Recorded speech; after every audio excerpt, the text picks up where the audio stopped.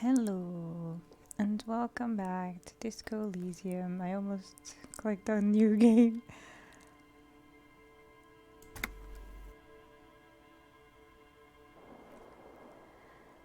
Alright, so there is a very high chance that I'll have to go check on the dogs from time to time. Well, one of my dogs who likes to make a mess. But my family should arrive home in an hour, so I only have to put up with it for that long. Alright,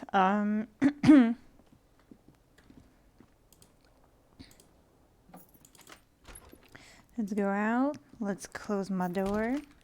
There are people downstairs.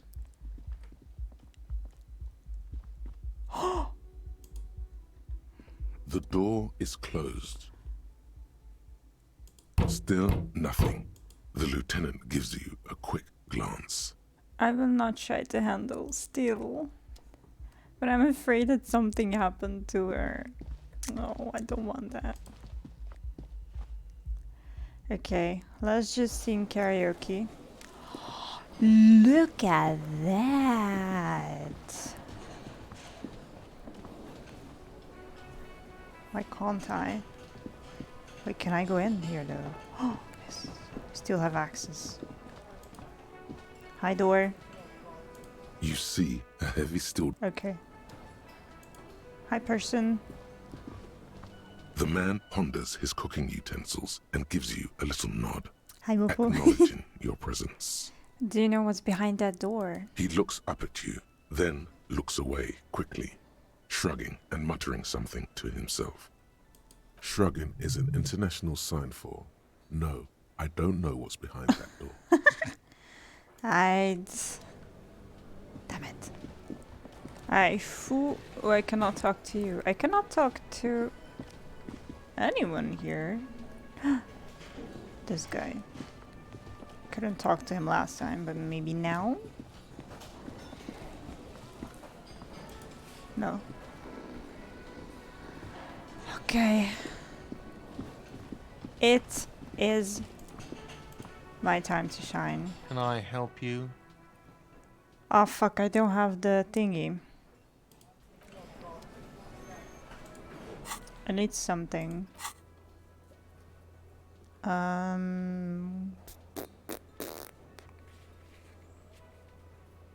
Yeah, I don't have a sufficiently tragic tape. Sadly. But we'll get there. We'll get there. And play it on a boombox to memorize the lyrics. So I need a tape, a tragic tape, and the boombox. Cool. Alright. What else do I have to do?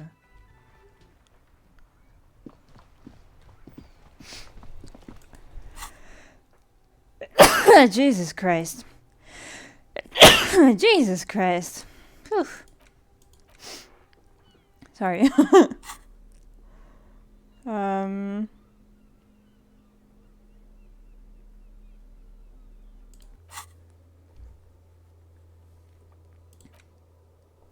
Thank you.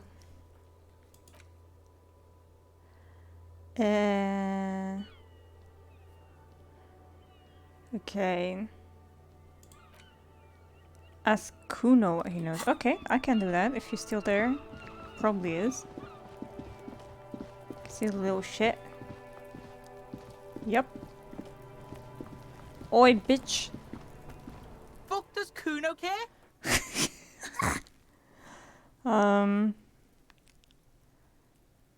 Find your shack. Where's his shack? Huh?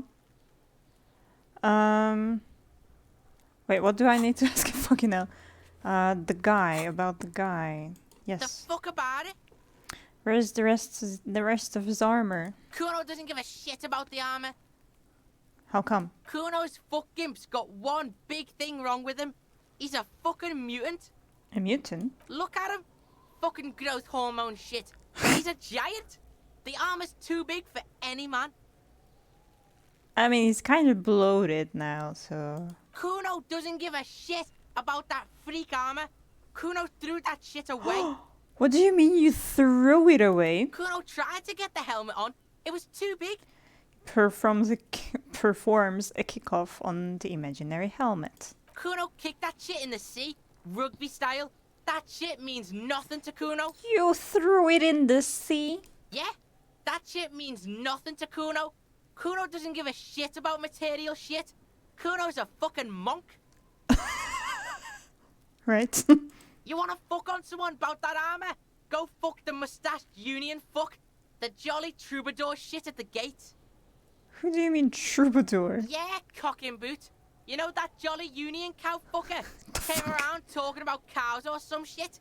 Came around pretending like he cares about cows? Yes, you met him at the gates.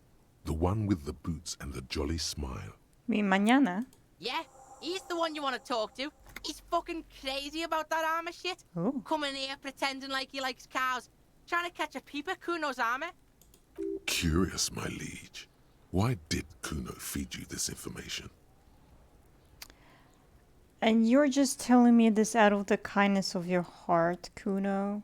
Yeah, Kuno's doing charity today. Kuno Day. Kuno feels sorry for you two loser pigs. Kuno's doing pity now. I mean, if you give us information, then I accept it. Still, seems suspicious. He may have it in for that guy. Or you may be paranoid. That is also a possibility, sire. Thanks. There are contusions all over his body. Did you do that? Fuck are you talking about? What is this contusion shit? Yeah, I don't even know, so... You're not alone with that. He grabs his head like it's suddenly hurting. He says you're stupid, Kuno. They want to make you stupid again. Yes, that's why I'm saying stupid. I hate words too. Honestly, mood. That's a big mood. A contusion is a bruise. I'm talking about the marks your stones left on the corpse. Oh, did Kuno make your shit sniffing harder? Yes. Obstruction of shit sniffing? Yes. This is Kuno's kingdom. Kuno fucking rules here. You hear the lieutenant hum. Alright, more on this later. You're testing Kuno's patience here. Shut up. Get lost. You also shut up. I mean, I gotta ask, who is Kuno? Kuno's Kuno pig?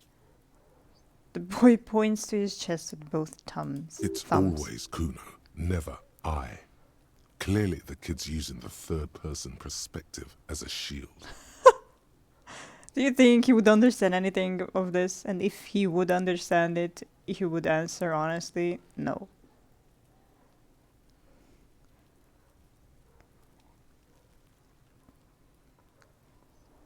I don't even think he knows what the third, referring to yourself in the third person is.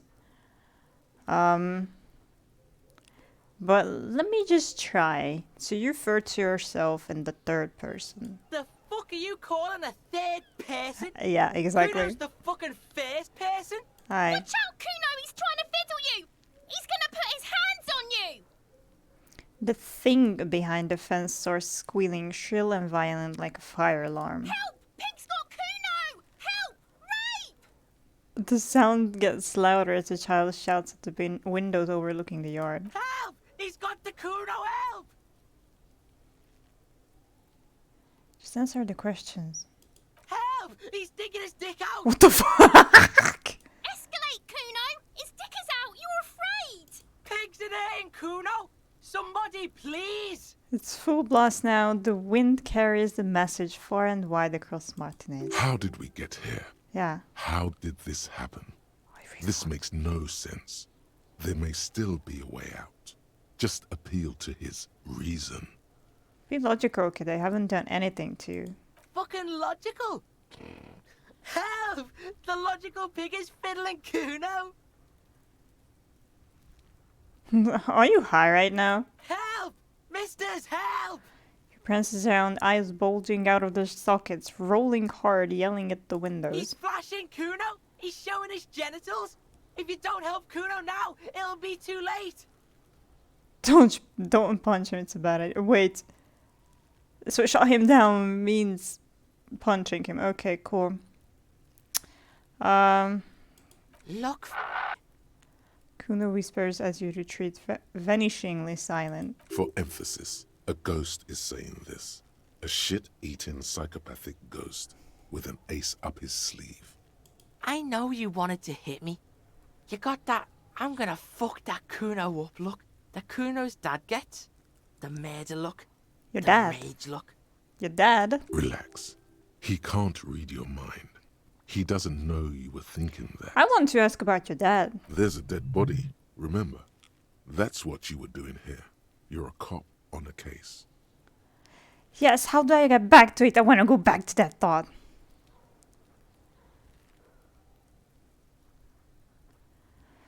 Why don't we get back to the interview, Kuno? I know what you thought. I'm gonna fuck that Kuno up. I'm gonna shut that shit down. You know what?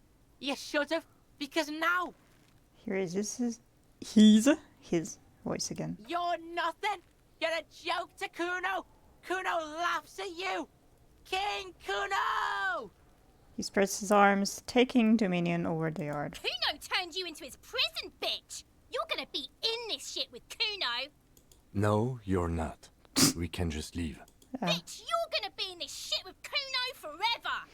The Pipo-headed critter doesn't let him finish. A peepo is a type of hat, by the way. Thank you. The Pipo-headed critter.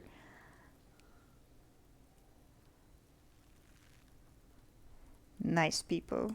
You don't talk to me about my fucking people! You don't know where I come from! You're just Kuno's bottom bitch! Just leave.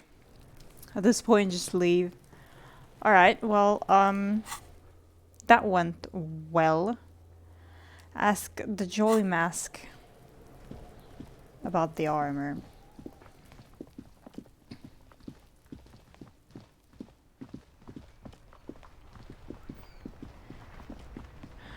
I want to wait until it's 9 p.m. so that I can go back to the guy. What the fuck is happening with my sound? Oi! Okay, can you like go there fast? Hello? I guess getting past the man ain't that simple after all. So, what now? Kuno... Sorry, but Kuno told me you were supposed to know about the armor. The little boy had it good on his promise. As promised. Number of insanities per second between the two kids, yeah. I mean, yeah. To get me into trouble. To sick the pigs on me, pardon the choice of words. Not mine. What happened? I was asked to look into that armor situation. Official Union probe, you know. Track it down, see who took it. Did you? At first I thought, why not? Maybe the pieces can feed the strike. Buy us a few more days under the sun, you know? So I went to this boy. He said he'll make me his prison bitch. He's got eyes everywhere, the cops in his pocket, and he's the king of Jamrock. Serves me right for doing menial footwork. I dropped that probe right then and there, and it still got me into trouble. One bad move is all it takes. So Kuno used us to what? Scare you? Probe into the armor, what did you learn? I learned that people don't want to talk to a drunk Union man about some armor. What else? Not much. Technical stuff mostly. That was the interesting part. So Kuno used us to what? Scare It's a you? minor nuisance. It's all good. He contemplates taking a swig from his flask. He thinks, not yet. Better to get this business out of the way. Sweeter then.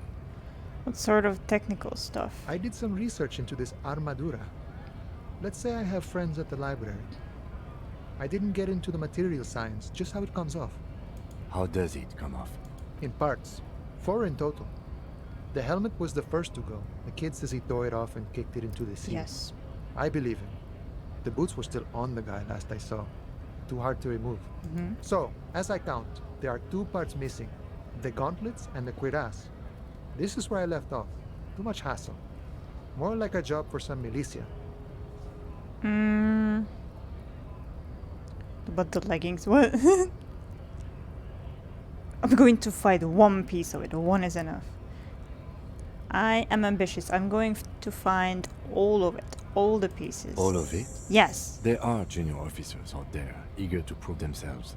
I would leave some for them, and I would leave the boots to processing. But okay. Let's find all of it. And Thanks. Mesqui's epic then, all across Martinez. I hope it will be a real bonanza for you. Thank you for your cooperation, sir. No problem. If you see that kid, thank him from Call Me Mañana. Thank him for showing me the way. The measure head thing didn't go well for me. Can you help me with that somehow? Sorry. Busy surveying the situation. You're right. I'm sure you'll figure something out. You guys have all sorts of gadgets these days. Do you have a taser? Wiretapping, telescopic batons, futuristic circuit bending to infiltrate harbor machinery. Maybe you could even knock that Kowalson crane over using some remote controls. Oh, that would be so epic. Or calling in tactical air support. You guys have air support, right? Wait, we have air support? Why didn't you tell me? Because we don't. Fuck. We don't have air support, or any of those other things. Fuck. I get it. Hush hush about the secret technology. He pats the side of his nose with his index finger. Alright, I may have some advice for you on how to deal with Jean-Luc there, out of solidarity to the RCM. It's low in technology, however. I? First, don't fight him, obviously. Well, Second, get him to share his theory by being subordinate. Admit your lack of expertise. Basically grovel. That's how I do it. You're welcome. Maybe that would work. We'll have to see. wait, I did try that. And I think it was high in chance, like, I don't know, 70 something percent, but it didn't work. So, okay, bye. Thanks. Wait, can I do it now again? Map. Yes. I can do. Let's try it.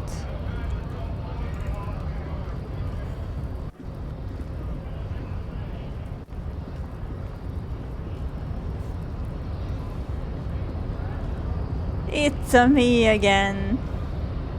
Your race descent has only worsened since I last saw you.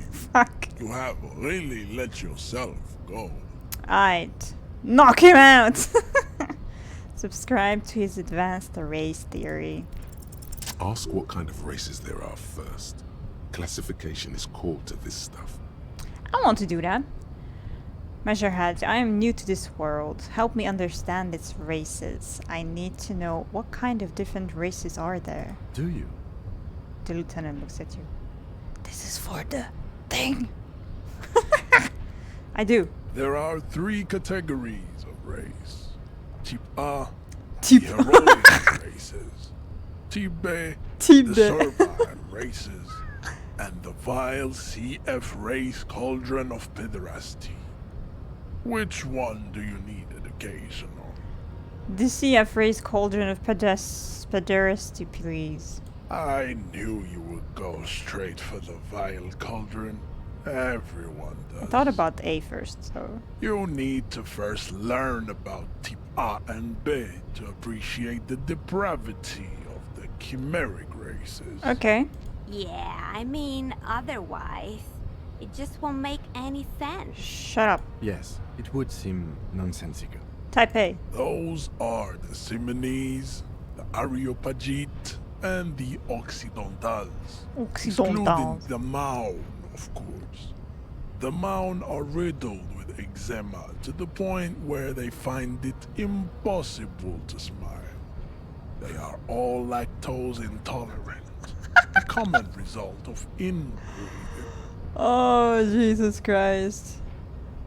I'm glad I do not know anyone lactose intolerant. Not because of this, but because I would be joking about this with them. A receding genetic pool has led the Mound on reprehensible street Raise debate, Lord. parades in Mound cities like Stadskanal and Vredefort, wearing wooden clogs on their feet and little green tassels on their hats. Wait, who exactly are the Mount? You know them by the names of their nation states. Is the woman who The lives next door? Oranese, the Gotwaldians, and the Königsteiners. My people simply call them Mao. Okay. Mahoon is a derogative term for first world people of Gotwaldian descent. They do not all have eczema. Also, people of Katla, like the Suru and the Huhu, are much more lactose intolerant. The wooden clogs. What?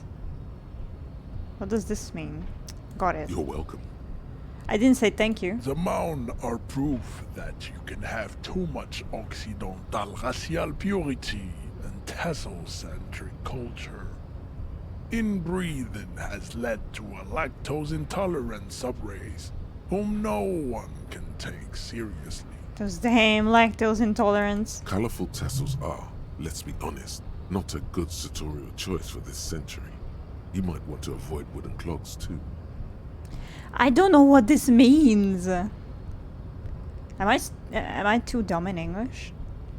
Okay, got it. Who are type A then, in your view? The Vespertines and Messenians of Vesper and Messina, the ancient Meteorans of Meteo by the golden Pisantic Sea, the Suren of Sur-la-Clé, and even the North Königsteiners, all have type A race propensities. Type A.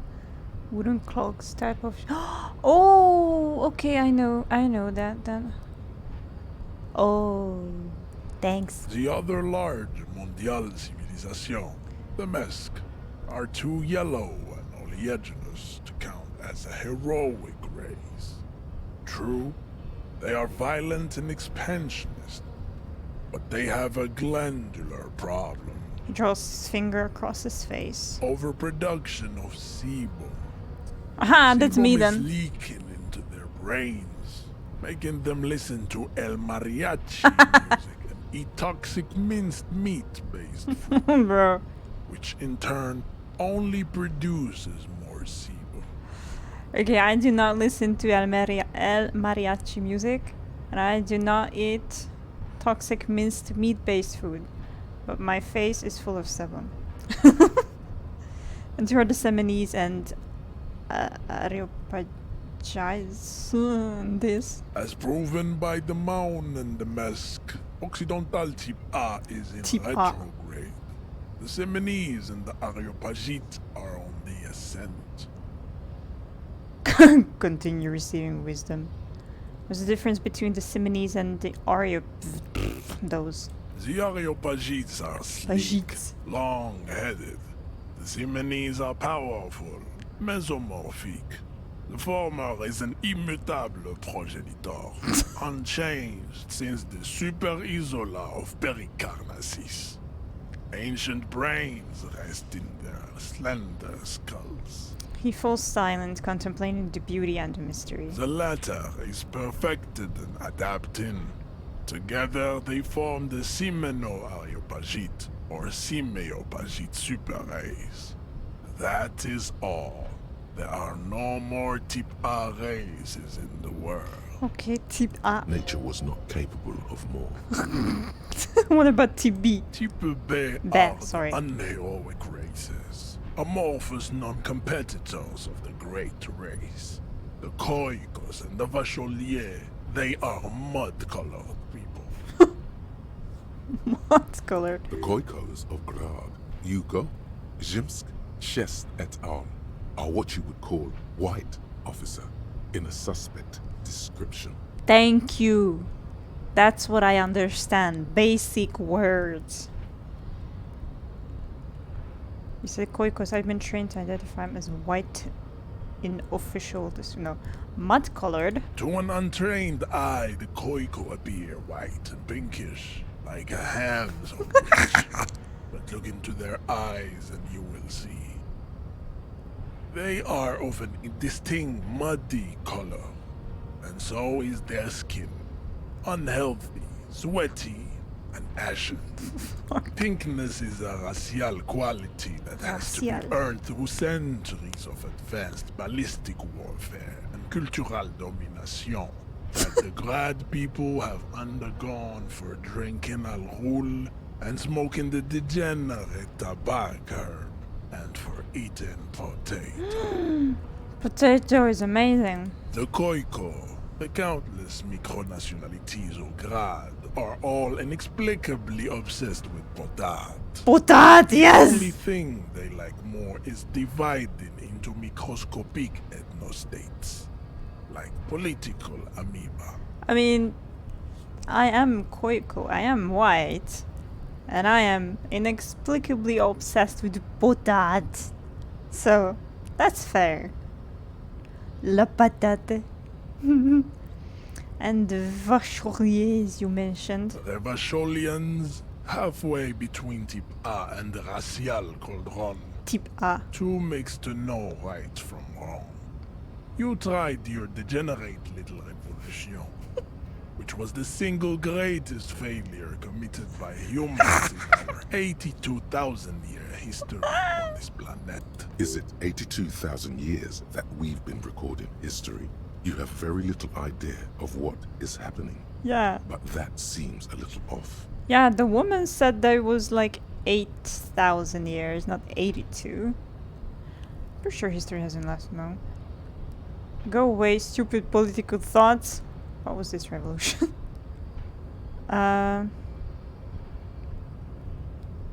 I guess I have to get on his right side, so... Revolutions perpetrated by degenerate left-wing marauders, not all the people of Revolution. Go away, stupid political thoughts. What was this revolution? The revolution came to Ravachol from Grad in Zaraz-ridden potato carts. Potato It carts. is literally an illness. A prion disease that leaves the parietal and frontal lobe ridden with holes. Fuck. A soft, sponge-like mass of dementia, hallucination, and paranoia. All because of potatoes? No, definitely not. The revolution is fatal familial insomnia. The fuck? A hereditary prion condition passed from the Khoikhoi to the Occidentals. But not sexually. Probably through trade routes and potate acid, the prime component of the potato plant. Enough of Tibet mediocrity. He not satisfied with the outcome.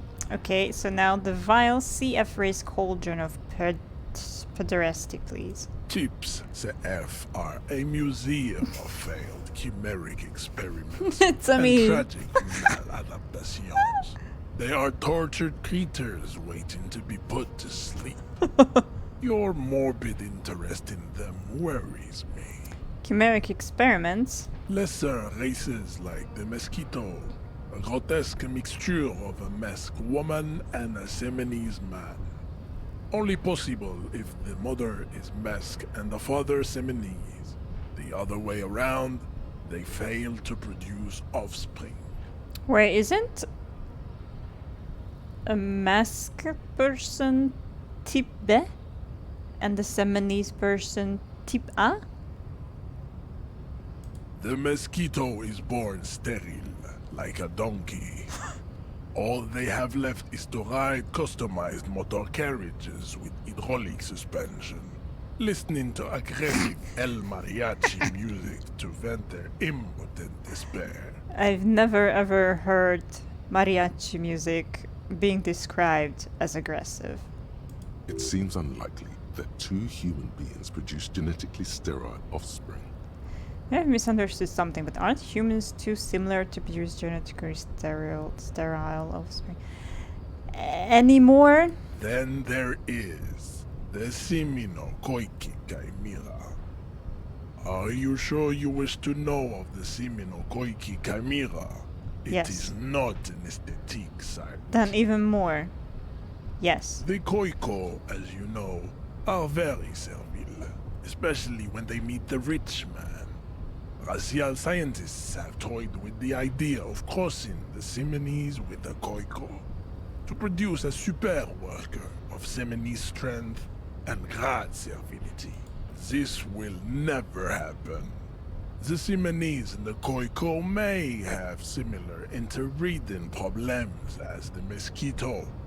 We will never know precisely. No Seminese man could maintain an erection in the suffocating potato stench of a Koiko woman or Koika. Oh, Lord. But enough. It is cruel to entertain ourselves with the deformities of Type F. Were there any able-bodied races information on? Bro. Now that we've been through all the tips, do I understand advanced race theory? You understand nothing. Fuck. To solve the great race enigma, you have to first ask yourself, what is the race enigma? You have not even worded the mystery, let alone solved it. Will you help me get the body down if I do? We will see. That's a yes. Access to the Union is important for our investigation, but there may be another way in, without becoming a race theoretician. Too late. Am I mildly worried he might take it seriously? The lieutenant thinks. Yes, I am, he concludes. I am worried.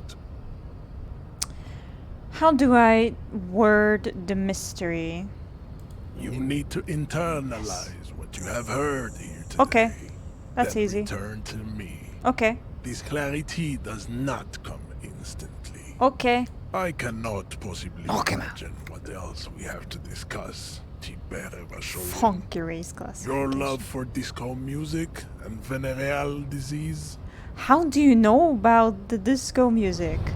What the fuck?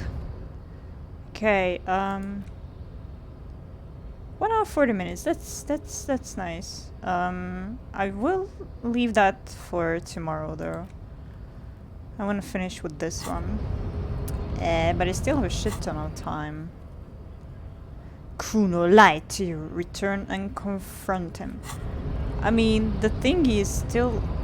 The helmet is still in the sea, it seems. So it didn't fully lie to me, just partly. But yeah, let's confront that bitch.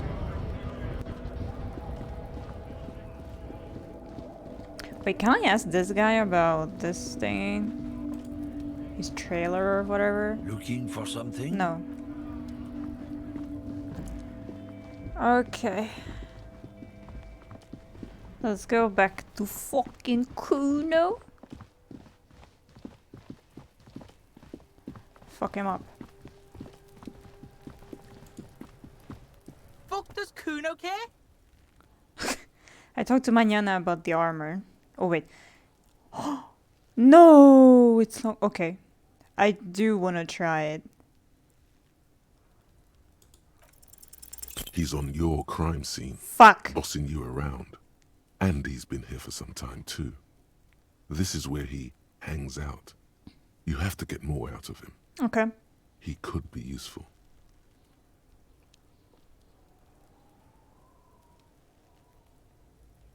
Kuno, City of Rage, Night City. What's going on there? I'm intrigued. No! The evil shit behind the fence hacks like she's coughing up a furball. You told him about it and now he knows your name! This city is not fucking lame. You are lame. Kuno's tired of defending Rage City from... Just fuck off, alright? And fuck you too, putting Kuno on the spot like that. Kuno doesn't need to fucking explain his shit. Kuno's king. He rules here. Fuck did you want? Explain himself? As if explaining some kind of work? Some kind of avant-garde work way ahead of its time? I'm intrigued. You must get to the bottom of this Yes. one of these days. Sadly, it's unlikely to happen today. Yeah. Okay, I talked to Mañana about the armor. So? Here's his eyebrows projecting aggressive indifference. He told me you promised to sick the pigs on him.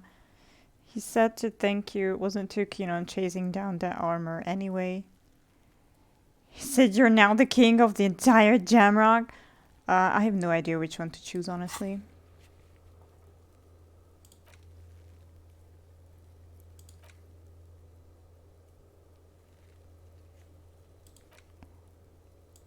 Bu- bu- bu- bu- bu- bu- bu- bu.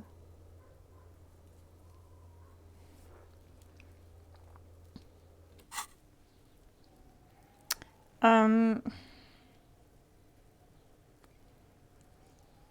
I don't know. Because I guess I have to get on his good side also, so I'm really not sure which one to choose.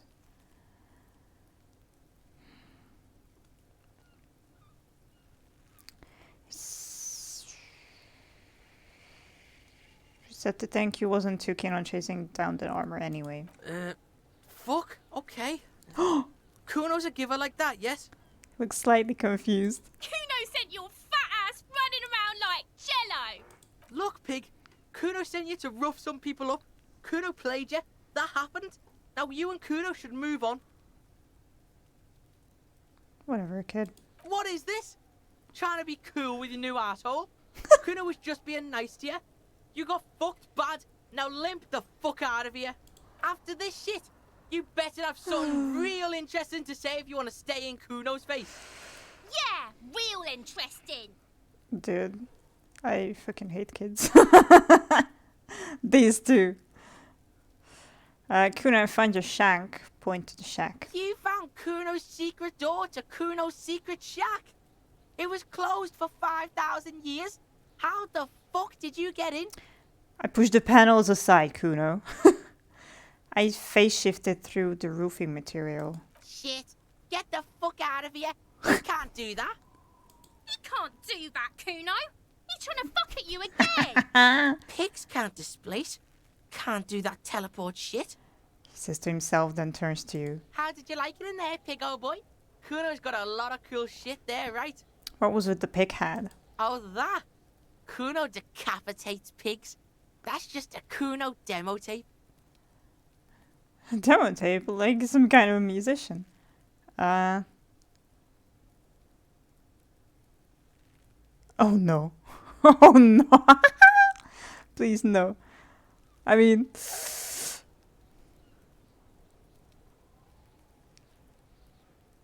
Yeah, I really want to see what would be his reply if I would make fun of myself like that.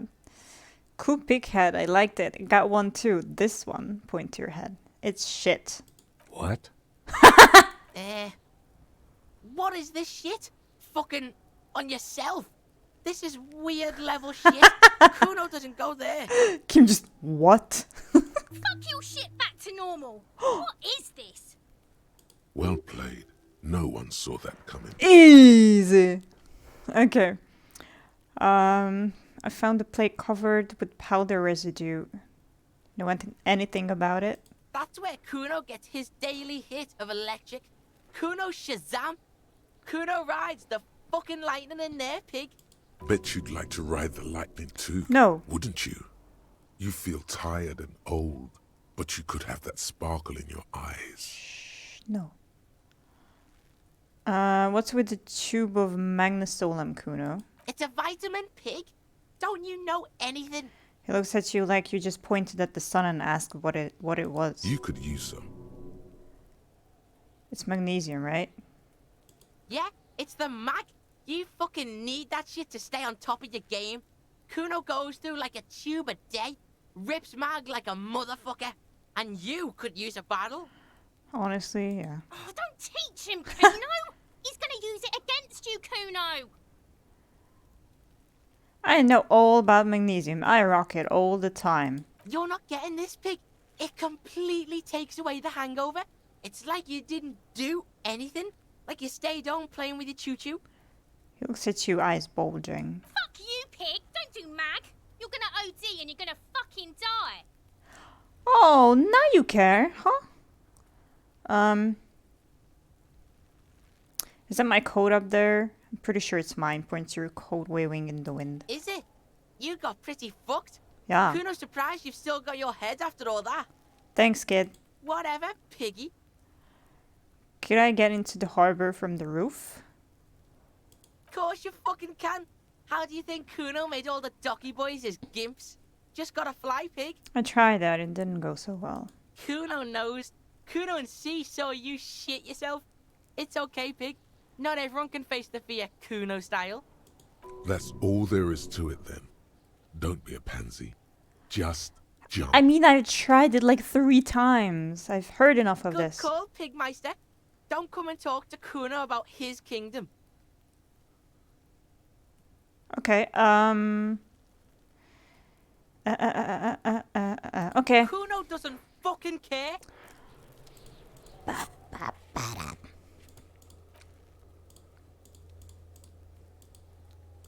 Okay, I can do the backyard wall yet again.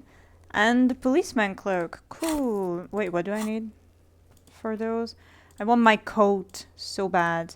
Savoir faire. That, dude, I've already invested 2 in that. You know what? Accept changes in clothes.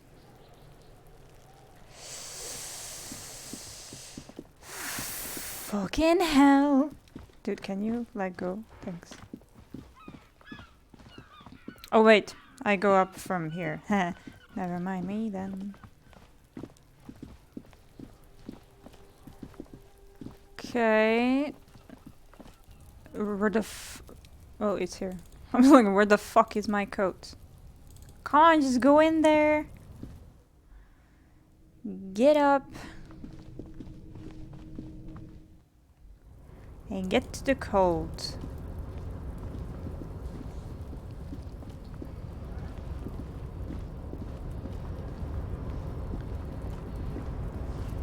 A tarpaulin cloak is still caught on the railing. No one Woo! has claimed it for their own. Let's go! Yeet. As you leap in the air, a chilly breeze engulfs you, sharpening your senses. You know the skill get is unlocked. What? When highlighted in the journal, right? Yeah, I know. No, actually, I only know that I can try again if it's highlighted here. If you meant that, then yeah. As you look in the children, close your eyes. Let your senses take in the world around you. I really hope I will not just fucking die like this. Ankles tingling from the tension, blood roaring in your ears.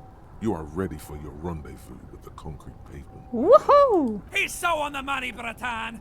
Just imagine yourself dual-wielding a bottle and a flaming cigarette whilst airborne! Continue the voyage through the salty air. Bam! As the concrete floor welcomes you, you realize it's been a while since you felt so alive. Alert, capable. Must be the adrenaline. I knew you could do it. Yay! Climbing down might not have been as disco as your jump, but at least we can explore the harbor now. He's so adorable. Also, yes, that's what I With your said. feet firmly planted on the concrete, the noise of the harbor rushes back in. That's what I said. You literally just had to climb down here. It's not a big of a drop, but, you know. Who am I? Who am I to talk? Get off, jacket. Ooh.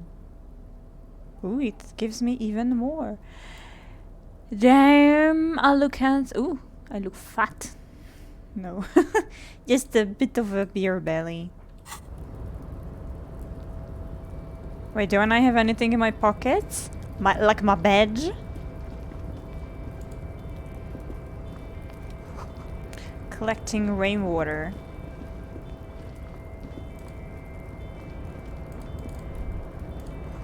All around you, great machines in quiescence.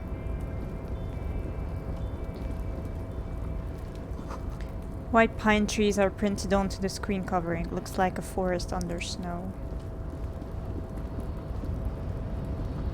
That's not what I went. I wanted to get this, yes.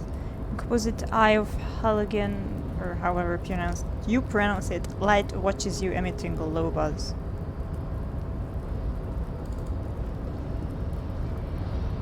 Woo-hoo! Ooh, hello.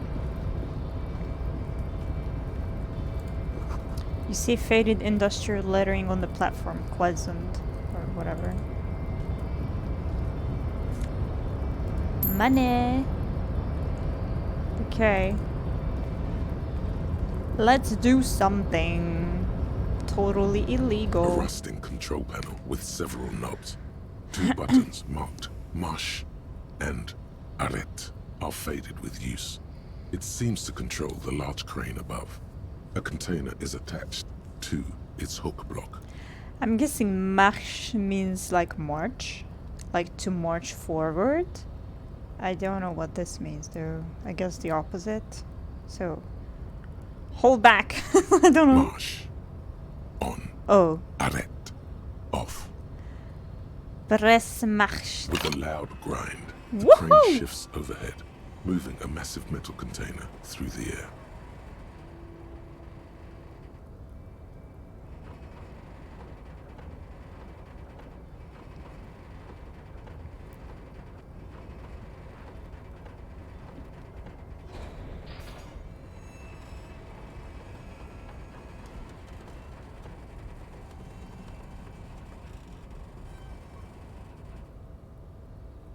And, with a surprisingly quiet thunk, the crane places the container down. The harbor sleeps as the strike rages in the distance. The crane can rest again, now that its purpose has been fulfilled. Its purpose, what do you mean? Moving this container, of course. For this purpose it was built. For this purpose it has acted. Oh, but that's it? And now it will rest. That's it? I can't see how that was worth the ruckus. Except for seeing the crane in action, which I admit was satisfying. Easy. Okay, so if I press off, do I just turn the thing off, or will this one go back? Let's just leave. What? What? Oopsie. What? Woohoo! Ooh. Before you Fuck. stands a cargo container. Just one of many in the yard. Wait. I want the blue thingy again. Thank you. Question means whale fjord in Arden. Thanks. Before you stands a cargo container. Yes. Just one of many in the yard. Lieutenant, I think there's something special about this container. Is this like your thing with that wall again? Maybe. I can't tell. I think we should investigate further. You do? Because I don't. Why not? There are a million containers here. Why are you fixating on this one? It was hanging from the crane. You just picked one out because you wanted to interact with a cargo container. Maybe. We are not here to interact with containers. We are here to get the body down from the tree.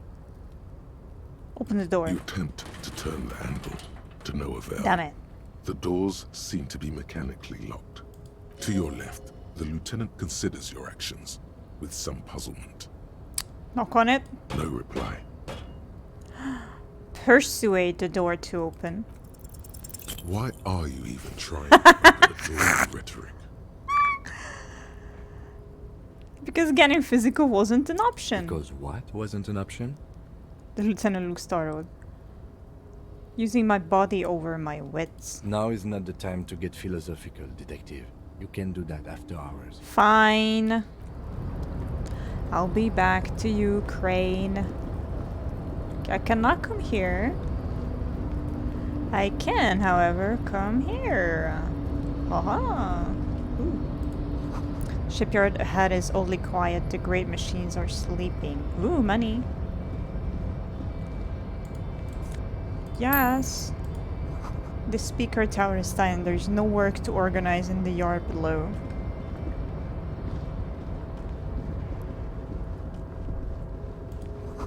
The musk of oil and rust comes from the chasm in front of you. Smells like blood. Okay, I cannot open this. Cool. Money. Industrial sized thermos. Smells like burnt coffee. Yoink. Hello. The banner sags under the weight of the rain and snow. White waves on red. Container, container, I'll turn you nice and red. Container, container, put the logos on. That did not rhyme. The lyrics to this container song are being made up as he goes along. Yeah, thought so. The accent is so thick, it's impossible not to notice he's Ubi, from the vanishing peninsula of Ubisund on Muindi. Huh. Container, container, used to be Wild Pines. Container, container, now belongs to Everard. The tiny man is so engaged in his work he doesn't notice you. Hi! Everard, Everard, Everard, he looks Okay. after everyone. Huh? Well, hey there. How can I help you, mister? I see you are not a union man, mister. Did you get lost? You're not one of them scabs, are you? Shadow passes over his kind face. What is it with you people and scabs? I mean, I don't personally mind. Folks is just folks, you know, and folks gotta eat. He doesn't seem to be waiting for you to answer. Just some of the other guys don't look too kindly on the scabbing kind, if you know what I mean, mister. What's in that container over there? Point to the container suspended from the crane arm. Oh, that one. That should be empty as far as I know. Nah, I don't think Lots of so. containers here have nothing in them. They're just waiting to be loaded up. Told you. Shut up! He just thinks that. Doesn't mean it actually is. Right. Do you work here? Yes, yes. Everybody needs a job, and this is mine. I'm Leonard, by the way. Hi, Leonard. Leonard Bellick. But everyone calls me Leo. Hi, Leo. The little man raises his hand in a welcoming gesture. Oh, it's so I'm like cute. Mr. Everett's right-hand man when Mr. Edgar is out of town, and Mr. Edgar's right-hand man when Mr. Everett is away. Actually, Miss Beaufort is the right-hand man, but she's a lady. Jesus Christ. Who is this, Miss Beaufort? The lieutenant looks up at Leo. A real pretty lady with a skin like those Douai Sucre candy bars my missus likes so much. Them are real nice to suckle on once the dinner is done and me and the missus sit down beside the radio. Sit down beside the radio. But I can't listen to the radio all the time. There's so much to do around here and I'm always busy keeping things running here. Yes I am, yes I am. Hold on, who's this Miss Buford you mentioned? Oh, Lizzie, she is a real sharp tool. Mr. Everett put her through some fancy school and everything, east of the river. 4 years she was gone, and when she came back, she was all fancy and lawyerly. But she's a real nice girl. Grew up in this here neighborhood, knows everybody and gets along with everyone. Real pillar of the community one day, I'm sure. If me missus and me was to have a child, I'd be real happy if she turned out like her. Oh. But she can't have kids. Oh. Dr. Lemaitre said so, and she knows about such things. Been a doctor for almost 50 years she has. He sighs in full silence, watching you meekly with his blue eyes. So Everett trained a lawyer named Miss Beaufort. Interesting. I think you're doing a great job around here, Leo. Yes, this place really seems to run like clockwork. Keep it up, Leo. The lieutenant smiles at the little man. Oh. Well, thanks a lot. Coming from you, it means a lot, really. You didn't think it was possible, but the smile becomes even wider. Oh. Sometimes I feel some of the guys don't really get how much I bust my ass for them here. But you guys are alright. Yay, you're Ubi, right? Oh, yes. Born and raised in Arish, mister. Mum had to leave my dad after he got a bit violent. Took us here to the new world. I was about 10 then. Too old to lose my accent then. People say us Ubis are up to all sorts of trouble with sheep and other animals and whatnot. I just want you to know there was never any of that where I come from. No, sir. Those are just nasty rumors. Thank you for clarifying that, sir. What are you doing with the containers? Oh, I'm just making some covers for them containers here. Yes, I am. Yes, I am. So it's easier for the crane operators to spot them. He waves at the containers towering behind him. What's going on here? Look at the mountains of containers rising behind him. The containers in the yard Woohoo! are green in Wild Pine's livery, and the mountains rising behind Leo is all red in Union colors. It's like some red infection was spreading outwards from the container yard's core. Okay, I don't know why with this choice or whatever, but I got the achievement that Kim now trusts me. Yeah, I don't know why. It's so weird that I got it now. Because, like, nothing popped up. Nothing popped up that I got experience or something, so that's weird. Okay, this looks like a massive redecorating operation, Kim. Yes, they are hiding it from the inside. All the red containers have the Debarders Union logo on them. Leo, has anyone told you why you need to change the covers? No, not really. Mr. Everett doesn't tell me all the big things. Says I go and tell them to everyone. Oh, thanks, Leo. You've been very helpful. Oh, no trouble at all, mister. No trouble at all. Okay, give me like 1 minute. I'll be right back. Alright, I'm back. My dog sitting hours are officially over. Okay, so where's everyone? The harbor is empty. Oh, most of the guys are down at the gates. No, Keeping don't the scabs from stop coming your in. food. Your foot. He leans in with a confidential look. We're on a strike. The whole union is. You don't have to work when you're on strike. Ha! We haven't worked for 2 months now. So no one is working? Not everyone is down there, of course. Mr. Everard is in his office, where he always is. And Jean-Luc is guarding the gate. He pauses to think. But Titus and his boys got into some drunken trouble and Everard sent them on a nice vacation. For a week or so. Shut up. I cannot pronounce words. He stops but seems eager to tell you more.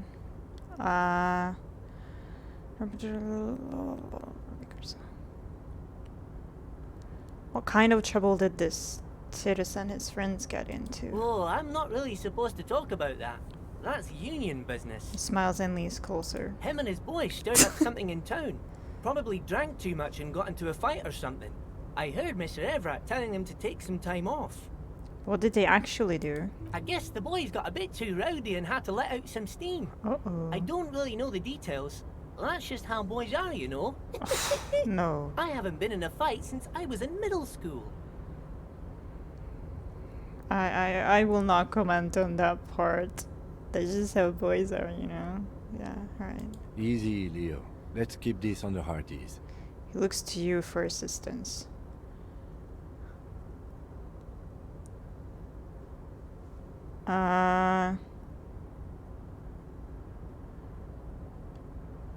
Too rowdy? Leo, what kind of a fight did they get into? Did they kill a mercenary? Too late. Leo's mouth is still moving, and the words are spewing forth.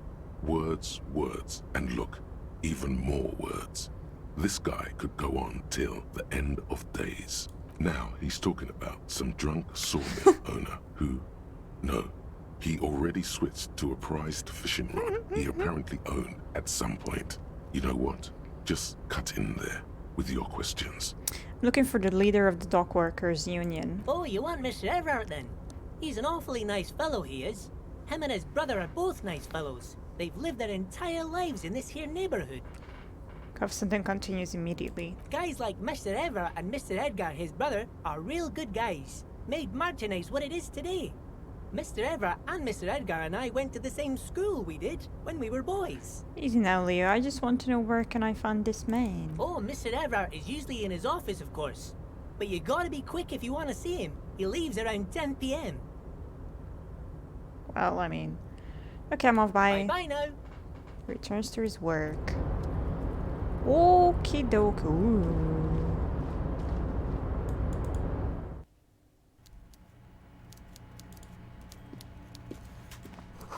Coffee in the giant thermos is still lukewarm.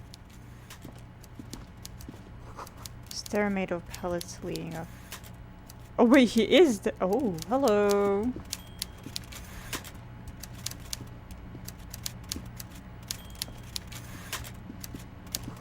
Taxidermy fish that tells time. Oh, it is a clock. Ew. Hello.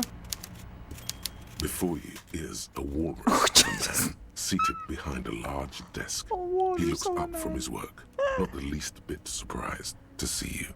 With great effort, he straightens himself up in his chair, yet says nothing. He simply stares at you.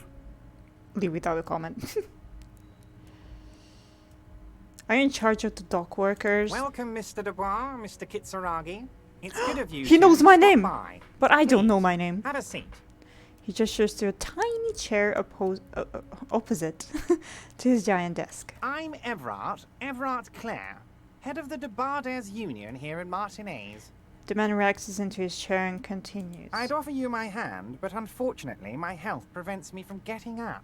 You understand? You're fat. He looks extremely comfortable. The tiny folding chair, on the other hand, looks like a torture device. You go ahead, detective. The lieutenant nods at you, then the chair. Whatever he has in store for you, it can't be good, he thinks.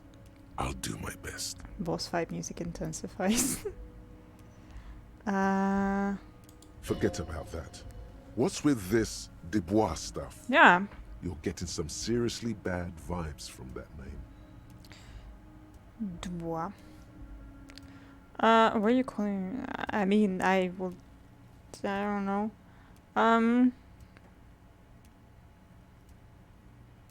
Sure, just take a seat. Excellent, Mr. Dubois. I can see that you're a reasonable man, and reasonable men can be of great use to one another.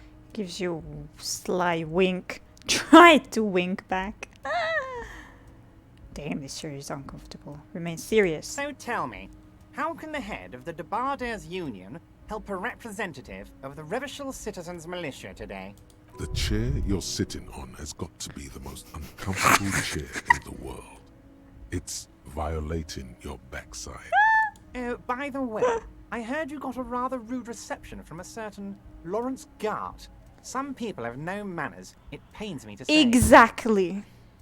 This should take care of that nonsense. He points to a giant novelty check on his desk. It's absolutely comically huge. It should be sufficient to cover your expenses for a few days and patch over your differences with a cafeteria manager.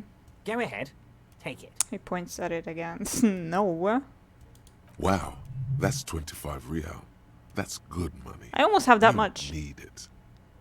No. But you know Gart. Yes, I know Lawrence. He's a real character. No union man in him. A real piece of work, that boy is. With a grin, he points to the checker game. It's like you're on a game show. At least don't thank him for it. No. You can take the comically large check and shove it up your ass. Keep it on good. Okay, okay. I respect a man with principles. No handouts, then. He crosses his arms on his ample midsection and sinks further into his chair. Now, I'd like to set your mind at ease about one other matter. Your Oh. lost gun. How do you know it? Let me Everything. assure you, Union people are on it as we speak.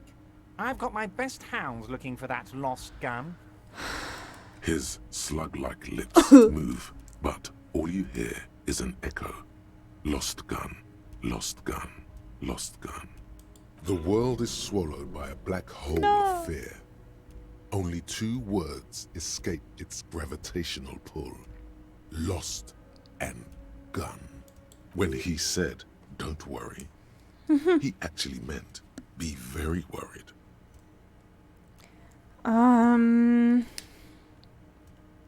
How do you know about my lost gun? I know everything, Harry. Right now, I know that you're worried. I am Don't Harry. be worried. Everything's going to be all right. Oh yeah, even the letter said it. The letter that the woman wrote. I just forgot that our name was actually Harry. So I'm Harry Dubois, apparently. It's not like you left it loaded. You didn't lose a loaded gun. Local children aren't out there playing with it right now. Well, yeah, that's good to pointing know. it into their own mouths. That's good to know. It's in a safe place. I just know it. You just know it. I have a feeling everything's going to be all right. Right, so it's with you. It was loaded. There were 2 bullets Uh-oh. in it. You always keep at least 2 barrels loaded. Don't panic. Who does this guy think you are? Yay! Ronnie the rookie? You ain't worried about no lost gun, or unpaid bill, or forgotten name. You're the bad cop. Woohoo! You're probably more corrupt than him. I'm not a bad cop. Also, yeah, finally luck is on my side. Wait, that's it? That's my point of pride here? I do not want to sink deep into it because my health will go down.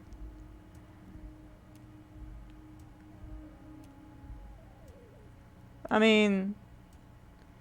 Wait, that's it? That's my point of pride here. Fuck yes. You're part of the old guard, the ancient guard, the most corrupt, unholy cops in the land. Wow. Chill out like the black dragon you are. No, I'm not corrupt. I didn't accept his money. I'm not, no.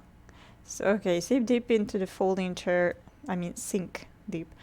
Smile and cross your hands behind your back.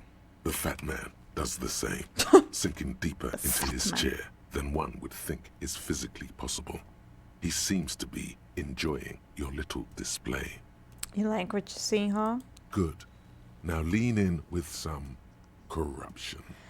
Listen, Everard, pal. We both know what makes the wheels of the world turn. That we do, Harry. Let them say what they will about you and me. We're both born fighters. This fighter could have used a more comfortable chair. Chair. Jesus, what's happening with my pronunciation now? Nice bit with the chair, by the way. A good way to keep your guests on edge. Haha. Why, thank you. It's always nice when a fellow professional appreciates your work. That's it. Now kick back and add a final flourish for dignity. So feel free to visit me down at the station anytime. This is Worm's lair, and we both know why I'm here to help grow your horde. I'm not saying I'm corrupt, I'm rational. I don't like any of these. Feel free to visit me down at the station anytime. You strike me as a reasonable man, Harry. I like that in a law man. Let's cut to the chase, shall we? What can Everard Clare do for you? I think we'd like to ask you a few questions. Don't you think so, Detective? The lieutenant looks quite fed up with the situation. Joyce? I did not... No, I did not meet anyone who goes by the name Joyce. Oh yeah, I do, haha! Never mind, she was on the boat. Oh, that's very nice. I haven't gotten around to her yet. I'm very, very busy, you see. I hope you're getting along. One thing I want to make very clear, Harry, is that this is not some kind of union versus corporation situation. Everyone is just pals here. Just pals? Yes, we're all trying to do what's best for Martinaise. Don't feel like you shouldn't work with her just because you and I are such good friends. I'm not a jealous guy. What happened to the previous negotiator, Mr. Gumon? What do you or mean, whatever? Harry? Nothing. I let him go.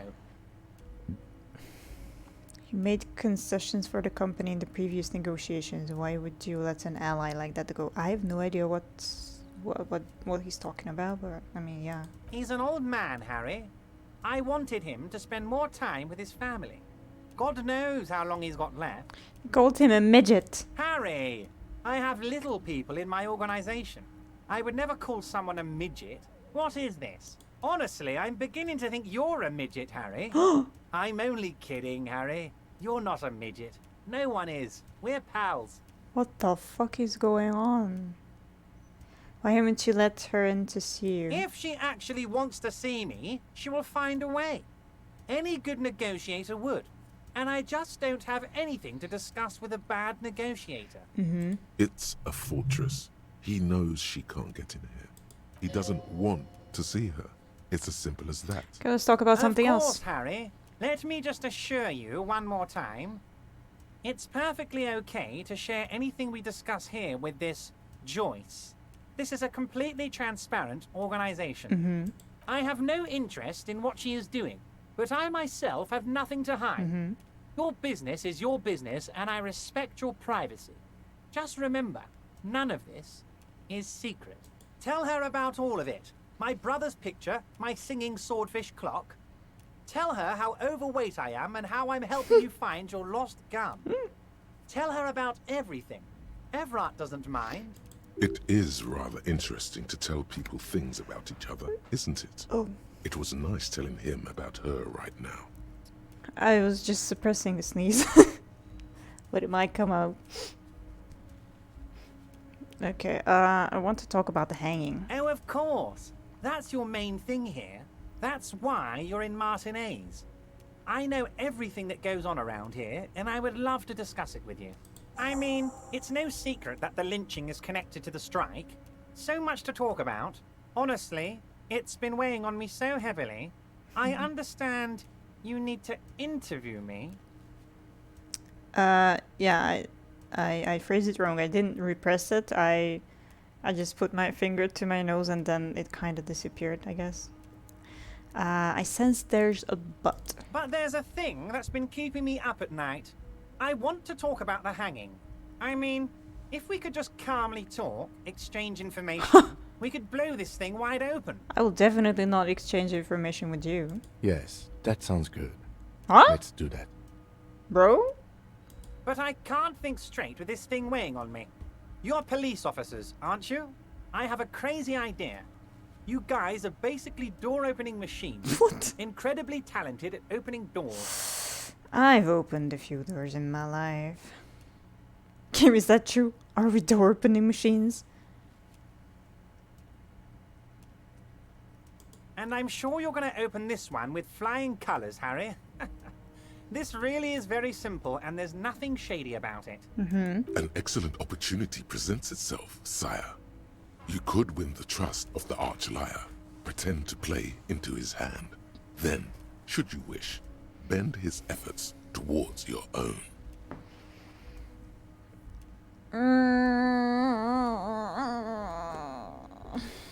Whose door is it? Oh, no one's. It's just a weasel.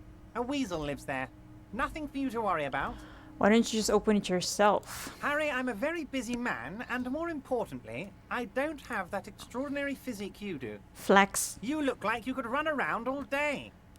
I know, right? You want to send someone a message that the police are working for you. I repeat, I'm a very, very busy man, Mr. Kitsuragi, and therefore I must occasionally enlist outside help. So what will it be, Harry? What do you mean by a weasel? A loud blabbering weasel. When weasels feel no one is watching, they start acting foolishly. He removes his glasses and rubs his nose. Just go there, unlock the door, and leave it open. It's been such a burden on me, Harry. I just want this to be over so I can discuss business with you. Puts his glasses back on.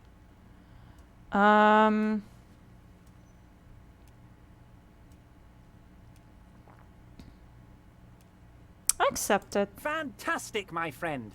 Just let me know when it's done and we can take our friendship to the next level. He flicks his fingers. You can get the key from Manana. He's down by the gates. Manana's like a free agent in the Union. Special operations. Hardened socialist. A real free thinker, too. He'll tell you precisely where the door is. One last thing, Harry. Yeah? Just open the door. You don't need to go in or anything. I just want that weasel to come home and see the unlocked door. Okay. I'm told the Union is involved in the local drug trade. What? Harry, how could you say that to me? You know I appreciate a joke as much as any Johnny Fat guy, but I can't take slander. Are you actually investigating this? Yes. The reaction appears to be sincere, but it's impossible to tell with this guy, honestly. No comment. Harry, you wound me, Harry, in the heart. But I trust you to put this to bed. Do what you must, and let's change the subject, shall we? Thank you for your understanding. We will continue to do what we must. You too, Lieutenant. You know, I like you. but you never were my favorite. I'm a Harry guy. I'm Team Harry. I'm Team Kim. None taken. Oh. Do we have anything else to do here, Harry? Oh. He called me by my name. Oh. I'm gonna faint. Okay, you call me Mr. Dubois, why? Of course. Let us dispatch with the formalities. You call me Everard, I call you Harry. What do you mean, what? So that's really my name? My God, so it's true. Fuck. I didn't want to believe it, but you are a fantastic science fiction amnesiac cop, aren't you? Yes, sir. What are the odds of that? I think the odds of that are very low. It's fine, I'm just testing you. So good to hear that, Harry. Apparently my sources were wrong. However, if you did have a spot of memory trouble, I could help you out with my big fat folder. I do not want to know what do you mean by folder. Words flow like a river of honey from his lips. Are you trying to tell me you've gotten hold of some of our documents?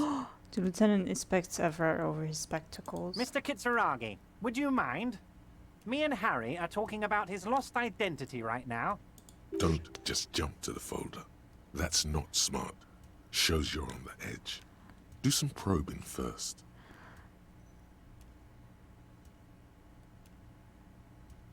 Okay, this is a red check. It cannot be retried. Okay, let's get this straight. What is my full name? It's Harry. Harry Dubois.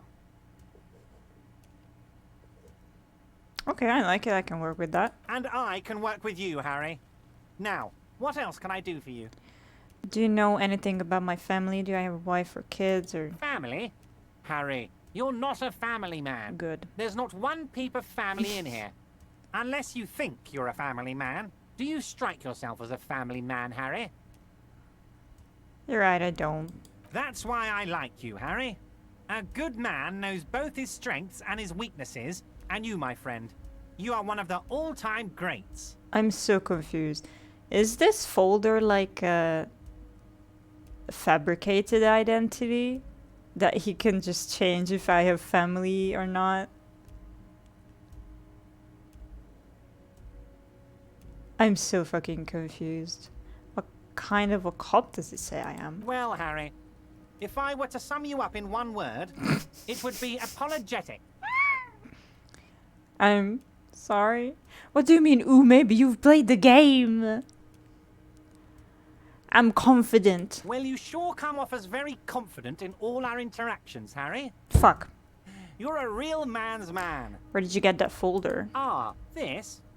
My friends in your organization gave it to me, Harry. What? I find that very suspicious. May I have a look?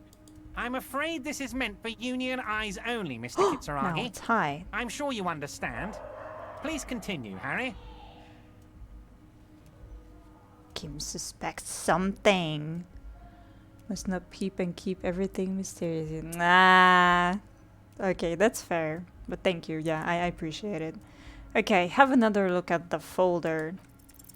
Everard's large No hands way! covering the folder, but the look on his face says, I know everything about you, Harry.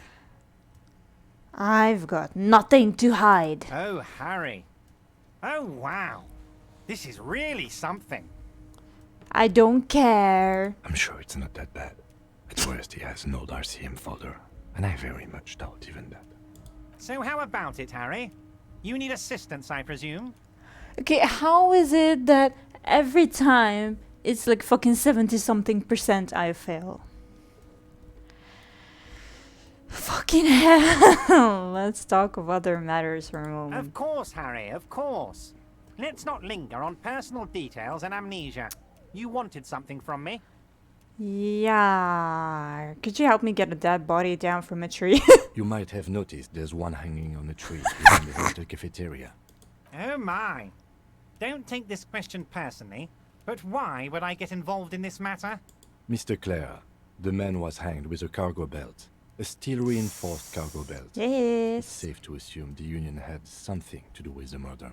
Besides, Getting the body down would benefit all of us. It's a stain on the neighborhood. Yeah, the bell thing. Also, I studied the footprints at the crime scene. I mean... Okay, if I tell him this, then we'll have more on him.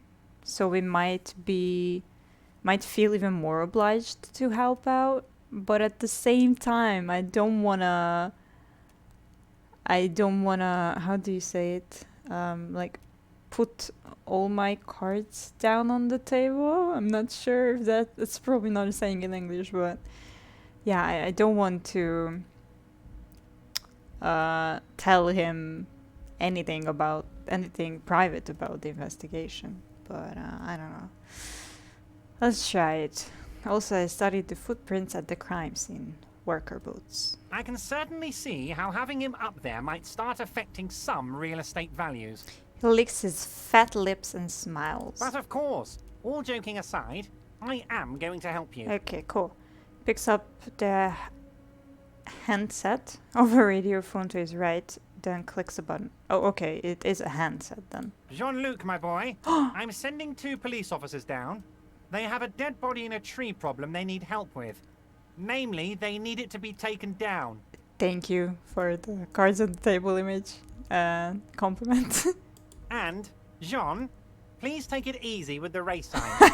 He's had enough of that. He hangs up and turns back to you. You can find Jean-Luc Yay. down at the gates, but you already knew that. Yes. Anyway, he's going to help you. Thanks. Let's talk about my lost gun. Yes, your lost gun. My best men are on it. Right. They're turning every stone, Right. searching every playground, asking kids, grandmas, everyone. Mm-hmm. Your gun will be found, Harry. Let me assure you of that. It's just a matter of time and effort. The only way to find it seems to be working with him. He might even be holding your gun hostage. I mean, yeah, that's what I was thinking.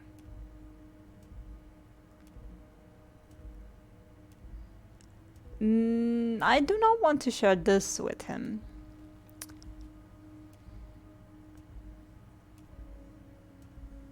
Does this mean if I do things for you, I will get my gun back? Damn it, Harry. That's exactly what it means. I'm only kidding, of course. Right. Of course. I understand.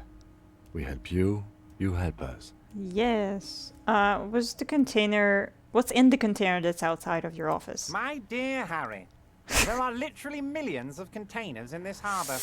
I couldn't possibly remember what's in all of them. There's something special about it. It was attached to the Qualsund crane. Harry, you smooth-talking son of a bitch. Time is a precious resource, and I don't have enough of it to count containers with you. Come on. Smooth talking. Maybe that's the way to go about opening the container. You should at least try convincing. Right, aren't you going to ask me how I got in? Harry, honestly, I'm just relieved you didn't get a hernia. A man your age... I too am surprised by the resilience and athleticism of this tool I've been provided with. Tap my chest. I'm gonna break down any moment now. Probably pushed it to the limit. Oh lord. I'm gonna tap my chest and be an egotistic bitch. You did look like you were gonna collapse and die when I told you about your lost gun. Anyway, I assure you, I am a very well-informed man. Information reaches me before I even get the chance to request it. Okay, Avra, I'm going to leave now, but we might talk again later. Wait. You need this to get in and out through the gate. Thanks. I don't want to get stuck in there. Thanks. I was wondering how I'm supposed to get out. Here, you're one of us now. A real no. red and white union man. Oh no. Take care, Harry. Oh, thanks for the autosave.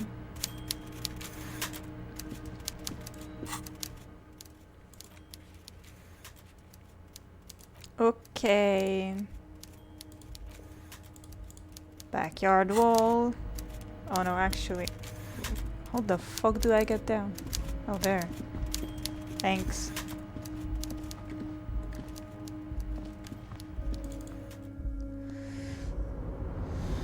Okie dokie.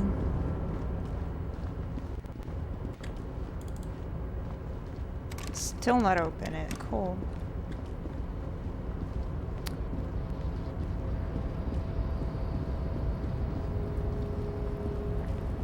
I wish I could see. Where the fuck are you going? Wait, I cannot go down there? Okay. Can you, like... Yeah. That's what I wanted. I'd never seen this composure check succeed when he said lost gun. Oh. Yeah. Nice. I can surprise you with something then. Ooh, bottles. Numerous empty bottles of Commodore Red and potent Pilsner. At least 3 packs worth of cigarette buns. Ooh, one more. What days? Who days? This is the night watchman's booth. The name on the door reads René Arnaud. So this is where René works. I'm gonna look around. Who the fuck is René? How am I supposed to be knowing who he is? Honestly, what the fuck? Snow is quietly covering the numerous wine bottles and cigarette butts on the ground. Someone partied really, really hard here. Wait, how hard? Well, they went through 6 bottles of potent Pilsner, Oh, 3 one of the bottles petanque of players. Commodore Red, Okay, thank you. and almost 4 packs of cigarettes. It must have been pretty hard. Did I do this? Well, yes, I think we can say with relative confidence that it was you. Oh! Looks like I had a lot of fun. I must have been on an advanced scouting mission in the harbor.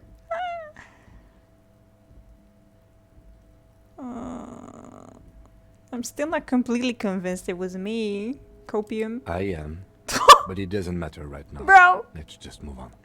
You're breaking my heart, bro. You're not supposed to be breaking my heart. Okay, let's just move on. Ooh. Waves emitting strange buzzing sounds. What days? An imposing combination of a punch clock and a payphone is looking down at you from the wall. A note on the side says, "Tokens unavailable due to strike.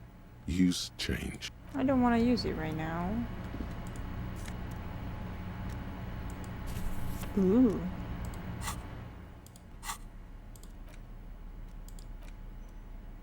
The front of this quarterly journal features a large satirical portrait of the late King Friesel.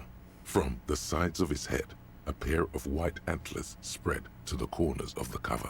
Why Friesel? Because Friesel was incompetent, foolish, and cruel.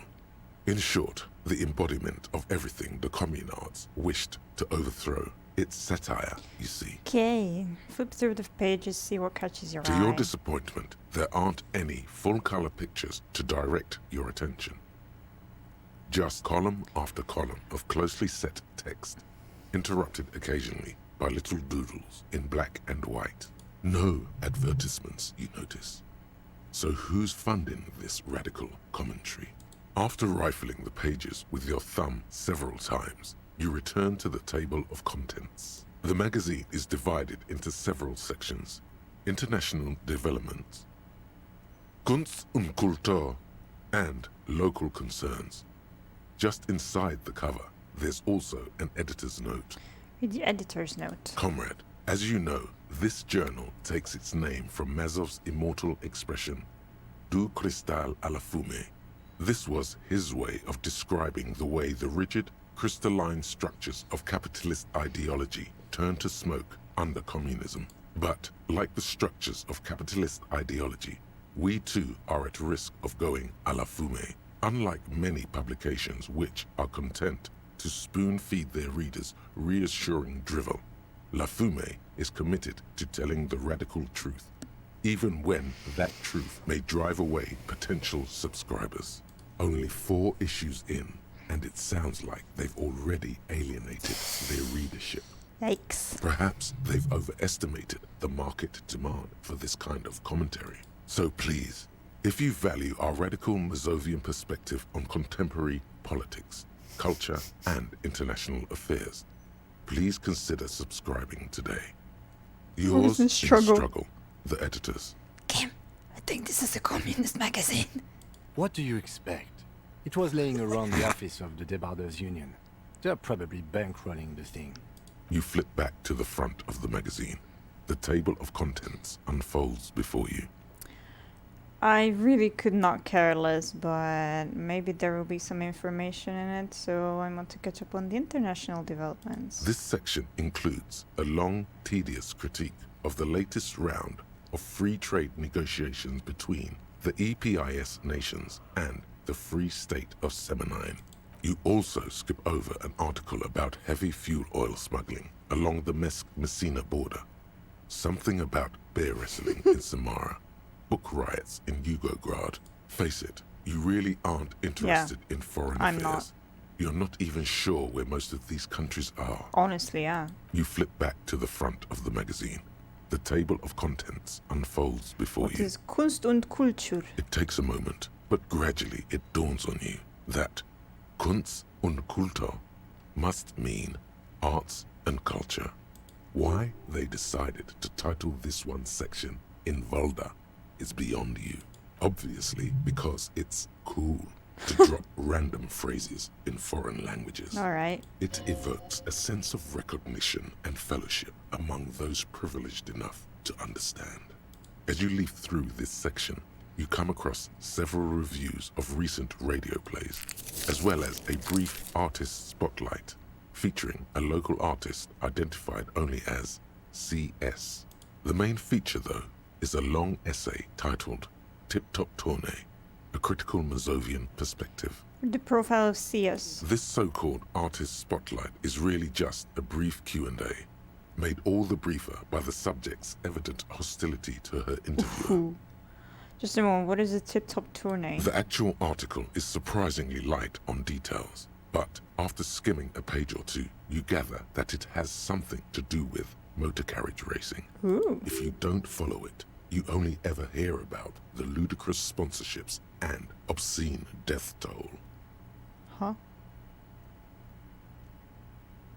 Let's see what these communists have to say about Tip Top. You think you're settling in for a relaxing recap of the most recent season, maybe sprinkled with some nice anecdotes about a few of the more colorful drivers. Instead, you find yourself skimming a 10,000-word feature Christ. about all the politically problematic aspects of Tip Top Tournée. Wait, what's wrong with Tip Top? Where to even start? For one, there's the crass commercialism of its sponsorships. And then there's the practically criminal emphasis on deadly motor crashes. There's so little to do with yours. I know. I don't know where can I find information. So I'm checking everything. What's wrong with the good motor crash? They just keep it interesting. And that precisely is what's problematic about it. Yes. Were it not for the promise of random, spectacular violence, audiences would quickly lose interest. At the end of the day, it's the destruction of these 750,000 real races that you're really watching for. No, I'm pretty sure I like it for the racing. Sure, you think that, but subconsciously, it's the visions of brand names being engulfed in flames that you crave. Right. That's because you haven't been reading critically. But don't worry. The whole point of these sorts of articles is to let someone else read critically for you. Yes. I will keep going. Oh, come on. Can this article read your mind? No, I guess not. Well, there you have it.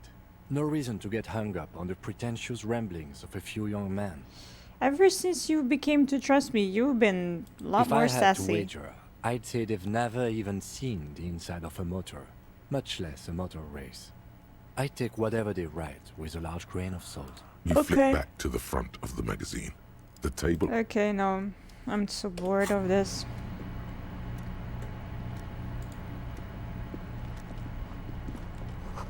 This is a Dewey typewriter, the motto names on the back. Every worker equals the member of the board is written at the top of the flyers. And at the bottom, the union logo and demand democracy. Standard office file cabinet drawers seem to be locked. Someone left the coffee machine on. Dark liquid in the pot looks almost sentient. On second glance, someone has forgotten to properly close one of the drawers. It's unfortunate for the union to just leave their paperwork lying around like this. Let's see what's inside, he thinks. Open drawer. The drawer opens smoothly. Inside is a well-organized selection of brown folders. Browse through them. Hundreds of documents containing logistical data. 2 kinds of transactions stand out. Materials coming into Revachol from the outside world, from Muindi, Grad, and even Ilmara, and the same materials being handed over to companies inside Revachol. Kuron, Coal City, La Delta, and Jamrock are listed among the many districts where the imports are being sold. Anything interesting? It's hard to make sense of this thicket of company names, dates, quantities, and percentages. You try to focus, but the lines are getting blurry. Force yourself to go through the folders. Whatever's hidden here is hidden well. Concentration isn't enough. Only a trained accountant with a background in logistics would be able to really make sense of it. However, there is a little handwritten note stuck on the side of the drawer. Look at the It note. appears to be a to-do list written in large, uneven capital letters. Remember, Leo, Everart's shoes, special whirling borscht, water Everart's plants, sweep office floor, more banners. All items on the list have been crossed out, and the note itself is crumpled. Look, Kim, a to-do note with a list of errands for Everard. One of his aides must have left it. Nothing incriminating here. The special borscht seems a bit odd in the list. What is so special about this borscht? Code for drugs? Booze? Blood? What if I take another look Remember, Leo, Everart's Oh, okay. all items on the list. The drawer slides shut. at it? Hello. We should think about calling it a day, maybe. The nights are still miserably cold this time of year. Yes, my hostel room calls. We can pick up where we left off tomorrow morning. But no.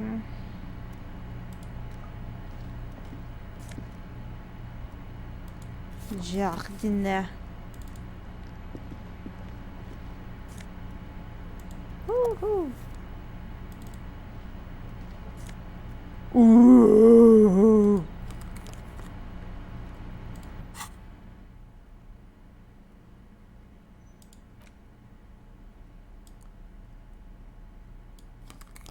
Yeah, let's go. Love how my plastic bag just dangles.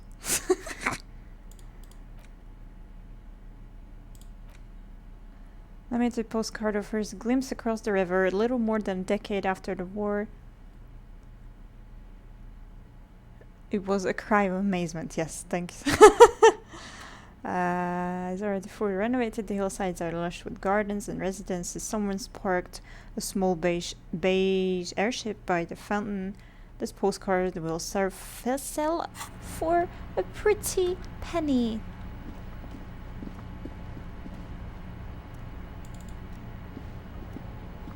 Yeah, let's just go outside for now. Let's go back.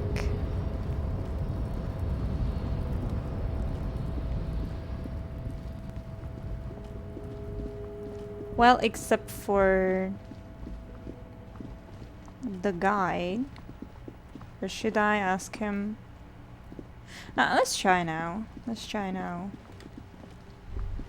What? The book appears to be erotica, but without actual erotica. Bro. What the fuck?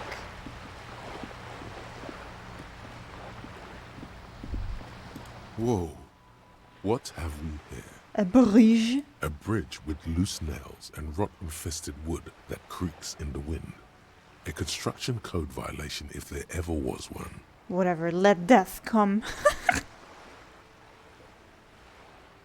Kim, it looks like we've got a construction code violation. True. They never cleaned up the wall damage. The rest of Revachol looks better, though. Lieutenant, think about the splinters. The bridge is fine enough. Locals use it all the time, after all. It's nothing to worry about. Shall we? Yeah, but we crossed this bridge a few times already, so I don't see the point of only talking about it now, but I mean, you know. Just an ordinary wall. Nothing to see here. Because, you see, Let's go! finally, this wall is sublime. Look at it. Look at The it. shadows, the colors. Let the conceptual joy flow into your pupils and blossom into thoughts in your brain. All the other walls on all the other houses must make a pilgrimage in adoration of this, the uncontested pinnacle of wallcraft, color peeled from the very face of time. Praise the wall! Oh, wall father. It actually praised the wall, okay. Kim, I must paint this wall. Add even more beauty to it. I can fold the wall quest too. Ooh! Huh? Huh? He sounds tired of it all. Cindy the Skull has all the necessary materials. Talk to her. First, I know you're tired, Kim, but take another look at this wall. Draw nourishment from its beauty. Mm-hmm. Sure. The lieutenant looks up at the wall reluctantly, then back at you. Must talk to Cindy to get necessary materials from her. If you must. Yes.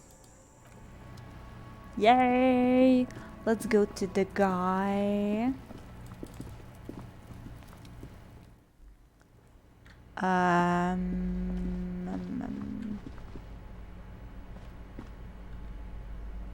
Was this his door? No, it was not.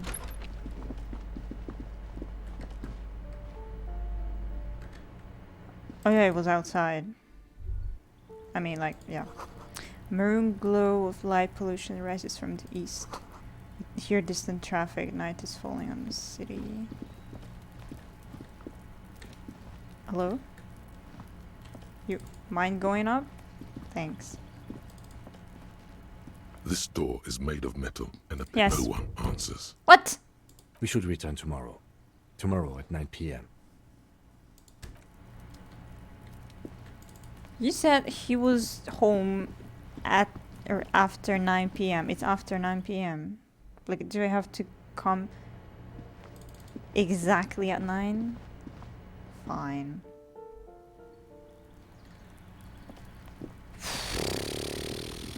Okay.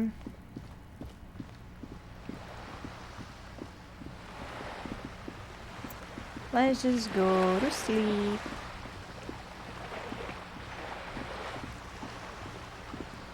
Let's just go to sleep.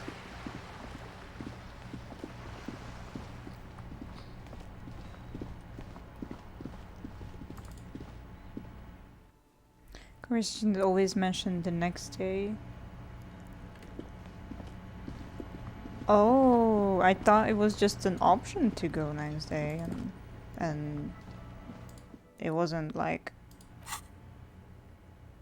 you know what I mean. Okay.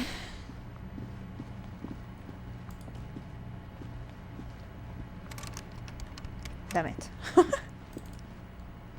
This is the door to the room you redecorated. Good night, Lieutenant. Just a moment. We should talk about our progress on the investigation. Let's go out to the balcony. Okay, let's go. You wanna propose? With that excuse? The air outside is brisk. The lieutenant is silent for Well, a what the moment. fuck? He listens to the traffic hum. Then, Now then, we should talk about the investigation. He smokes no! But I also feel you're a bit hazy on the RCM. Our role here, our rights, our jurisdiction, basically. I didn't know you smoked. I have a cigarette every night when I go over my notes. It's something of a ritual. Oh man, he looks so devastatingly cool with I that know, cigarette. right? I'm gonna blush. How did you get so cool, Kim? You mean this? This isn't cool. It's an unnecessary trial of will and unhealthy. I know it's unhealthy. Flicks the ash. Keeping the habit within the parameters he's given himself takes a lot of focus. It would be easier to simply quit. Yet, were he to quit, he would lose the cool factor. This man relishes his cool quite a bit below it all. Right then, the debrief. Yes. It's been a long and eventful day. How do you think today went? Well, we inspected the victim's body, so that's good. It was not easily approachable in that state, but we did it. I would say our initial inspection was very thorough, and we have solid leads to follow up on. The body is still hanging from that tree, which is unfortunate. I know. But we performed a thorough search of the premises of the crime scene. That's great. I like that he's doing this, I don't know, what's it called in English?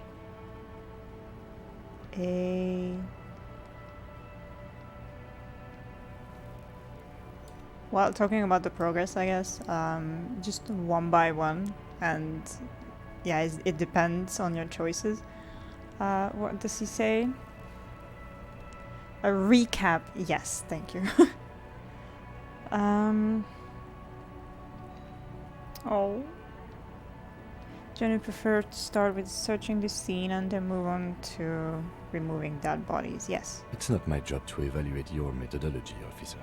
I'm just going through the facts. As for the interviews, we conducted an interview with Everard Clare. He wasn't particularly forthcoming with useful information, however. It's a tough cookie, that one. Claire also helped you, how should I say, remember your name? That's a relief. I don't know how I feel about my name, actually.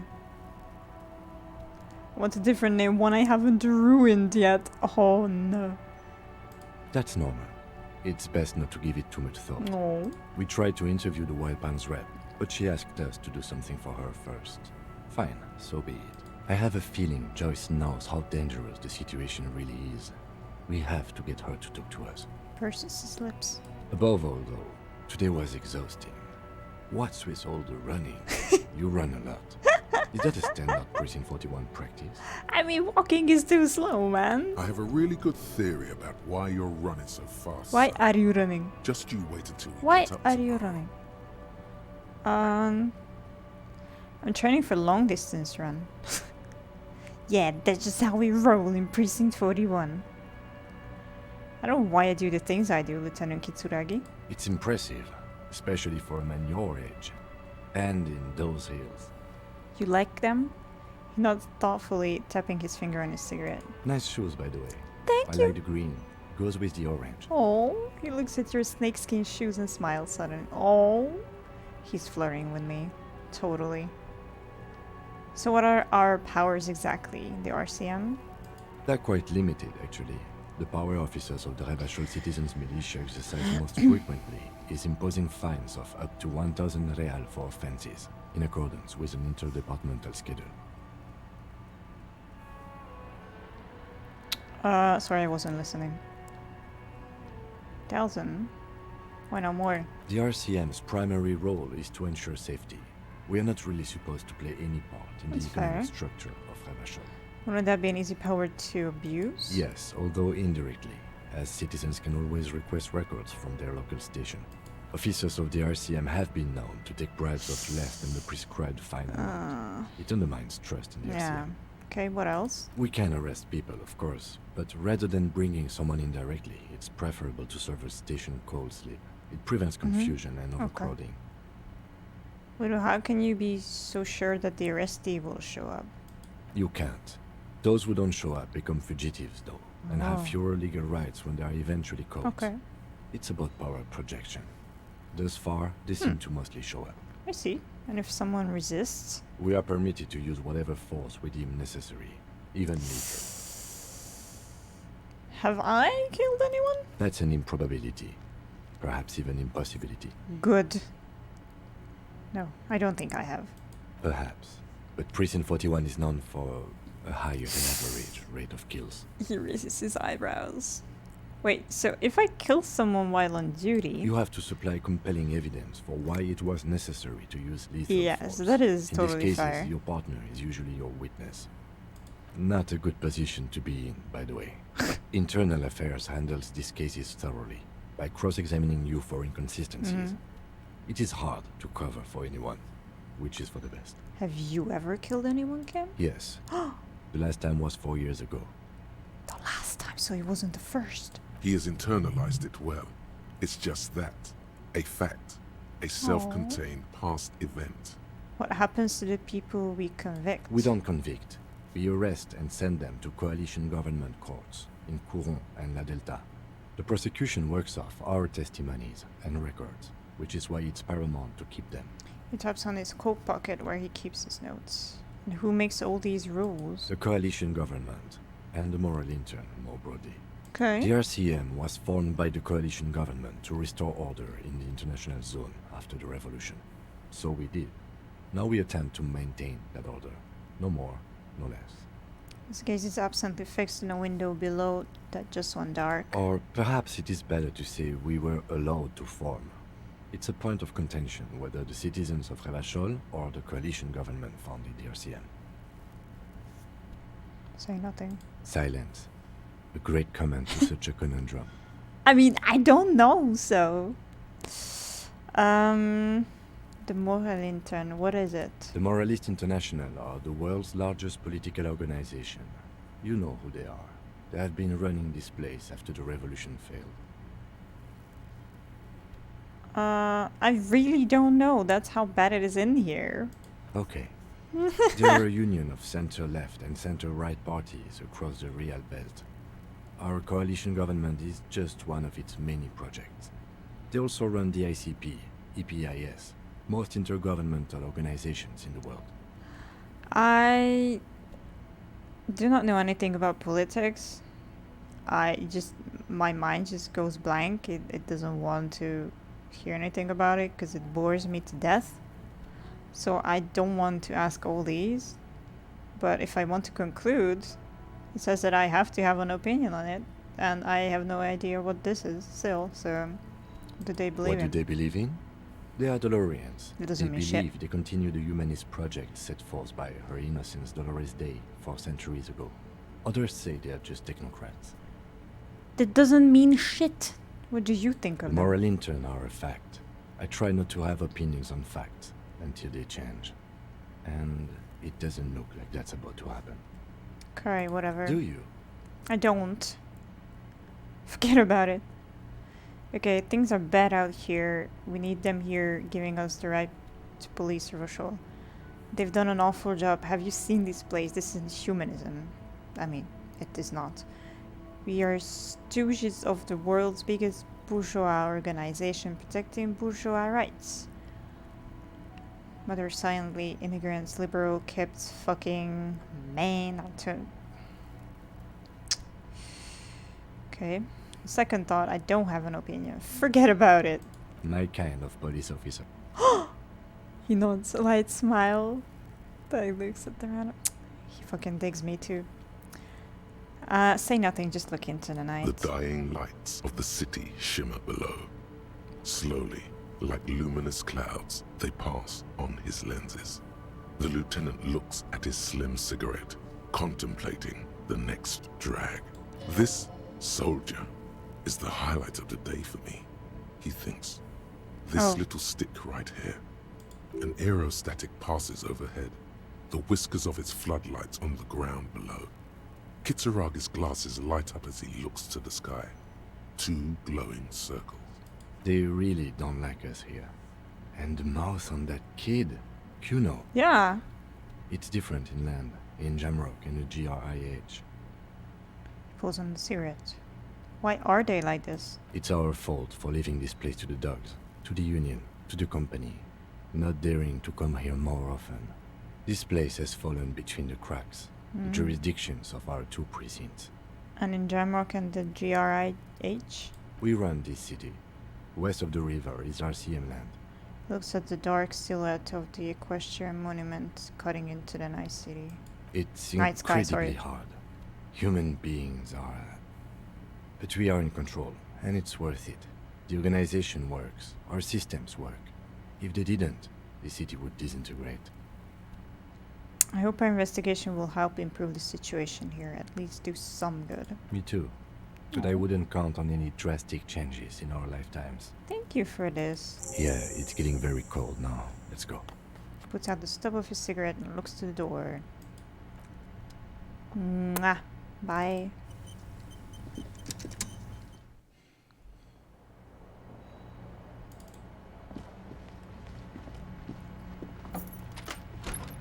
See you in the morning.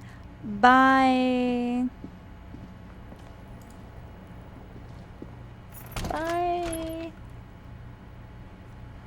Oh, I already miss him. Let's just go to sleep. The bed is cold and not particularly. Yes, crawl in. Can't The wait to sheets see feel at once Kim coarse again. and clammy against your skin. The bed sags beneath your weight as you stretch out and finally close your eyes. Pet, And thanks. then sleep does. Oh. And then sleep doesn't come. Why? Maybe it's the bed's fault. Check the pillow. Its synthetic filling has separated into hard lumps. The pillowcase smells oddly. Ew. Roll over to the other side. It's a little better. Colors, scenes, and half-formed phrases still litter your mind. Part of you is still trying to solve the case, isn't it? Who killed him? Who? Something to do with...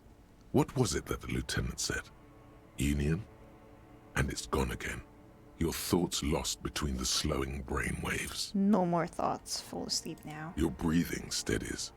A great silence washes over you until your eyelids twitch in your sleep. Uh-oh. And images start forming. Uh-oh. Am I getting in Disco Land again?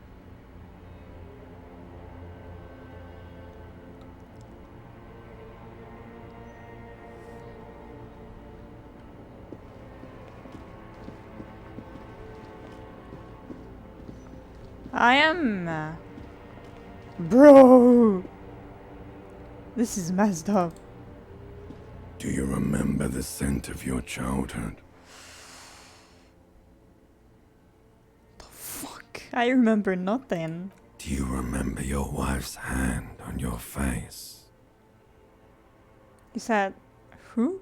Do you remember the warmth of her thighs between her legs and in her mouth?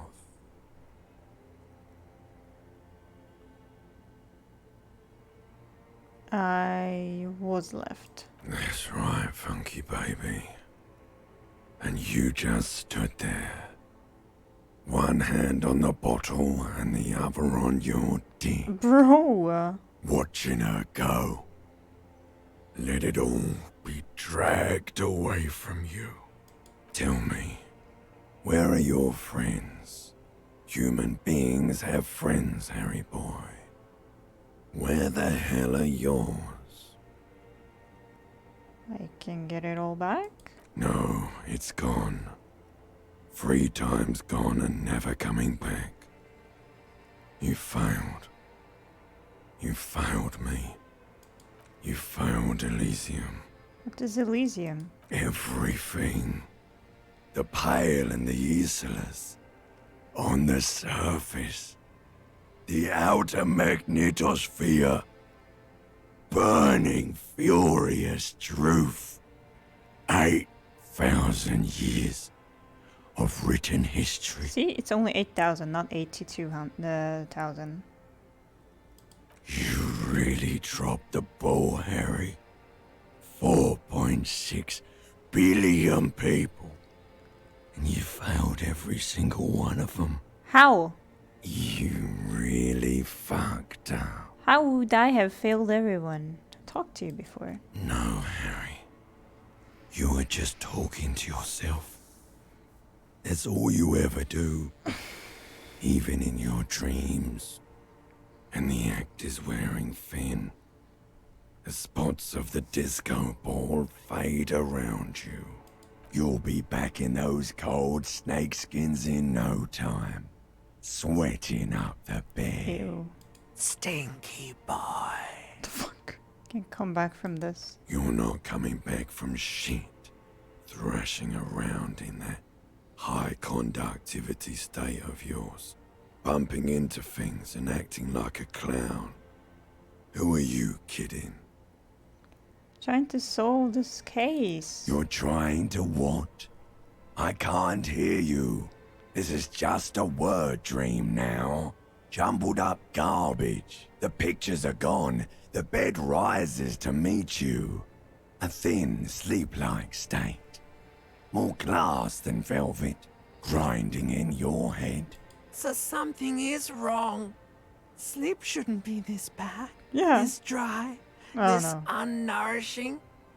There's something wrong with your thoughts. Some kind of new type of hangover. What? No. Oh yes, party boy. And it's worse than the one before. Just think of the shit you saw. Here it comes too. So soon already. A silent alarm goes off in your head like clockwork. Barely let you sleep at all. Time to get those clothes on, Harry. Time to go to work in the shit factory. Amazing. Thank you for all that. No. For me. Oh, he's looking at where I'm pointing. That's so cool. Was he doing that before? That sentence has been etched in my phrase. Shit factory one. Good going, buddy. I just had the most beautiful dream. Uplifting. Rejuvenating.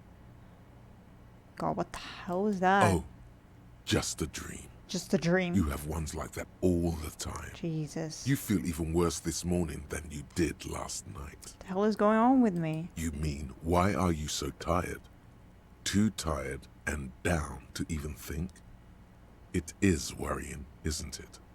You can't be a detective like this. Detectives need to be able to think. Why is this happening? It's just that your heart has finally pumped all the speed out of your system, Buster. Time to get some more. You're too weak to say no now. Waking up is the worst part. Maybe somewhere down the line you could decline.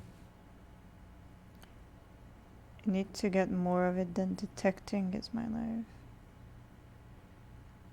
Wait, what is speed? Speed is a potent central nervous system stimulant.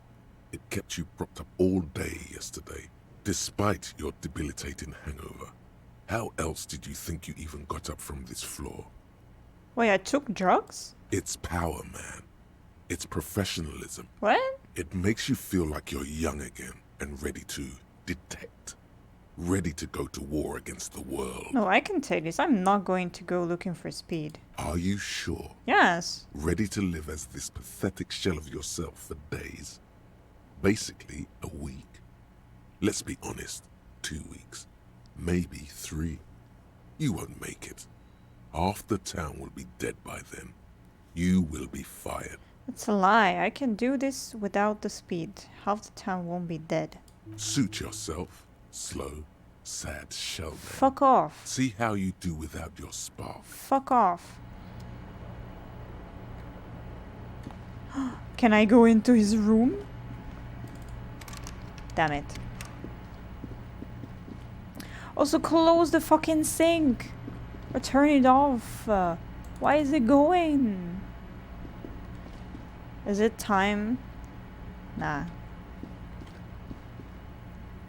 Okay, cool.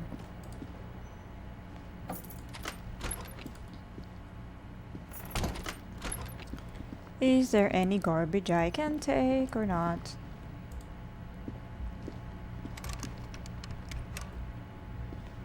Where is my boy? The door is closed. Still nothing.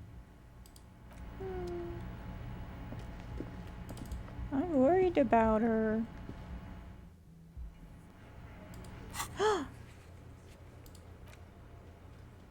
Wait, also... Oh, okay, cool. 14 minutes. They're here. Where's my love, though? He's there. Yo, Kim, I had the... Oh, good morning! I had the weirdest shit dream ever. Morning. Gives you a quick nod. Looks like we can get to work at once. The Union muscle turned up. They look rowdy. We should talk to them. Okay. What do you mean rowdy? I mean ungovernable. Martinez isn't exactly enthusiastic about the RCM being here. They prefer to be policed by the Union. These men here, men who drink beer for breakfast, there's talk of an armed wing of the Union called the Hardy Boys, who are responsible for state policing. I think it's them. Okay. There's so many of them, maybe we should call reinforcements. That would just escalate tensions. Okay. No captain would sign off on it. Solving one murder isn't worth a conflict between the RCM and the Debarders Union. Okay. In fact, even the death of 2 detectives might not warrant an all-out war. Yikes. So let's keep a cool head, okay? Okay. Let's roll. One more thing before we do. Yes? We don't have to talk to them immediately. Okay. We can walk right past them. Yeah. Continue with our business. I wanted to do that. Streetwise. Zoom right past. Do it on your own terms. But aren't you curious to know what they have to say about the murder? I am, but they will be here later, no? They're in no hurry to leave. Yeah, exactly. They think they own the place. Anyway, I leave that choice to you. Whatever you decide is fine by me. Thank you. There's a lot of people who I can talk to, but I will do some other things first, like going to, I don't know what was his name, but going to that guy on the bridge. Yes, him. Measurehead. And ask him to get the body down. The unpromising race pupil returns. Yes. Why are you not with the Hardy Boys? I am not the first line of defense. I am the last. Okay. In addition, these so-called Hardy Boys are an effeminate clique of bodybuilders.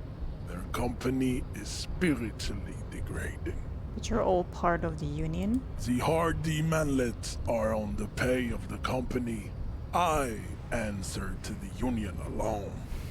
And I do this out of race heroism. Finance is an alien concept to the Seminoles. Now leave me be. No. I must luxuriate in the company of my woman. No. Evra told you to help us get the body down from the tree. So it was.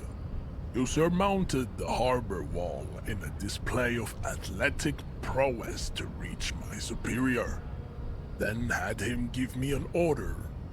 I salute your cunning, and I will remove the body from the tree with my bare hand. Thanks. You're so noble, Measurehead. But while I am gone, someone must stand guard on the bridge. That someone needs to be you. Ooh. Both of you.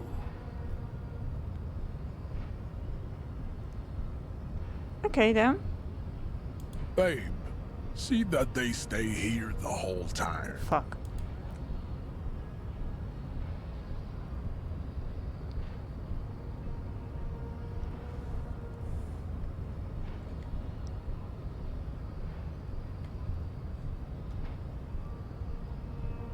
The woman's gaze follows Measurehead as he leaves. So, you guys are like cops or something? Sorry. Ah, okay. Yeah, we're the law around here. Cool. I like men with guns and power. I'm Katya, by the way. Hi. You hear that? That sound. He's breaking something. Yeah, Jean-Luc must be really tearing it up over there. I wish I could see it. I don't. I've seen enough of that dead body already. Look at you! RCM rent-a-cops! Guarding that bridge like Everett's lapdogs! Uh-oh. Is this where it's at now? The RCM is for sale! Uh-oh. And who are you? What is your business here? Why are your clothes 4 sizes too big for you?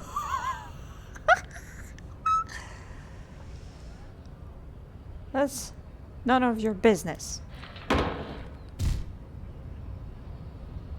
A shrill laughter interrupts you, echoing across Martinez. It's Kuno. Then, Uh-oh. the man turns to look behind him at the behemoth appearing around the corner, approaching him, walking past him.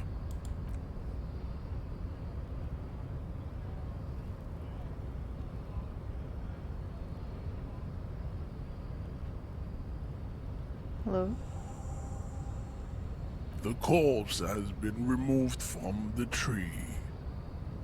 Stand down and congratulate yourself. You have sided with Ray's victory today. Thank you for your cooperation, Measurehead. Farewell, ham sandwich. You are a union man from now on. I don't think so. Measurehead is law. Yay. What was this about again?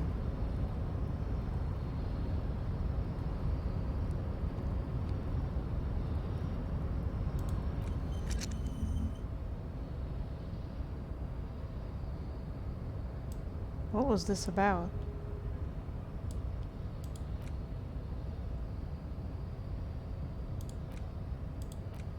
Okay, I have no clue. Cool.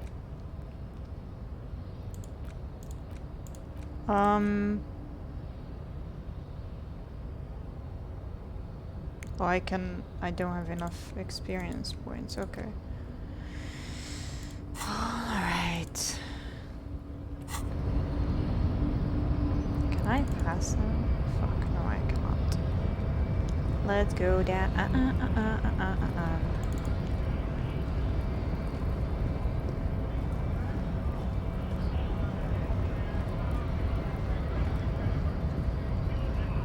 Can you?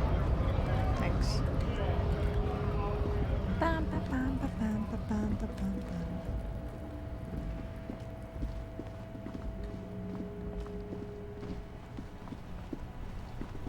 Also, Inside, you see a set of steering levers, a radio yeah, microphone, yeah. a pull-out toolbox. This is Precinct 57. How may I assist you? Have you heard back from the ICP about serial number? Yes.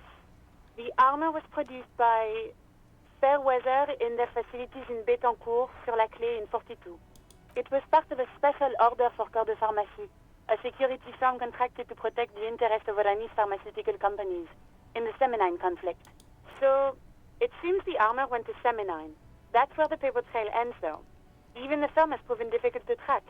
Corps de Pharmacie has been renamed several times over in the years since the armor was issued. Do you know what's it called now? The most recently registered firm that the ICP has been able to connect to the CDP is a military contractor called Trinell, and the one before it was Downwell. I think they might be the same contractor. A suit of armor like this would have been manufactured with a particular person's physique in mind. You should ask for whom this suit was fitted.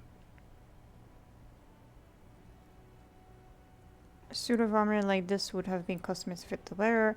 There must be a record of the person to whom it was issued. Yes, but the ICP tends to be reluctant to share private sector records. I could try to talk them into it, though. Yes, please. This is a fun challenge for her, an opportunity to contribute beyond doing her job by rote. She'll gladly put in the extra effort for Team RCM.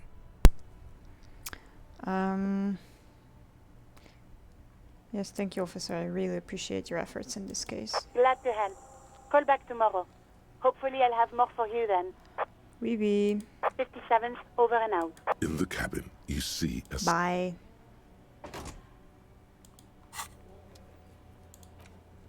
Okie dokie. Let's go see where the body is and hope that they did not take the boots. Did not take the boots. Of course they did. The corpse lies on the ground Or among the remains of an absolutely demolished pine wood are they branch. still there? It's gently laid on one side. Beautiful. Well, it's down. Mr. Measurehead has done a good job. Nothing is too broken or compromised. The victim is ready for a field autopsy. Field autopsy? Yes. 1. Investigation of the scene. 2. Initial examination of the victim. 3. Field autopsy. 4. Transportation of the body to the morgue. We are on number 3. Okay. The RCM's 4-phase murder scene processing manual. The fuck are they on about? Cop's gonna cut his shit up.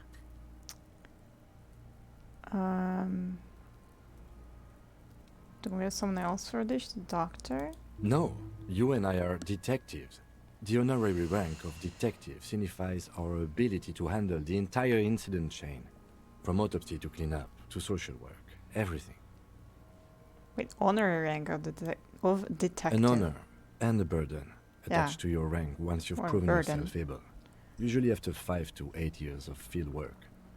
Mine is lieutenant detective. I don't think detective. You are. Your station would not have assigned you on this case if you weren't. Now, The lieutenant adjusts his glasses and takes a deep breath. Tell me something, dead man. Shoot, Looney Rooney. Is my name Rooney? Fuck no. You're no Rooney. Rooney is not who I am. I'm Harry. No, you're not a Harry either. You're a motherfucker. Bro. That's who you are. Rooney the motherfucker. Come Hi. back later, Corporal. Amuse yourself with my frank manners and my memento mori features. If possible, also, see me in your dreams. First, what exactly is a field autopsy? come on, officer. You know what a field autopsy is. You've done 100 of them. What you do know is, at 18.9 kilometers, the dormant shield volcano, Corpus Mundi, is the world's highest summit, and the failure of the 38 single, Et puis descend, to crack the top 20 was the death knell of disco. What the But fuck? what a field autopsy is, you have no idea. Do you have another pair of gloves? Unfortunately, no. I have gardening gloves. Maybe they're enough? They are better than nothing. Tell you what, I perform the anatomical side of things while you will take notes. Yes. We'll just fill this in, right? Show him the red field autopsy form in your ledger. That's right. Woohoo! Try to remove the dead man's boots. I thought we decided to leave it to processing. Let's No. not turn this into some kind of circus. Come on. Okay, so you can sneak out of your room maybe, after he's gone asleep. I'll be a ledger and field autopsy. At the field autopsy form. The dead man stares in silence as you crack open the ledger. The bright red paper is covered in boxes and lists, describing the condition of his skin and organs in 3 parts. Okay. Above those, an 11-field info form needs filling out first. It begins with Begin. 1. Assistant. That's you. Right Harry Dubois. the corpse is indifferent to your scribblings, just lies there. The next box says 2. Coroner's case number.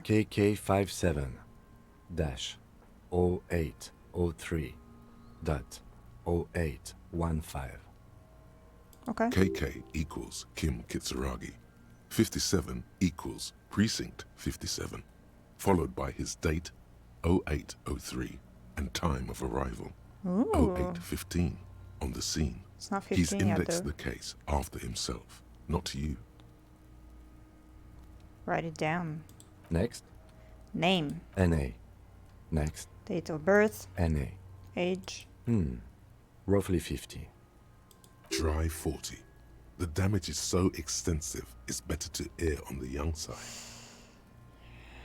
Write 50. The corpse looks ageless, like meat on a hook. Race. Mondial. Fair to olive-skinned, from the Isola of Mwindi. This is as vague as it gets. You might as well say whitish. Write it down. The pudgy mess of curdled meat looks neither mondial nor anything other. Sex. Fucky, fucky! The little monster exclaims energetically. Male. Pigs can have sex! Right, fucky. Right, male. Nor does he look male, with his pregnant belly and indistinguishable face. Date of death. We're still going with March 4th. 51.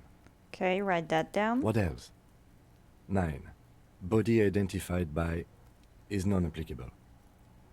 10. Case number is the same as the coroner's case.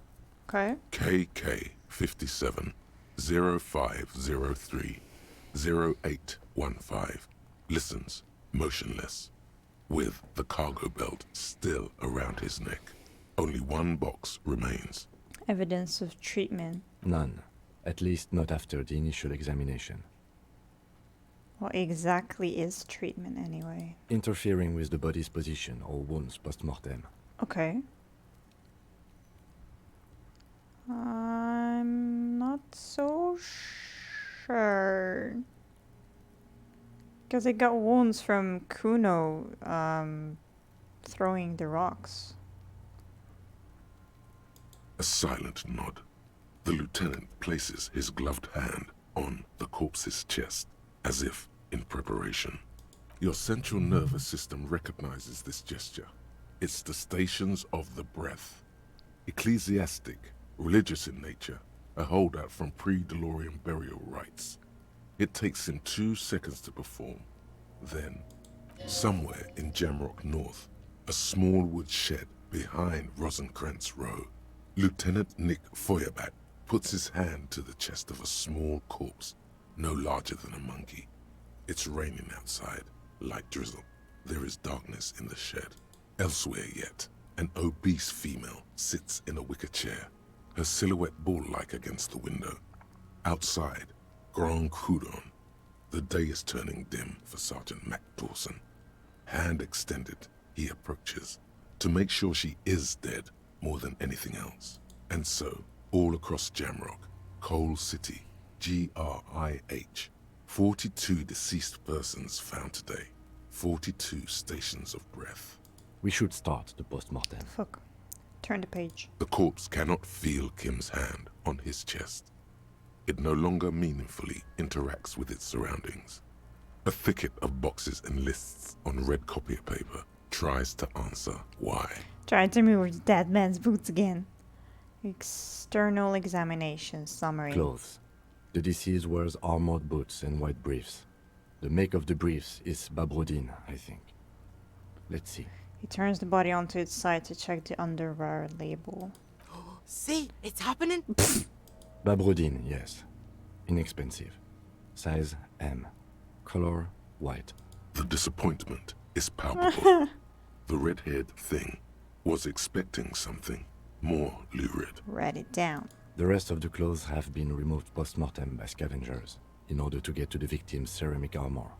Officers are in search of the missing pieces. Removal of the boots is left for processing. It would be clever of you to omit the boots altogether, sire. If you are to keep them for yourself, as you ought No, to, I don't want you to. have deserved them more than anyone else. Write it down. The boot has a serial number. It's E50.100.100. The lines between the plates are in the shape of the alphanumerical. The number is purposefully concealed by the design. Write it down. Tattoos. He stands up, feet planted on either side of the body. The upper torso is covered in a single, continuous tattoo, resembling a map of the night sky. It reaches from the right shoulder to the heart. The ink is blue and white.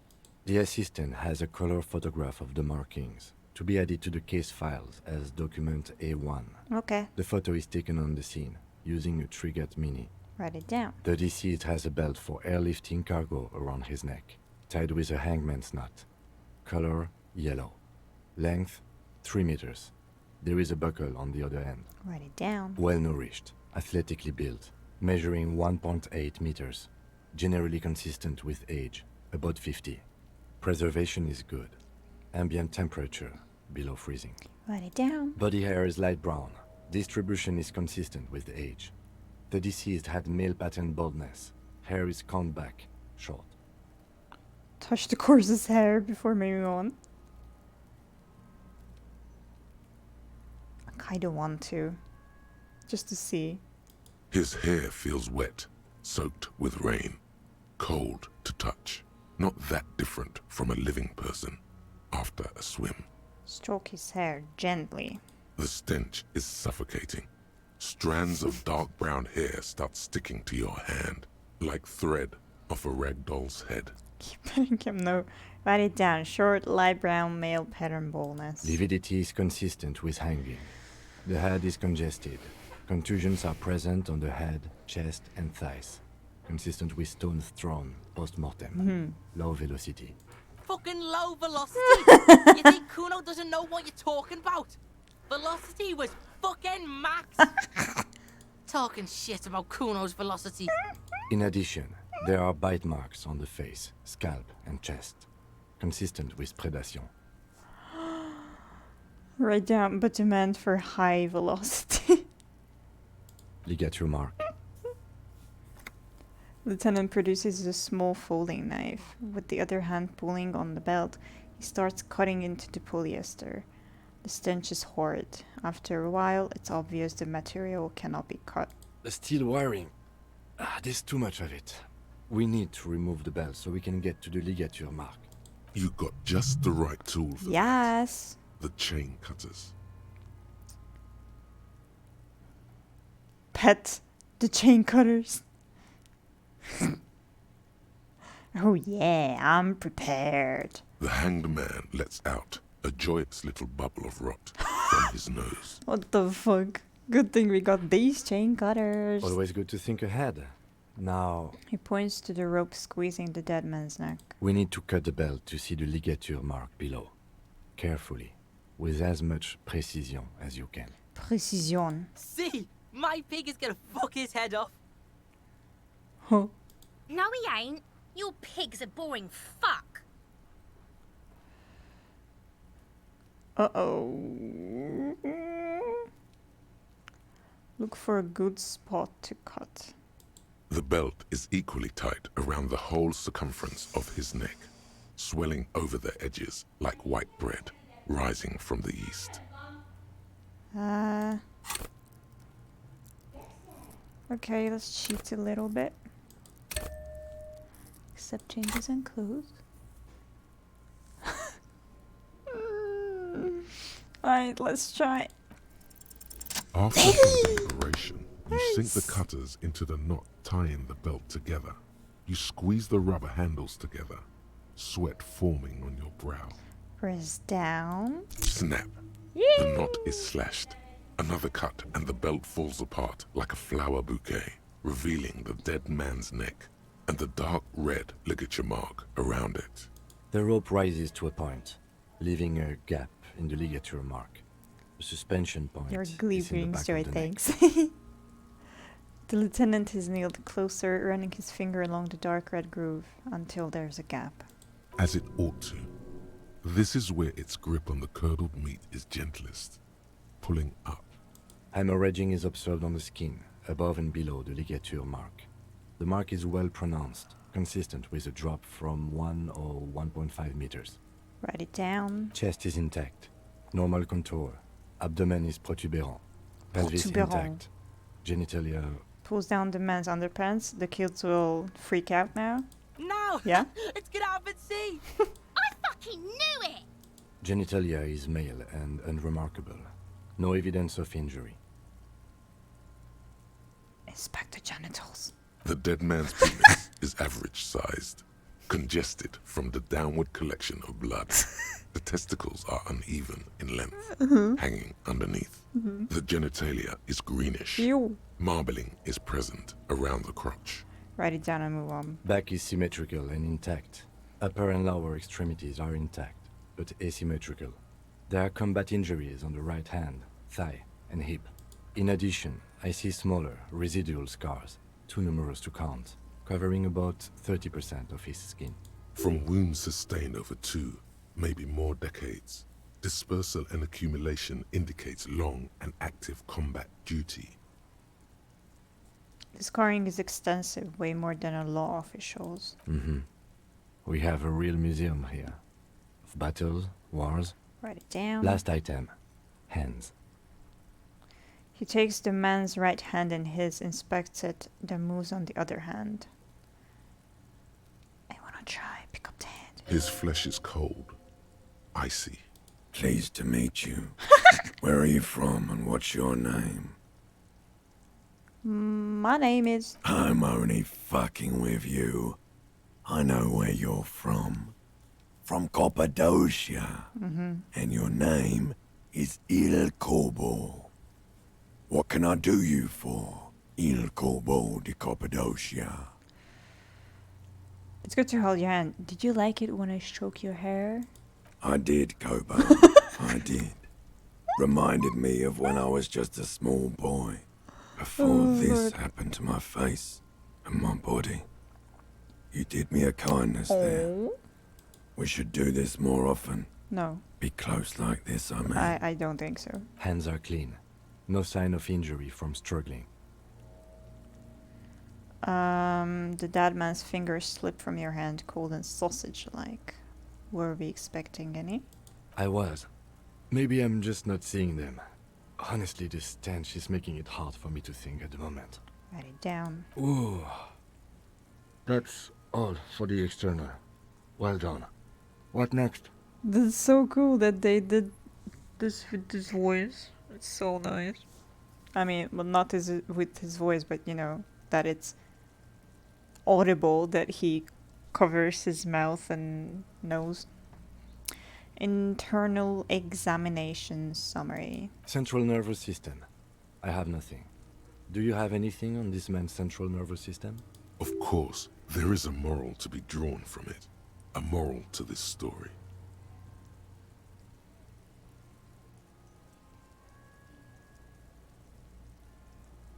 Okay, let's try this. If I may add the moral of the story. What would that be? He looks at you inquisitively. The dead man looks, too, with barely contained excitement to hear the moral of his story. The brain is very vulnerable to compromises in its blood supply.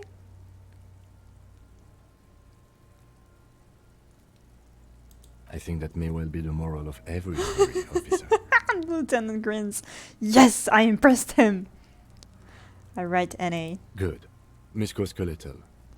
Purge fluid is coming from the mouth. Not injury related. Eyes and tongue protuberant. Hyoid bone. Let's see. With his eyes almost closed, the lieutenant puts his hand on the dead man's throat and begins to massage it, gently. A rotting smell erupts from the mouth. Purge fluid runs down his lips, black and viscous. Yeah, jack that fucker off! The hyoid bone is fractured. The rest of the musculoskeletal system is intact. Unremarkable. Write it down. Respiratory system. Back hunched as if in prayer, he begins to pry open the dead man's jaws.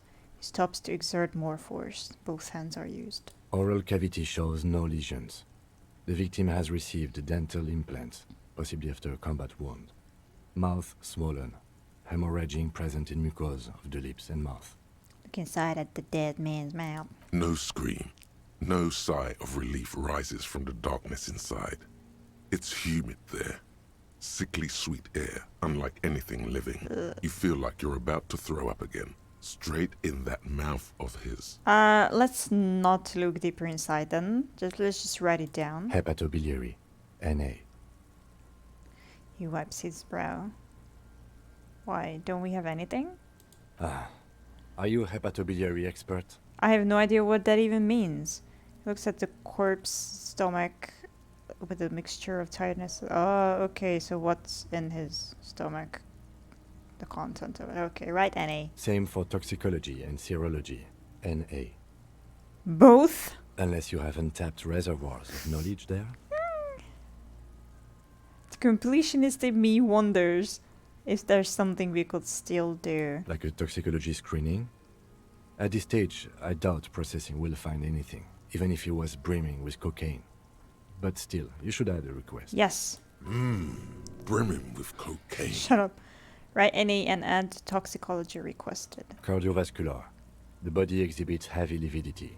Blood has gathered in the hands, feet, and neck. Hypostasis is visually consistent with the hanging. Write it down. Gastrointestinal. He breathes a sigh of approaching relief. This is the last field on the list. He looks around to the ground, the pool of feces there. This will do. Ew. Digested semi-solid food in stomach. Voila. He touches the corpse's bloated lower abdomen briefly. Keep the voila. Write down, omit the voila. What's next on the list? Description of injuries, summary. Let's see. We have bite marks, contusions on the head and chest, and a ligature mark encircling the neck. You'll need 3 fields. Leave a 4th one too. What's the 4th injury field for? Nothing. Just in case. Okay. Head, chest, and Bite scalp marks. bite mark injuries. Predation by birds has caused damage to the body. Odontologist does not need to be consulted. Okay. And your opinion, officer? Beneath the description, there are 2 boxes waiting to be ticked. Opinion, fatal injury, non-fatal post-mortem. Yeah, that's post-mortem. Agreed. Next injury? Contusions. So, the scalp bleeds from a post-mortem head injury, a stone. The injury does not have the rim of an early inflammatory response.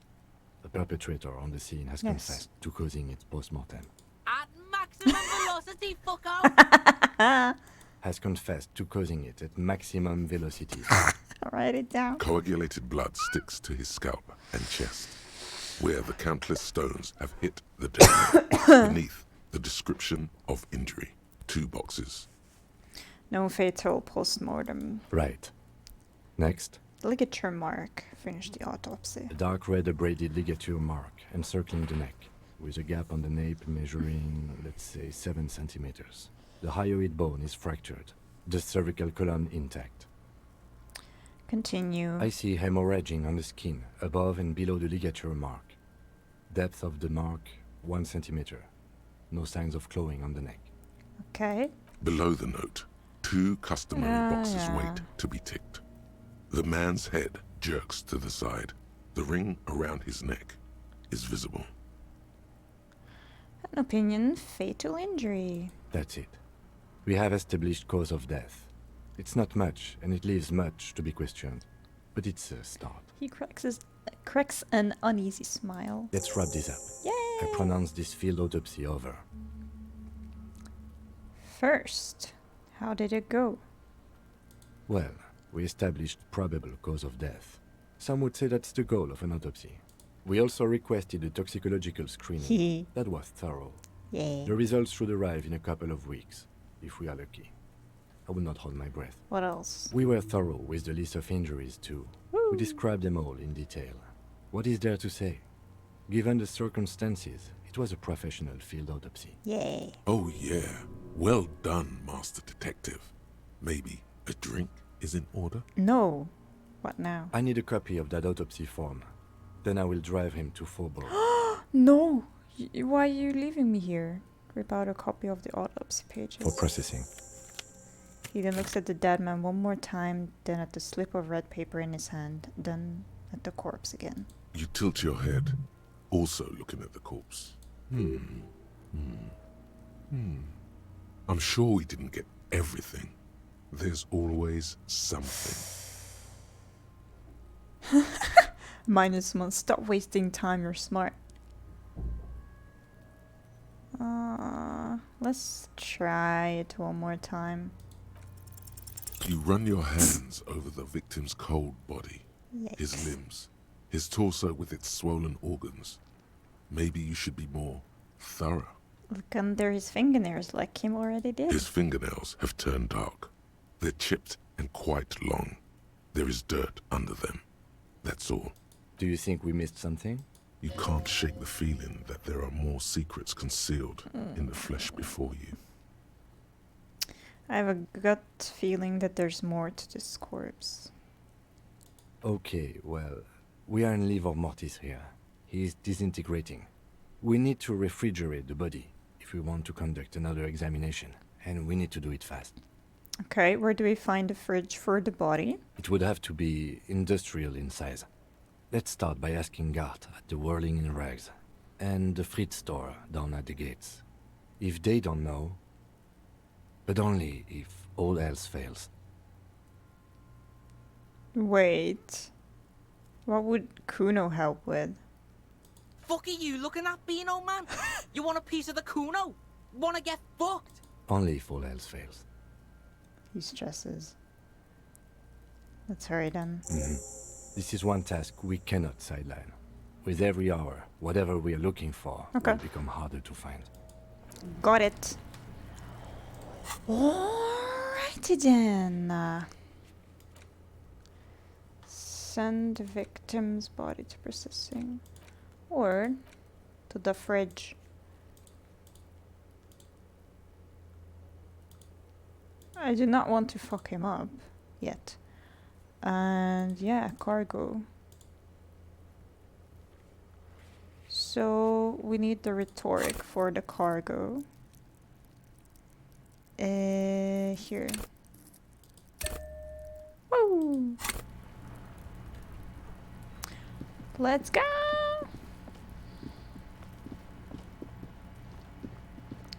Will you leave me after the body is gone? Will you actually leave me?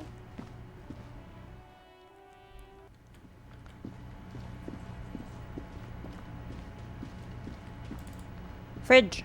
Can I help you? I seem to be in need of a fridge. Yes. For the dead body. You want to put a dead corpse into my fridge, right? Mm-hmm. Correct him. Yes, that's the gist of it. Well, I have a fridge, and you're not putting it here. I'm not even gonna ask why. You're just gonna say something mean. Why? Because this is a culinary establishment, not a morgue. I can't believe you even asked me. It would only be for... Lieutenant, you too? You're asking too? Yes! No. The answer is no. I will not turn this place into some kind of macabre circus. Finally, he's on my side. On my lunatic side. Let's go talk to the Frit clerk. Okay, about my bill for tonight. Got the 20 real? Yes. Good. You got the room for the night, but remember, you'll need another 20 real tomorrow. Shut up.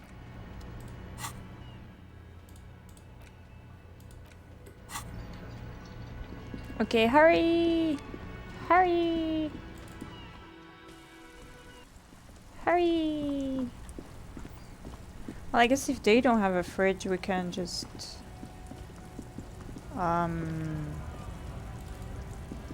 send it to autopsy or whatever. Hello? Welcome to Frit. Feel free to look around or something. Everything is out on the shelves. She returns to her magazine. What's that magazine she's reading?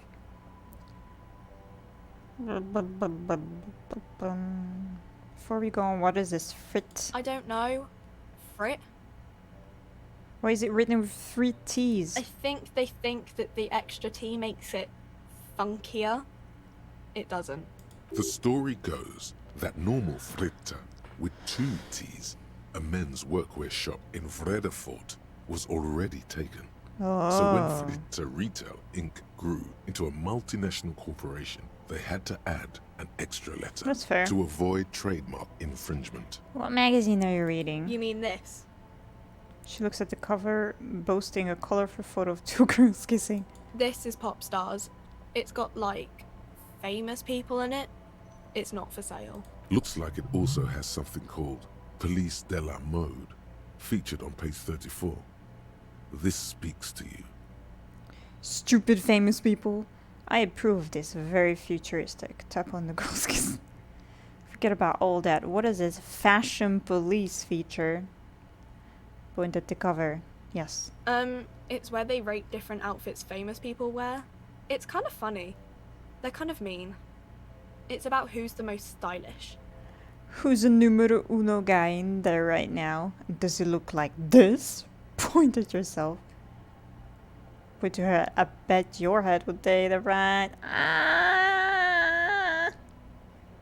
You know what? I'm gonna risk it. I bet your head would take the prize. No. I don't like it. I hate it. That's... Oh, wasn't that a sarcastic? Okay, never mind. We are not the fashion police. We're the real police. Okay, let's proceed. I have some questions for you. Okay. I'm not really supposed to be chatting to anyone, but... She puts down the magazine. She does not. Does Frit have a warehouse in the back of the whirling racks? A warehouse? I don't know. Maybe. I don't really care what Frit does. This is important. She scrunches up her face into an expression of consummate adolescent skepticism. Fine. Frit doesn't have a warehouse. Just a little back room here. Okay? Okay. She turns back to her magazine without waiting for you to respond. Do you have a fridge? Mm-hmm. Right behind you. She nods towards the buzzing machine in the corner. I need to store a corpse there. You're joking, right? Measure the fridge with your fingers. One eye closed. Never mind, it would never fit. No, I'm not joking. I need to store the corpse of a hanged man in your fridge. Okay. She looks at the fridge. It wouldn't even fit, you know. Now that I'm looking at it, maybe a glass-doored fridge in a public grocery store isn't the best option for storing a corpse. I guess you're right. Plus, the fridge is too small anyway. Okay. Can you tell me anything about the dead body? I don't really know anything. I mean, I know it's there, but I haven't seen it, so... Do you know the man who died? Not really. Not really? Does it mean you knew him a little? No. I didn't know him at all. How long has it been there? I don't know, really long. What do you think happened? I don't know. No need to worry. It's just standard procedure for us to ask around. If you hear anything, let us know, okay? Okay. Okay. Thank you for your help. Uh-huh. Yeah, of course, it had to be the fridge where they store bottles for clients to see. I mean... I have some... The tear machine stands in the corner. Your bottles clunk into the machine. Do you know what you should do with that money? Shut up.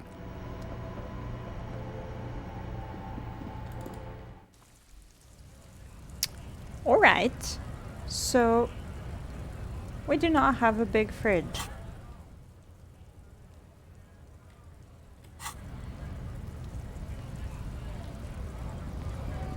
Does anyone else have a big fridge? Do you have a big fridge? He will be mad. Nice aggression with the native. Yep. Don't let the chief fool you Oh, wait. next time. You don't need to be that up in his face. Leave yourself space to move. Okay, so he's, I guess, impressed.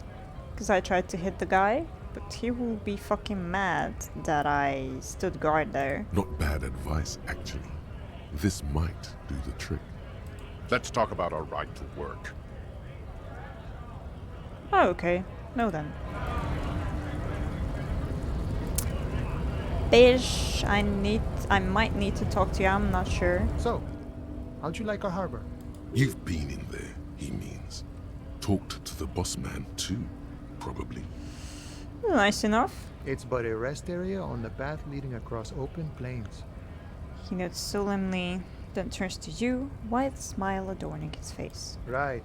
You talk to the boss, eye to eye, like men of the plain. If you have any more questions, I'm set to talk. I read that you have a key to a door. A key, huh? What door is this key supposed to open? I was hoping you could tell me. Of course. I got you. You don't know anything. Taps the side of his nose with a little wink. I got that key right here. And let me tell you, it's mighty good of you to help us out during the strike. Working class solidarity, as they say.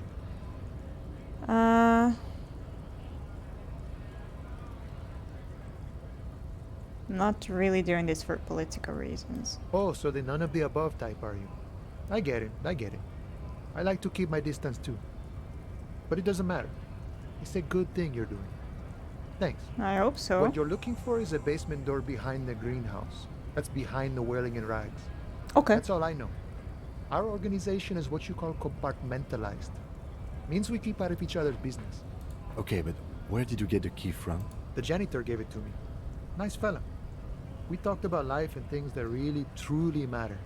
His gaze wanders off into the distance. None of this mess we're in. This jiving and juggling. What's it for? Doesn't to feed our children, I guess. He doesn't wait for your answer. Anything else I should know about this task? This weasel person while he'll be home? I'm more of a philosophical dock worker. I like to talk about the big picture stuff. Right. Who I am, who you are, what we are fighting for. Man takes a big sip from his flask. He means he's not going to tell you, cause he doesn't know. But he will shoot his mouth off with you now that you're working for Everard. Who he is, and what they're fighting for. This is interesting. Any idea who killed Hangman? The mercenary, eh? Who could have killed him? That's indeed the question. Why even do such a thing? Shakes his head sullenly.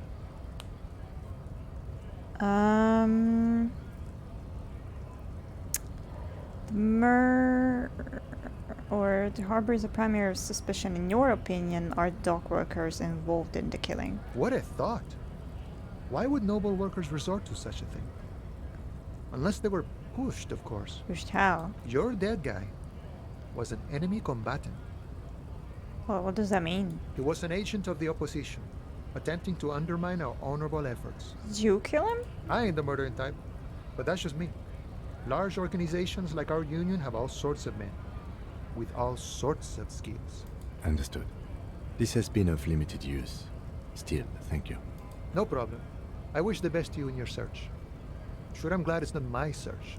Takes a sip from his flask. Okay. Auto-saving. Finally I remembered.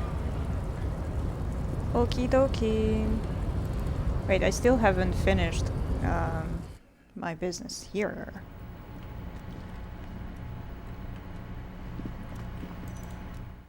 Because I can go up. Oh. Never mind, I did finish my business here apparently. Hehe.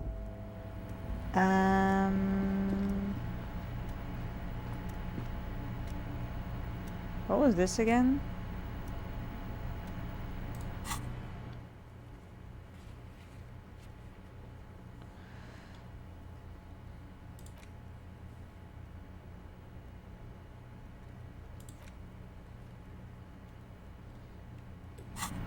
Whatever.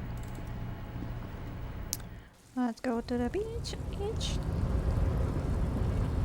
Okay, say what you gonna say. The unpromising race pupil returns.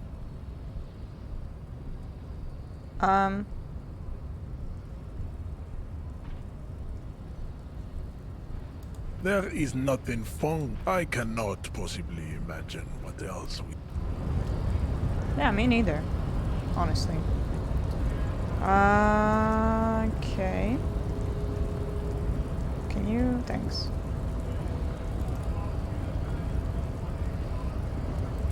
Oh wait, I haven't started. This... I cannot? Can use slot to research a thought. Huh? Oh, I don't have enough skill points. Okay, never mind me then.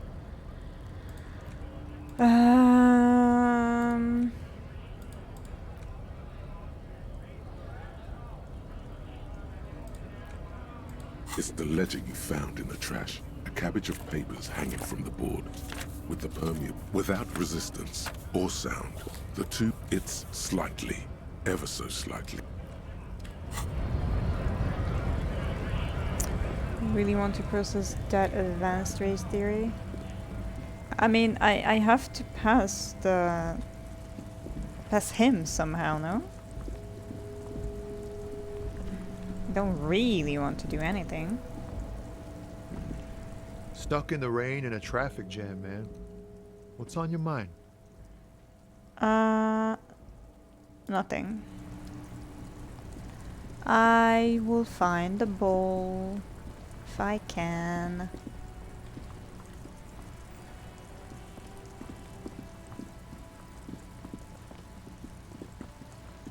How do I get down there again? Oh, here.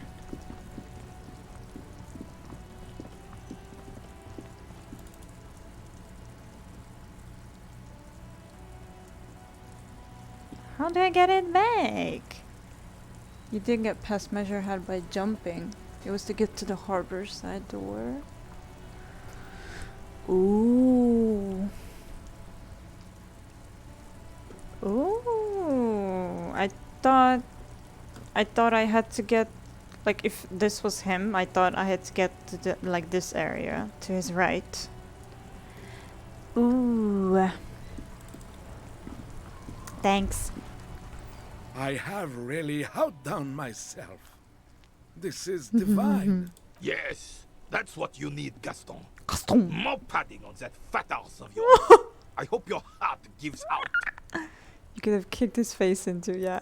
Renee, it's a little pleasures.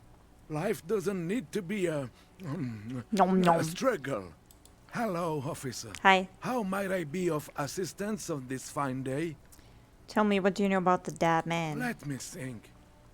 I heard someone was hanged and left on a tree for a week. But that's all I know, really. Really? You know absolutely nothing? No, officers. I'm sorry. And I really would like to assist. You are both good guys. I can see that. Then help them, you wimp. You have plenty of shoulder with the ghost caviar in the Union. Someone must know something. He means caviar socialists. I wish I could, but I just don't know anything. I always keep my nose clean and don't gossip. Everyone knows and respects that. His cheeks turn red. Respects? The old carabiner can't believe what he's hearing. Sounds a bit like you're holding back. I'm not even anyone. Of course he's holding back. His mouth is so full of Union prick he can't even speak properly. Can I at least finish my fucking sentence before you piss on it? Is that okay, Renee? I'm not anyone impotent in the Union. I just know Evrard. How do you know Evrard? Everyone in Martinez knows the Clare brothers. I taught these boys human studies and history in the gymnasium. In the gymnasium. What do you know about history? You never witnessed history. History. Only heard about it years later, when it had already moved on. You don't know history. The old soldier mumbles something under his breath and turns to face the sea. I will get your boo. There he stands, proud, rigid and alone, like a cracking marble statue. Let's try not to get caught in a crossfire. Lest we leave riddled with bullet holes. This animosity is ancient. Thanks. No, thank you. For being consummate professionals. You'll have this case wrapped up in no time. I'm not back for his sandwich. We're still waiting for a replacement for the bull you sent sinking. I know. René, I found your guard booth. Yes, the Debardeurs Union pays me to stand vigil during the nights. Not out of any political allegiance, mind you. I'm an old man. Don't sleep more than a few hours every night anyway, and money is tight. You must have seen something on the night of the murder. Your booth looks right into the yard. Yes, it does. Unfortunately, I wasn't working that night. Been on a 2-week leave since last Monday. Oh, why are you on a leave? It's a private matter. Nothing to do with your investigation. You see, officer, René is the kind of man would rather die than admit he needs medical assistance or, God forbid, sick it. Man. A real man's man is just gonna ride it out. Man, am I right? I'm fine, goddammit. Mind your own business. It's nothing. Just got to cut back on coffee. So who's working your shift that night? No one. The boss has been unmanned since last Monday. Ooh. There's no other guard. It's just me. No one has been guarding the container yard since last Monday. Yes. It's not actually an issue. I mean... Look, officer. The container yard doesn't actually need a guardsman. Never had one before René. Monsieur Claire had that booth built specially for him.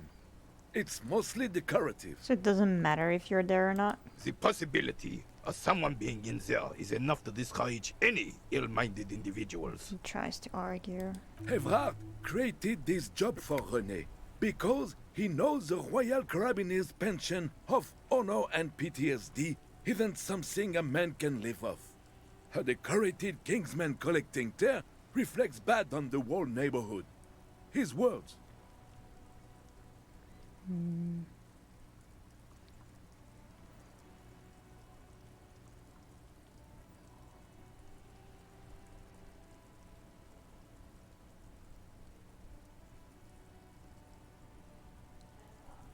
There's absolutely nothing wrong with terror collecting. It's my side thing to proudly hold the terror. Let's go! Oh, I didn't mean to imply there's something wrong with that. I do it too. Everyone does it. It's an excellent side thing. I don't want to take sides in political things. Yes, yes, yes. Just like in real life. Can we conclude the topic of my guard boost now? He is not going to become an entrepreneur. Got it, thanks. Yes, yes. Like I said, it would be up anyway, so might as well keep an eye out. It keeps my senses sharp. Saw the statue of Philip III near the roundabout. Ah, yes.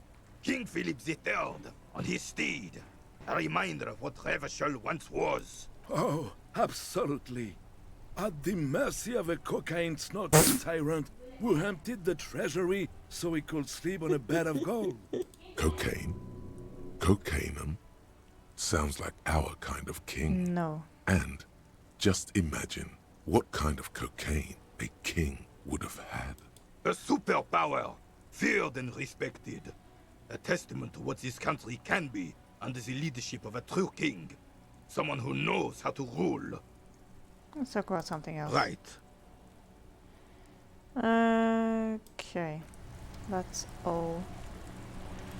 Who are... Oh, okay. He will not say much. And... The dented yellow Hello. mailbox greets you with its graffito and... Pet. The box seems happy. Bye.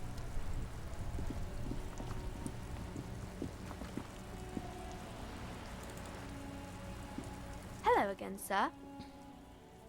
Say, child, you wouldn't happen to know... Oh, maybe it's in the hidden room there. To know a good fridge, would you? A fridge? Yeah, it's like a big, big fridge a cop could put a dead body into. You mean like the ice bear fridge? Man, that's scary. The what? Ice bear fridge? Yes, like a bear, but white. There's a fridge below the building in the basement with red glowing eyes. I went back there once, behind the bookstore. Mum doesn't want me to go there anymore. Not that I want to. It was pretty scary. And there's a big fridge there. Yes. One more thing. How do I get inside the building? That's a problem. The only way in is through the bookstore, but my mum is pretty strict about not letting anyone in. But I don't know. You're a policeman. Yeah. Maybe you can convince her somehow. Anyway. Mom? Are you the mom? Oh no. Good one? Yes? Hello? Hello. She nods her attention, full focus and reading. Who are you? Me? No one. I'm just a working class woman. She doesn't really want to be disturbed that much. Okay. If she's such a working class woman, Why isn't she working? Yeah, shouldn't the working class woman be working? Not all the time. Right now I'm browsing books. Even a working class woman needs something to read. I'm a policeman. Let's go with that. I know you are. Do you need the help of a policeman? What with? I don't know. If your husband is missing? My husband? No, he's not. Okay, thanks. You're welcome. Maybe a cockatoo's missing? Or children? Huh? The woman before you nods and returns to her reading. I am impatient. Let me Hello in. again, esteemed officer, and welcome to Crime, Romance, and Biographies of Famous People. I was told there's a huge fridge in the building cellar. Can you lead me there? A fridge? No, I don't know anything about a fridge. Aren't you interested in books? She nods at the bookshelves. For whatever reason, she's lying to you about the fridge. Yeah. Seems like you have to find your own way to the cellar. Okay, what if I want to buy a book? Goodness, you were already doing good, browsing the shelves. Yeah. Why'd you stop? Don't you feel compelled? Go, go. Get back there. Okay, The I'll take books another await look you. then. She smiles and nods, seemingly relieved. The curtains, tattered with age and covered in dust. Just as you're about to pull apart the curtains, Damn it. the petrified voice of the shop owner cries out once more. Sir, don't touch that. I told you it's off limits for the customers. Damn it.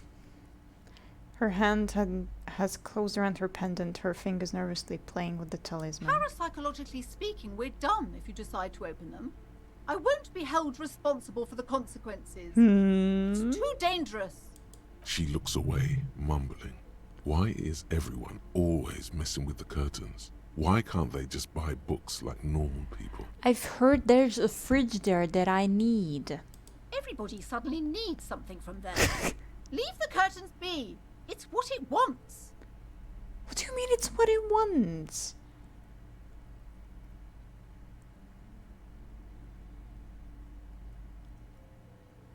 Don't care, you can't stop me, I'll open them. No!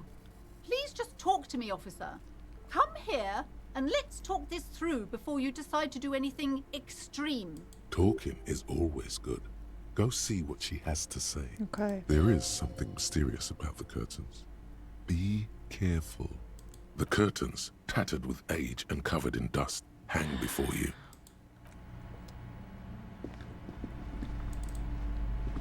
What? Hello again, esteemed officer, and welcome to Crime, Romance, and Biographies of Famous People. Why are you so uptight about those curtains? I just want to know what's on the other side. I already told you, it's just a storage room for employees. I don't understand why it's so important to you. 'Cause there's the fridge there. Just let it go, officer. Go buy some goddamn books. You're supposed to be drawn to the books.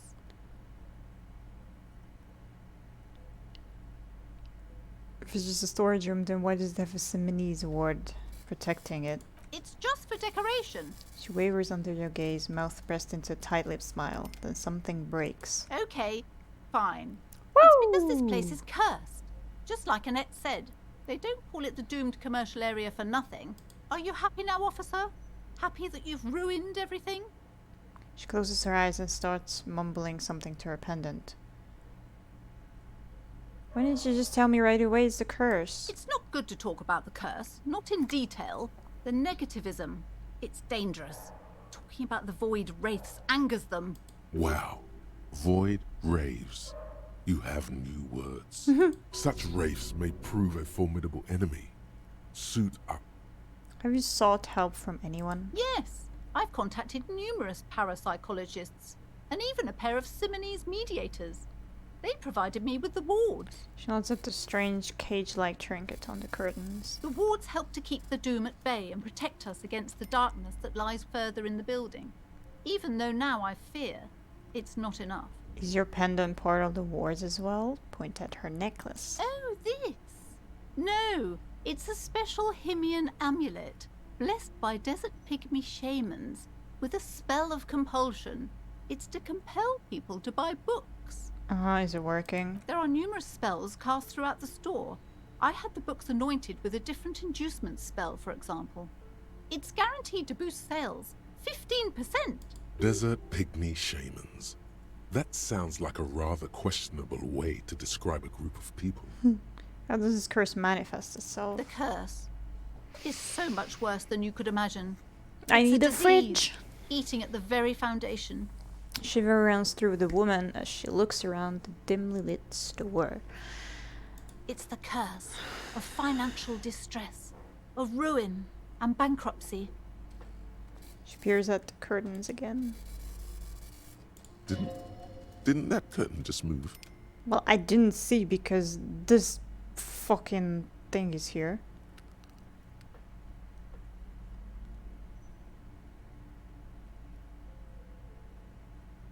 Wait, that's it. I was hoping for something more paranatural. But officer, there's nothing natural about entire companies declaring bankruptcy. I'm talking about cacodemons feeding off bad business practices and disappointing income statements. There's something wrong with this building, I can tell you. Ever since I arrived, I've sensed an eerie lingering presence, as if I was unwanted here. Or isn't Inland Empire making things up all the time? I have no idea. Would you like me to take the case? I could investigate, see if the curse is real. Most certainly not. I don't want Damn it. anyone who's not familiar with the psychic arts to get involved in this mess. Stay away. Leave the spirits be, so they can return to their slumber. Psychic arts? Sounds right down our alley. Gave smart-ass parenting advice. Okay, convince her to let you investigate the doomed commercial area. Slither up to her, you silver-tongued fiend. Show her what world-class perfidy looks like. Ma'am, I came here to help. I've handled paranatural situations before. Are you sure? Don't think I haven't seen charlatans before. I have returned from the void, a paradetective from a long line of paradetectives. You're no paradetective. You look nothing like one. And you're clearly a drinker. Bitch. Pardon me for being so blunt, but... You look like one. Hey now, hey. Hey. You need the booze to focus, alright? Buttering up to the book peddler with this. The lieutenant keeps his usual stony calm. He silently picks out his notebook. Go ahead then. Rock her world, he thinks. I'll compose some notes.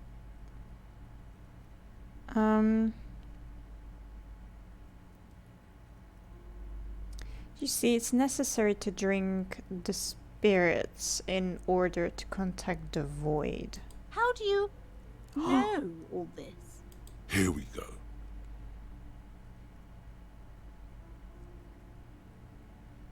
To debad all the bad energies. Your words brought me here in the first place. The Simonese blood also runs through me. You're part Simonese. Oh, it means our meeting couldn't have been mere chance. The hand of fate guides us. Of course. But I am not the only one at risk. I have to think of my daughter. Then get her back from You the are certain fucking you cold. can help us? Keep us safe? I can't allow any collateral damage to hit us. Just ask my partner Kim, he'll vouch for me. Right? Oh, The lieutenant mumbles in minor confusion. He has not been listening closely enough. You put him on the spot. No, Kim. certainly so, ma'am. I can assure you my partner is eminent in this particular field. If you promise, good officer, then you might be our last hope. Do you swear it? Actually, I'm not feeling the vibe anymore. I just wanted to get to the fridge. I don't want to lie. I fucking hate lying. What if I cannot autosave now? Fuck. Okay, let's just lie to her on my honor. Thank you, sir. There's one more thing I haven't told you about yet. The entity. Do not act surprised. You know of these things, sire. I didn't want to lie. I hate lying. Of course, the entity. For I have sensed its presence. You have? The entity takes the form of a woman, a witch probably. I've suspected that she must be connected to the curse ever since I first saw her. Did you know that she lives inside the chimney? Chimney, the passage between heaven and hell, of course. Yes, that chimney is part of the building's central furnace, and it's enormous. She has barricaded herself behind some metal security curtains. God knows what she's doing there. Some unnatural magic, I assume. You should go find the entity and ask what happened to all the companies in the building. What is the source of this curse? Here's the key to the warded door behind the curtains. Take it. Thanks. Oh, and please do return to me after you've looked round. I'm quite anxious to know what she has to say about the curse. What you discover in there. Unbelievable darkness and ruin. What you discover? Probably just office space. And the damn fridge. Don't be scared. Goodbye. Yay. You see a set of tattered curtains blocking the way. Pull them open.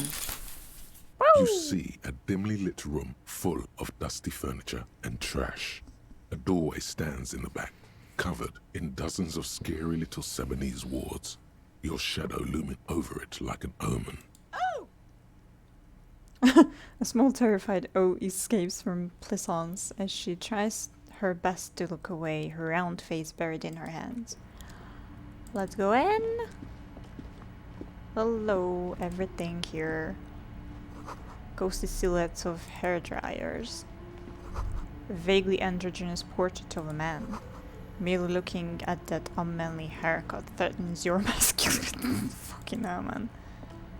A heavy door with a missing handle stands before you, covered in dozens, if not hundreds, of Seminese trinkets and charms.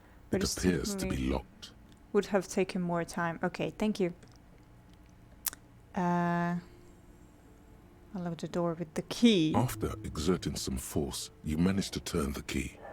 It's eerily silent. The door slides slightly open, letting a draft of cold air into the room. Open door and enter. Whoa, what the fuck? I just saw my flesh and blood, everything there. What is this place? The lieutenant stares at the dusty training equipment. It looks like a gym to me. Yes, but no one's been here in ages. He draws a stripe on the dusty floor with his foot. I doubt the electricity still works. We should find a flashlight if we want to go on. There should be one in my kinema. An eerie feeling rises in your chest. What if there's a reason why no one's been here for ages? Yes, because it's closed. No need to look for supernatural explanations where a banal one will do. Now, let's go get the flashlight, shall we? No. Let's get to the fridge. Sand is dripping from a punch bag. Supposed to say yes.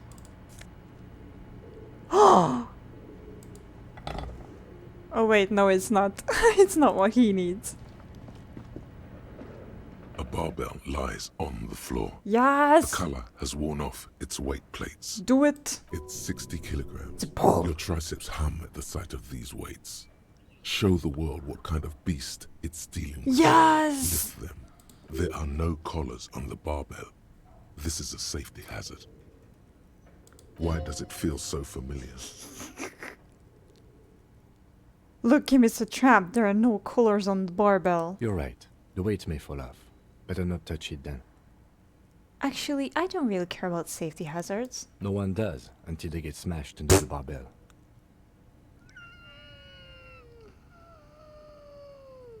Let's try. Let's try. Yay! Lucky day! Woohoo! What a strong man! Wow! Conjuring up an inhuman amount of strength, you raise the barbell up in the air. Your biceps tremble, but you're a savage. This is a children's game. Oh yeah! Ooh!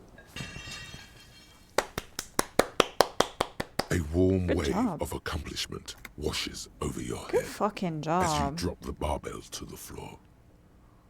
For a moment, it feels like you're strong enough to succeed at anything you ever set your mind to. Yes. Hey, but you're still in a ghost house. Shut up. What if someone heard this? What if they know you're here? Good technique.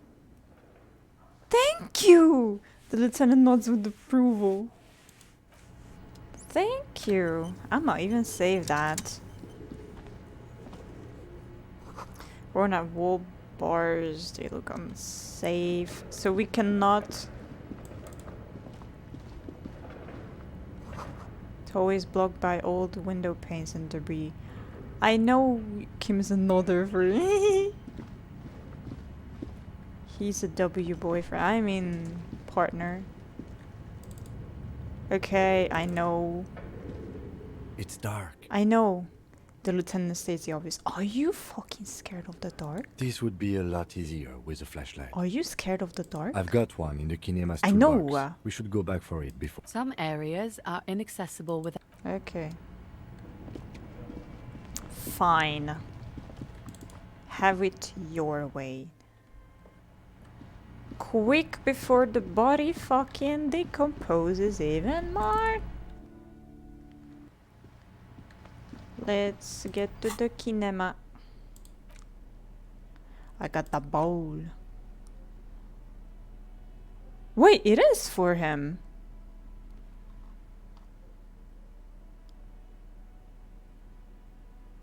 Favorite pastime of elderly gentlemen. It is good for them. I thought they required some kind of other bowl because it looked the same. It looks the same, but the name of it's not. I thought it wasn't it. So don't sweat it. The body has been taken. No. We gotta Inside, hurry. You see a set of steering levers, a radio microphone. Toolbox. A metallic drawer slides out from under. Flashlight. It's robust, weatherproof, and well made. Police issue. Blue. Lets you see things in the dark you would otherwise miss. Also take the pry bar too. The pry bar feels nice and cold in your hand. Heavier than you'd think. Cold and heavy. Like truth. You feel like you're reunited with truth once more. Useful for opening all sorts of doors and lids. The pull-out toolbox slide. René, I got you a bowl.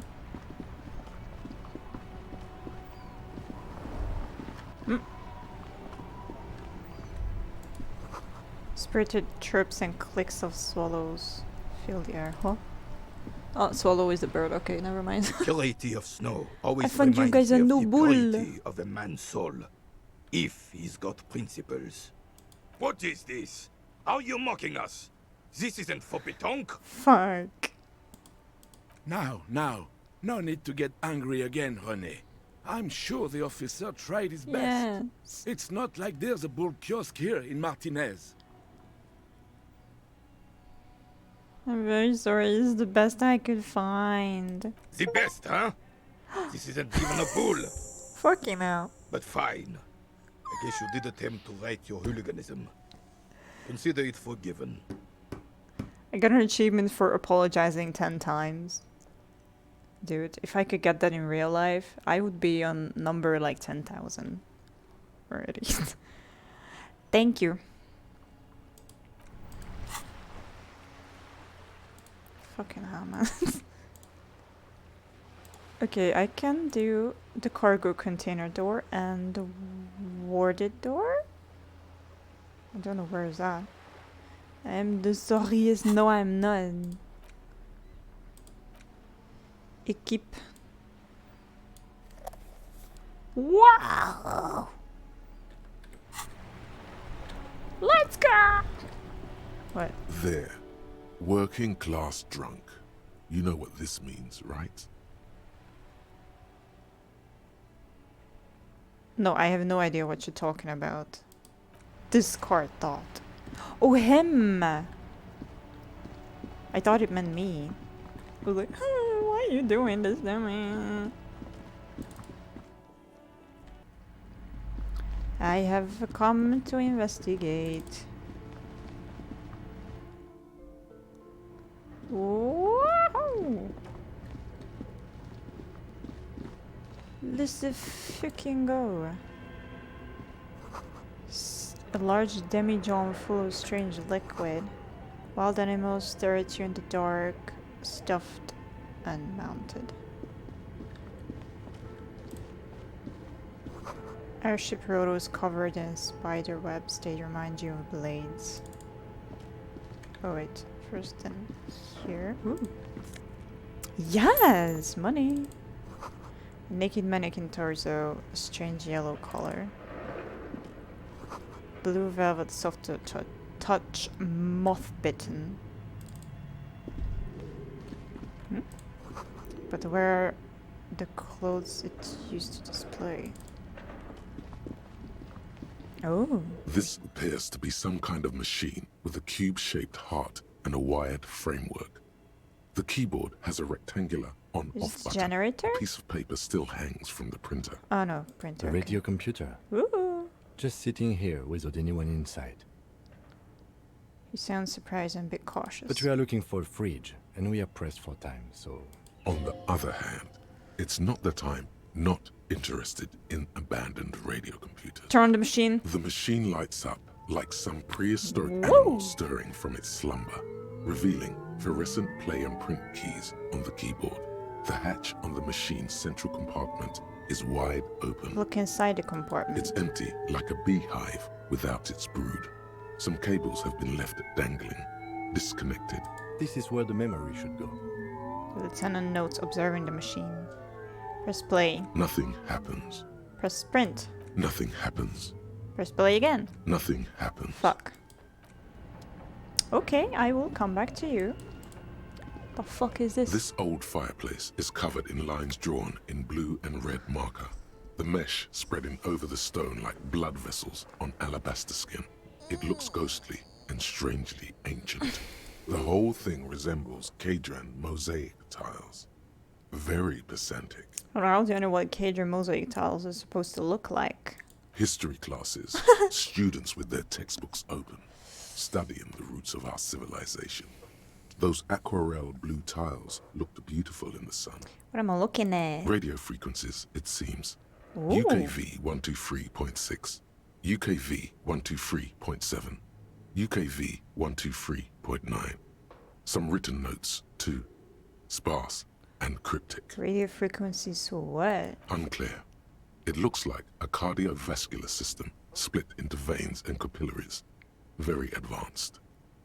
Of course. The anatomy of the curse. So we're dealing with something medical here? You think so? No. The web is comprised of radio stations, all lead back to one red heart, titled The Game Master Frequency. A note says, this one can listen in on any station it wants. Wait, who's the game master? Someone very important. Yeah. The leader of a massive on-air game built by these people. A conductor for the hundreds of story threads that pass through the Game Master's frequency. It's a game there who's playing. Whoever decides to call in to a call-in station, it looks like. There's no way a little basement studio working here could pull anything like this off. My God. It's as if the less money they had, the more ambitious their project became. Why do you say that? The schedule. I know doom when I see it. Oh. The company was running out of funding. What else? Nothing. It's just lines on marble. An echo from times long gone. No one has used the fireplace in ages. Your flashlight slides over an old green chalkboard covered in scribbles, sketches, and schemes, like some ancient cave mural. Some of the writing has faded with age, but you can still make out sections here and there. Photos and drawings have been pinned to the board. It's like the drawings. These lithe, pointy-eared creatures appear to be different types of welkins. You make out autumnal candle welkins, casting wax-based magic. Translucent welkins, with organs shining under their skin. Fancy. And even ether welkins, hailing from the vast emptiness of sidereal space. Who are all those creatures? Fantasies? of a tortured, feverish mind? One of the Welkins, towering among the rest, appears to be different, however. Examine the Welkin. This is important. It's Vara Hamira, a high Welkin, his face white and scarred like cracked marble. This is clearly a Welkin supremacist. The note says, all non-Welkin races will be purged. The Haldor, the Twarg, the humans, and even headless men, all of them, purged. Imagine a world filled only with Welkin, Green Welkin, Dread Welkin, and the High Welkin to rule them all. An inordinate amount of time has gone into drawing these little Welkin creatures. One of them is a Welkin supremacist. Why would anyone spend so much time on this? Some people really like building a world, I think, even if it's just for a game. Who are these creatures? Who drew them? Are they real? I have so many questions. This looks like concept art for a project. It's not really real. One of them is a Welkin supremacist. Mm-hmm. Political commentary. Hmm. That one has a great beard, too. The lieutenant nods at the Welkin's facial hair. Well, this has been educational. Let's move on from the Welkins. Just look at those details. So much effort. Inspect the photos. The photo collage depicts barren, icy landscapes wrapped in perpetual night. You see permafrost and glacial landforms, dead trees grown in under the snow. So someone was having like a Pinterest board in real life for their D&D circle. Entire oceans have been frozen from shore to shore. There are pictures of settlements on dried up riverbeds, abandoned in a storm. Animal corpses in the dark, carcasses and bones. You see primitive oil rigs built into glaciers, boreal dvorg, yurts under the snow, great mammoth-like beasts of burden. Albeit dark and cold, this vision also feels cozy in its own way, like eggnog or morphine. A much-needed respite from our own. Shut up. A pinned postcard reads, "The heat death scenario. A desperate fight for geothermal energy engulfs the world as Wirral becomes untethered from its sun, drifting through the universe." Inspect the schedule. This is a monthly calendar from the year 50. Last year. Cryptic words like sprint, daily minimi, and GPI span the marker-drawn grid, the grand scheme of production and money. Minimi stands for a mini-meeting.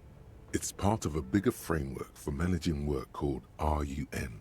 Station 41 tried to implement it a few years ago, but failed. Keep reading what happened. As time goes on, the numbers in the boxes grow rarer and rarer. The board becomes an empty snowfield in the final days. Only failure and regret dwell in this region. Nice. Looks like they didn't make it. The lieutenant looks at the frigid ice field of nothingness. A note in the bottom left corner of the chalkboard says, "See the prod schedule filament for details." Inspect the notes. The handwriting is only partly legible, but you can Okay. still make out 3 slogans: Call in, Tune Out, Wirral Untethered, and Heat Death of the Universe. Okay, bye. Yeah, what's up? Okay. What do you think is going on with that computer, chalkboard, and fireplace? Someone tried to exercise the curse using technology. Undercover counterintelligence program? It's a failed business. The only question is what the hell were they making? Yes, that is the question. The lieutenant takes a step back, steepling his hands. It looks like one of those popular pen and paper role-playing games. Only D&D, these I people are told trying you. to automate it. I Make it told work you. on radio computers. Utter madness, he thinks, as a compliment.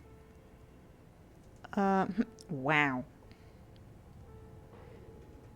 And this is a role-playing game? Indeed, those Welkins are a dead giveaway. Role-playing people love that stuff. The world looks like a modified version of the WeWorld board game, with heat death thrown in. Super cool. Someone should give them millions of real immediately. This game is too good to be left unfinished. Okay, I do not really care about these, so just wow. Indeed, it's ambitious and untethered from reality, but The lieutenant tilts his head, thinking. Do we have any money? Let's give them more money so they can finish it and make it even bigger. The word is cold and lonely. This would keep it company. Let's finish it. Curse got them. Used to play to cheap money out of the investors. They were insane if they thought. The word is cold and lonely. This would keep it company. Let's finish it. It's too late for that, I'm afraid. Oh, a half smile breaks out on his face.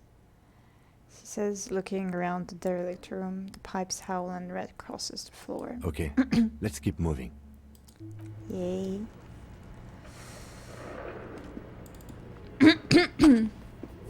Oh, that was on that side? Oops. Money. Money, money. Money, money, money. Scribble the Cross Notebook, developers of the most advanced RPG in the universe. Okay, what is this? Steel rotor blades bearing a slipstream logo.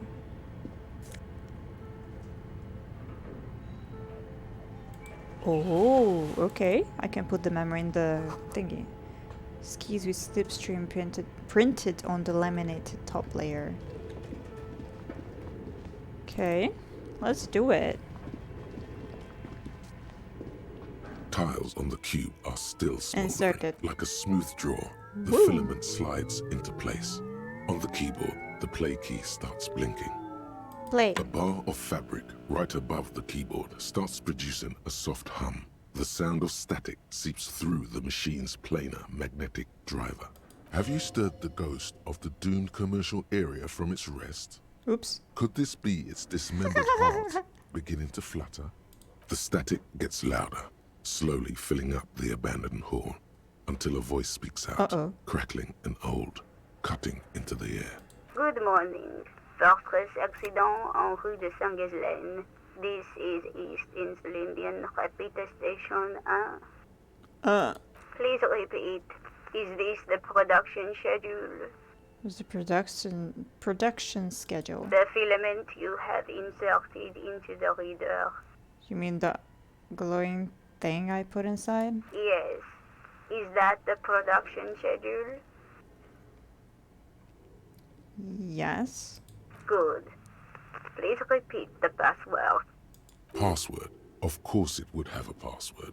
That's why there's a human administrator involved. Is it my birthday? Password. I'm really bad at passwords. Can you give me a hint? No. A hint Fair. system is not part of the protocol for repeater stations. Please open this thing. I am contractually obliged to protect the privacy of the filament holder Fortress Accident. Accident. Without filing a warrant with Lintel, I cannot give you access to this filament. Unacceptable! I'm afraid we are not doing that, unless we want to wait for a month. No. Now, can you please repeat the password? Sorry, burp. The voice in the machine asks again. She sounds cold in the temper. I don't know. Received. I will register this login attempt. No. Don't worry. Passwords have a way of turning up sooner or later. Fortress Accident. Is there anything else I can do for you today? Would you call me Fortress Accident? Fortress Accident is the company on whose name the terminal you are currently using has been registered to. Do you have any other information about this company? One moment. She had flipped through a catalog before she reads out with studious care. Fortress Accident SCA produces revolutionary interactive call-in radio games. That's what That's the what the sorry. catalog says. That's not bad. And was that this interactive call-in radio game? Any other questions? Okay. Oh, the static drowns her response. Okay. What are you, a machine or are you alive? Yes, I am alive. Hi. I am 74 years old and my name is Yvonne. Hi, Yuan. She repeats passwords. Programming people are all paranoid. Oh. Even my partner does. Okay, but where are you? How did you know where I am? I work as a repeater at the East Insulindian repeater station. It's my job to know where you are, Fortress Accident. As for me, well, I am sitting in my cubicle, surrounded by a wall of radios. That's kind of depressing. Now, please tell me if there's anything else I can do for That's all for now. Well, bye. Thank you, and goodbye. The old lady's voice disappears along with the Tiles static. on the cube are still smoldering, casting the framework in a soft glow. What if I Fluorescent press play print? and print keys shine on the keyboard. Nothing happens. Fuck. Okay, I guess I need to tell her the password. Oh. The fuck am I at? Ooh, yes.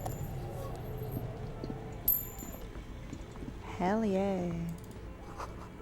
An ice cream maker, defrosted and unplugged. That's what we need, I think. Flashlight cast a strange shadow. There's a hidden doorway here. Okay. I want to explore other things first. Frozen ice cream maker that's still running. Okay. 2 cables are plugged into the breaker box. The red one leads off into the darkness, and the black one to the ice cream maker nearby. Don't rip the red one out. You'll awaken the ghosts. The red one leads off into the darkness, and the black one... Well, if this is working, why would I unplug it? Unplug the giant red one. An electric sizzle. The room is slightly quieter now. Fuck.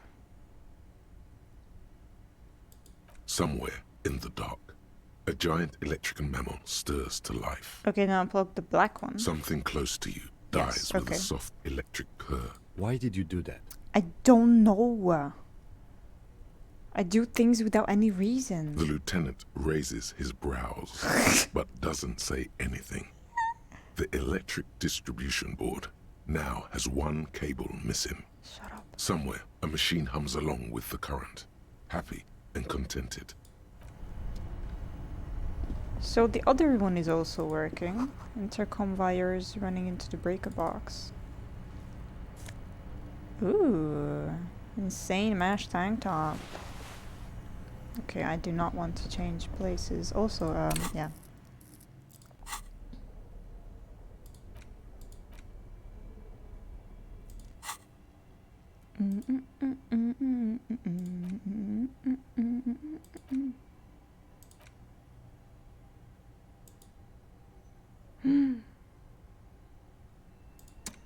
Oh, okay. Yeah, I do one. And internalize this one then. Okay, then I don't have a point here.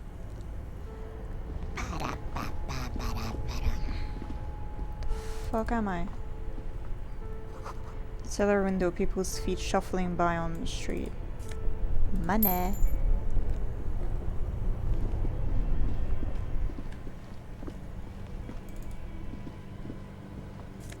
Money.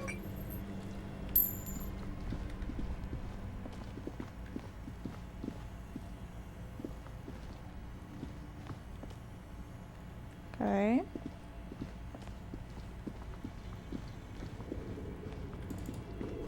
Wall collapsed. It's inaccessible now. A thick layer of coal dust covers the furnace, coloring it pitch black. Looks like this furnace has a face, and it's a face of agony. Oh, it doesn't have eyes. Look inside the furnace. It's dark and grimy here. In the darkness you can hear chatter. It's coming from above. A voice or several voices talking to each other. Near the smoke chamber, upstairs. What are you doing? Sorry. The lieutenant asks when he sees you climb halfway inside the furnace. I'm not sure, Kim, but I think I can hear someone talking upstairs. Wait, really? You It's should interesting. investigate. See if someone's upstairs. Hello? Something Woo! breaks loose in you. A mighty bellow echoes throughout the chimney's depths. The chatter of tiny voices above suddenly cease. Then, Hello? you've awakened the entity. Yes, this is the police. I summon the ghost of this doomed commercial area. Answer me, spirit. This is the... Hello, are you there? Speak to me. Hello? Did you say anything? I can't hear you. Please come upstairs. There's a safety curtain on the second floor. I'll open it. Thank you. You hear a low rumble upstairs. The sound of a curtain being pulled aside. After you, officer.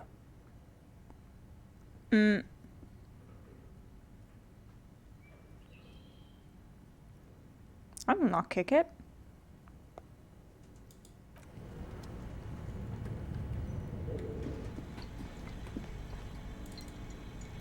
Oh, this is You the see bear! a terrifying ice bear Nice. with a strange compartment in its belly.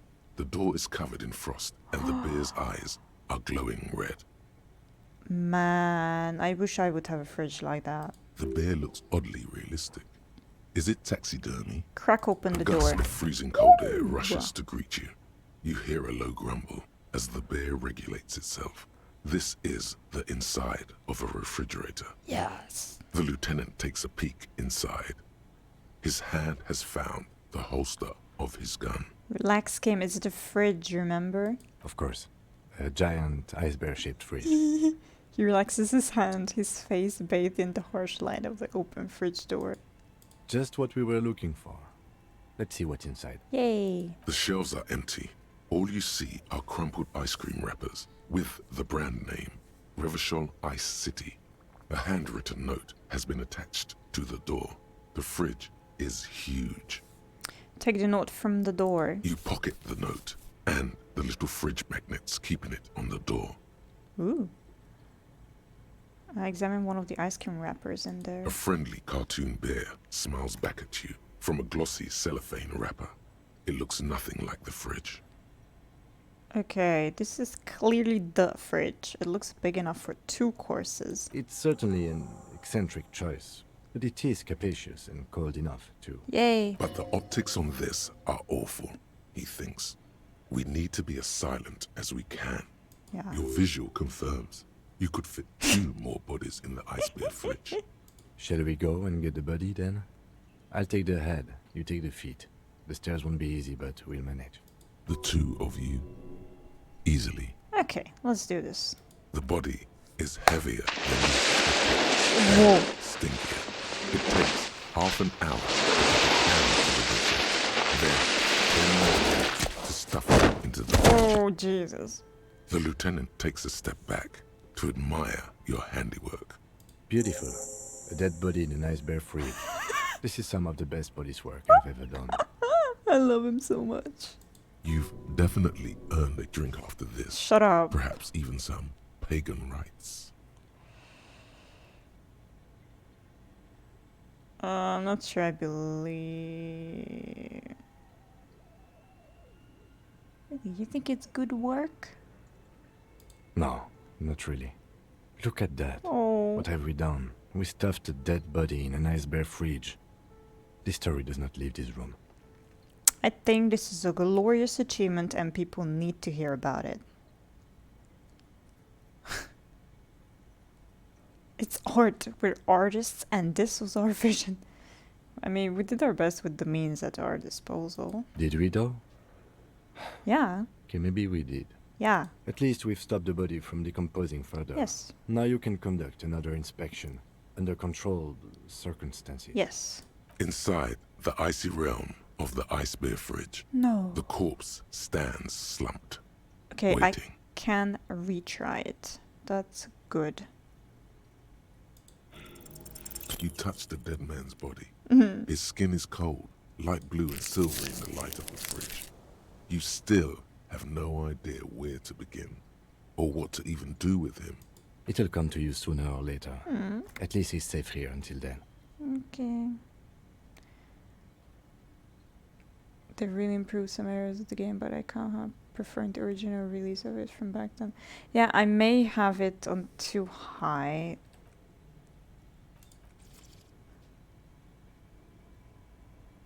No, it's not that high.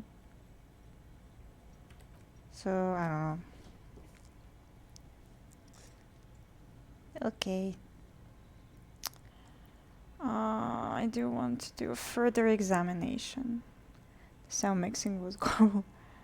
Yeah, when Kim basically shouted something in an echoed voice, that was fucking wild. Okay, I need perception. I wish I could see all of this. Okay, now I can. Perception.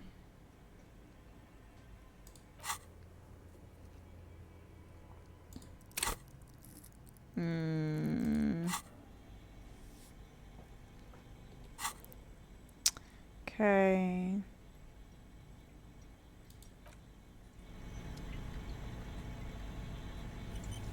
Oh, thanks for the autosave game.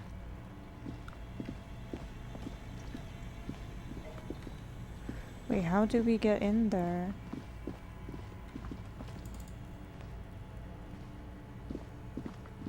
Oh, okay, he went in there. Just... A few bricks have fallen off, revealing a compartment behind the wall. It's too dark to see in. Where are we? Seems like an old bunker from the revolutionary period. Look at all those rifles. Must be an old weapons cache. Cache. Look, there's a hole in the wall. Shine light on the hidden compartment. There is, yes. And there also appears to be something inside the hole. Interesting. Do you want to take a look? I do. Your hand reaches deep into darkness and spiderwebs. Rummaging around, you find rusty rifles hidden away. Rifles, Kim? Are these any good?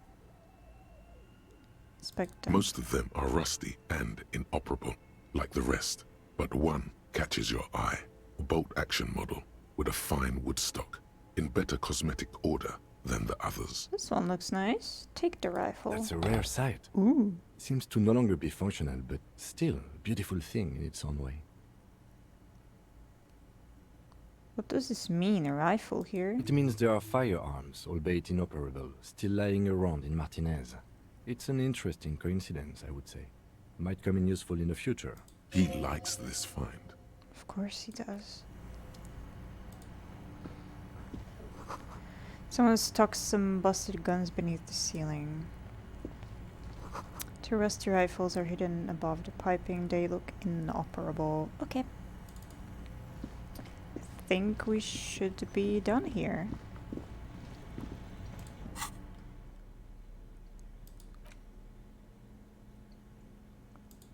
Ooh. Alright, the handwritten note. The note is written with a blue pencil on a piece of lined office paper. The kitchen magnets have left spots on its surface. Does it say anything interesting? The lieutenant leans closer to read the crumpled note over your shoulder. That's so romantic. This is tangential at best, but the lieutenant's detective instinct is still active. Read the note. Someone has scribbled, S. I can't believe the off-site copy is still here. The illiterate ginger kid keeps stealing stuff from the studio, so I had to hide it somewhere safe. Fucking Kuno. You'll find the filament memory with the off-site copy in the frozen ice cream maker. Or the girl. Please take it home, ASAP. It's important. I'd do it myself if I lived in a civilized place with a freezer. Take care. Sully Soif. Wonder who wrote that note. Looks like someone from that radio game company upstairs. I'm a little surprised they just left their property lying here. Maybe because the entity. Maybe because they had to leave in a hurry. That's a plausible hypothesis. I mean, that's Kuno or the girl. Really? Yeah. You don't have a single guess? You could hear the smile in his voice. The lieutenant looks at you, corner of his mouth curved into a smug grin. You mean Kuno? Oh, I'm sure that child would love to get his hands on the filament memory. Even if he doesn't know what to do with it, he'd probably try to pawn it for speed, based on our encounter. Do you have any idea where the frozen ice cream maker could be? I don't know. I assume it's somewhere close to the ice bear fridge. Didn't you see one right next to the breaker box? Yeah. Put the note away.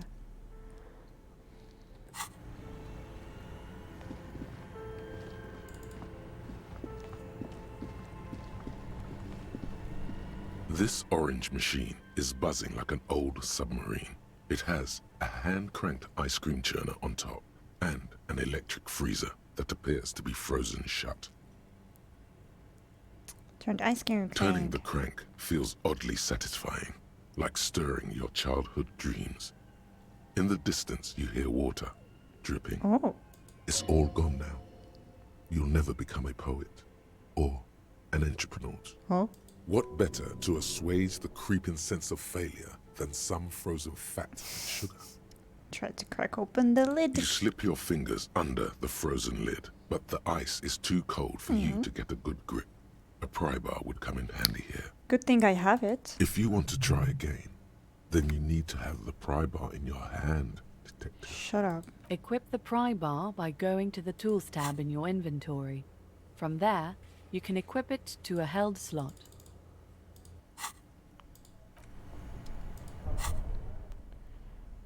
Okay. Pry bar. This orange machine is buzzing Very like low. an old Whoop. submarine. The ice Fuck. squeaks beneath the pry bar. You think you've got the bar jammed in there pretty well, but the lid simply won't budge. What is this? You see the pry bar's metal handle bending Uh-oh. right before your very eyes. Uh-oh. Yeah, well, that's a good pry bar. I'm not criticizing it, but this ice cream maker is frozen shut. It takes an advanced tool to get it open. He's so nice. I fucked his pry bar bad, but he's so nice about me ruining it. Advanced, where do we get one? I have no idea, officer. This ice cream maker isn't important enough to requisition a special tool. But it is. Sooner or later, you will stumble upon a tool mighty enough. Then we will know what's in this mysterious ice cream maker. Okay. Got it. Let's go up. Whoa.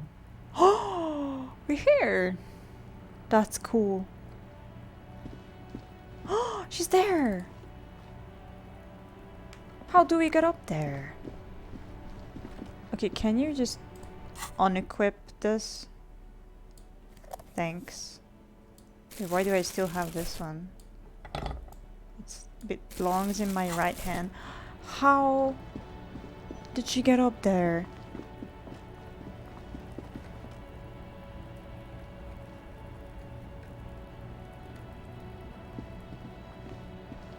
I wanna know. I wanna know. Okay, I also gotta talk to these guys. It's a bowl, they're spitting it, reeking of tobacco. You see hawthorn bushes outside. The concept of stairs. Shut up. There's only one set of stairs there. Didn't Monica have giant titties? Photos of men in overalls toting guns and union placards. Behind the dockworkers, a ceiling-height window. The hawthorn branches scrape the glass like bony fingers. What do you mean it's not time yet? Oh, it has to be later at night, I guess. But still, let's try. Nothing. Fuck. Just black tangles like the hair of an old woman. Motionless. The wind in the yard doesn't reach the hawthorn, nor does the light come in from this window. Okay. Hi. Over here. She snaps her fingers. Okay, I guess I'll talk to her then. Let me handle this. The woman says to the crowd in the mess hall before turning to you. Detective disorientated. Are you still wondering where you are? This is Martinez, in case you've forgotten. I advise you not to overstay your welcome. You're not a gardener.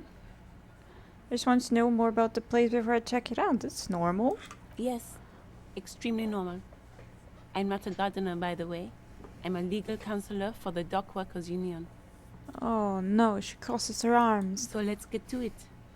You're looking for Titus Hardy? You think he has information that will help you? Maybe he does. She points to the man on her right. The man on your right is Kim, my husband, but I mean, just go off. That's Titus. Talk to him. Oh, that's Kim. But know this. I'll be keeping an eye on you. No strong arming. Nothing official. The District of Martinez does not recognize your authority to make arrests. It doesn't matter if you recognize our authority. We will make an arrest if we have to. She says nothing. Her glare speaks for her. Could this be the Miss Beaufort that Easy Leo mentioned? The one Mr. Everard sent to law school? Are you Lizzie Elizabeth, Miss I suggest not wasting time on trivial pleasantries okay. and focusing on why you are actually here. Titus Hardy. She points to the tall man by the table. Even though she has excellent control over herself, something moved behind her eyes. In the way she stands. In her face. You caught her off guard. Push her some more. Easy Leo told me about you. He likes to talk a lot. You are not here to chat up the legal counsel. You are here to question these men. You set the pace and the topic of these conversations here. Establish that. So Mr. Everard sent you to law school. He said you're in debt. Oh. Fix things. I'll try to push her then. He said you're in debt to Mr. Clare. I represent the union and these men here. Oh. Don't make this personal. A very minor victory. What do you mean very minor? What if I want to talk to you, not Titus or What Titus? you want is of no significance, officer. Don't test your authority. In Martinez, you are no one. Why are you so aggressive? Aggressive? You make your living enforcing violence. I'm not. These people are just dock workers. So you were spying on us, and now you represent murder suspects. Just dock workers. Listen, you moral intern lackeys. You're a mob, enforcing the unlawful privatization of Revachol. 20 fat men in the Occident are stealing it all, and you're their bodyguards. Fuck yeah. The tall, broad-shouldered man takes a sip of his beer. So ask what you came to ask, or get back to your commanders.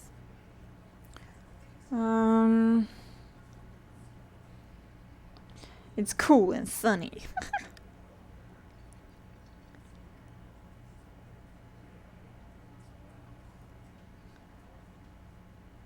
I will not. Let's. I will not do political shit. What are you going to do to me? The lieutenant is not satisfied with the. Fuck. What are we going to do to you? She starts laughing. It's a cold laughter devoid of The fuck. union isn't going to do anything to you. It is not a crime syndicate. It is a labor organization. Goddamn right it is. If anything, it is the RCM who do things to people. But we digress. What's your role in all this? Like I already told you, I'm a legal counselor. Okay. Do you have hearing problems? No, my memory is just shit. I should talk to Titus then. I wanted to talk to him anyway, but you stopped me, so... This is where you say your bed. Broad-shouldered man points at you with a beer can. Okay. Detective. The lieutenant acknowledges you with a sharp note. He's leaving it to you.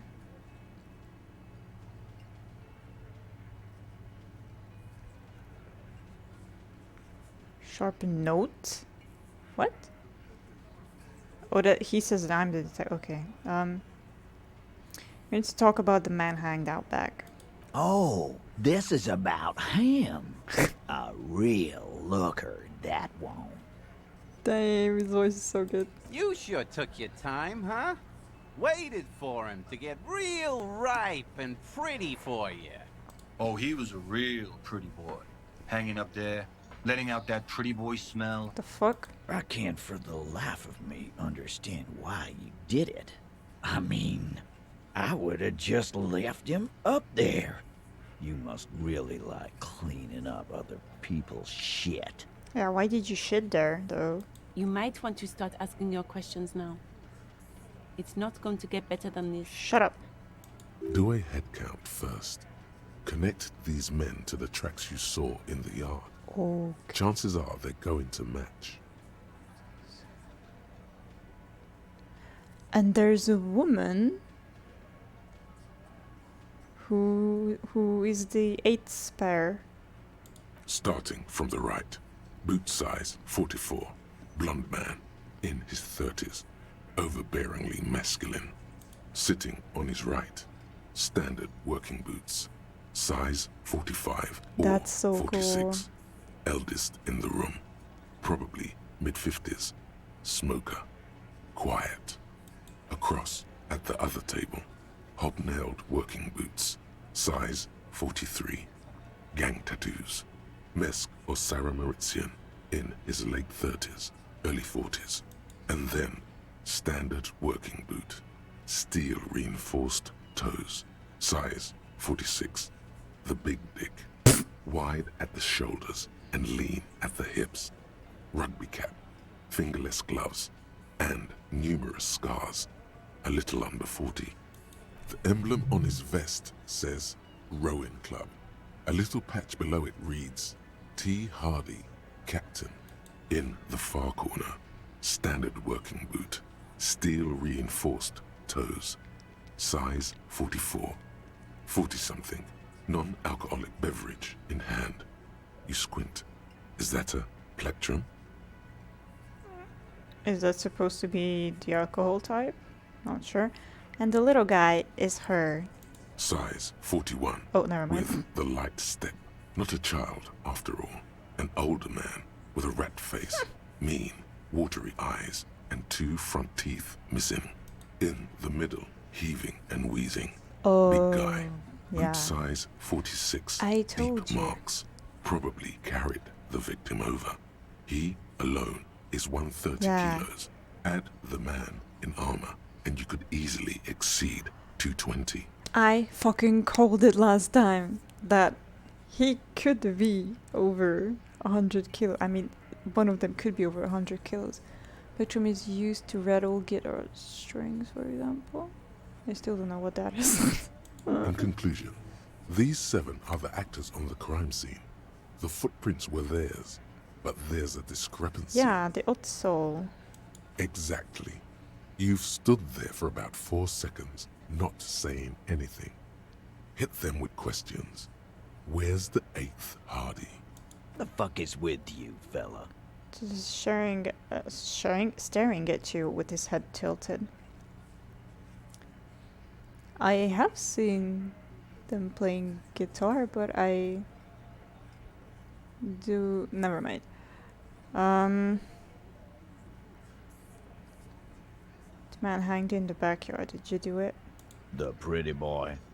You guys really love talking about that pretty boy. Funny. But my partner and I have a serious matter to discuss with you. Why are your footprints all over the scene? You mean these boots? Here's his worker boot, size 46, steel reinforced too. Yes.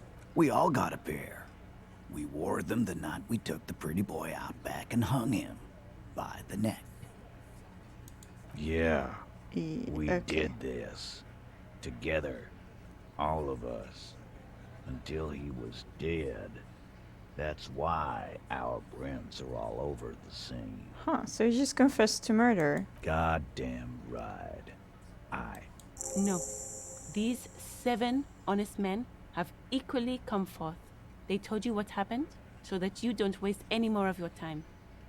All 7 together. They're diluting responsibility. It's an anti-arrest tactic. Murdered him just like that, no remorse? How many people have you sent to the Shays? Ever felt remorse for them?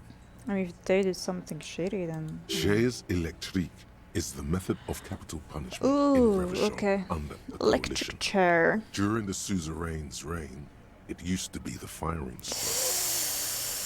Or send them to Reunion to rot. For 20 years. For life. Says it as if it were worse than dying. The reunion was that. The River Esperance Correctional Facility, a military prison run by the coalition, dubbed Reunion by the inmates. The origin of the name is unknown.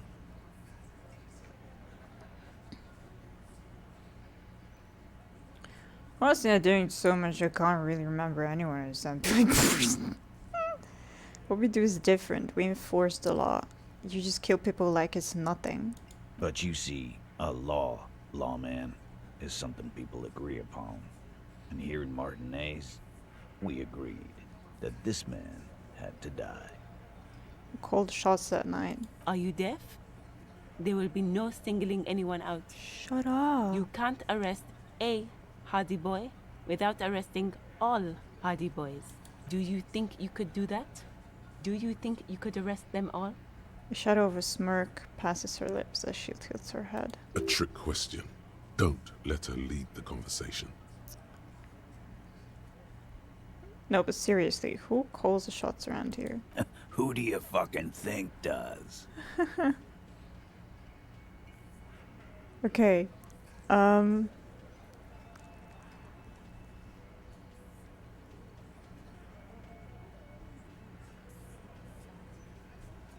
I wanna go with this one. Even though I know it's Titus, or I don't know however you pronounce his name. But I think if I choose her and say that I think she's the boss, then he will get angry and defensive and, well, I don't know, maybe not defensive is the correct word, but yeah, so he will be pissed and claim that, oh, you think she's the one bossing around people? It's me. So I thought she did. It wasn't a question, dickwad. How fucking stupid are you? Fuck. This asshole is worse than... Huh? Titus runs the Hardy Boys, Huh? genius. That's why we're called the Hardy Boys. Ain't that right, fellas? I think you got your answer, Mr. Law. Yes, there are some administrative differences.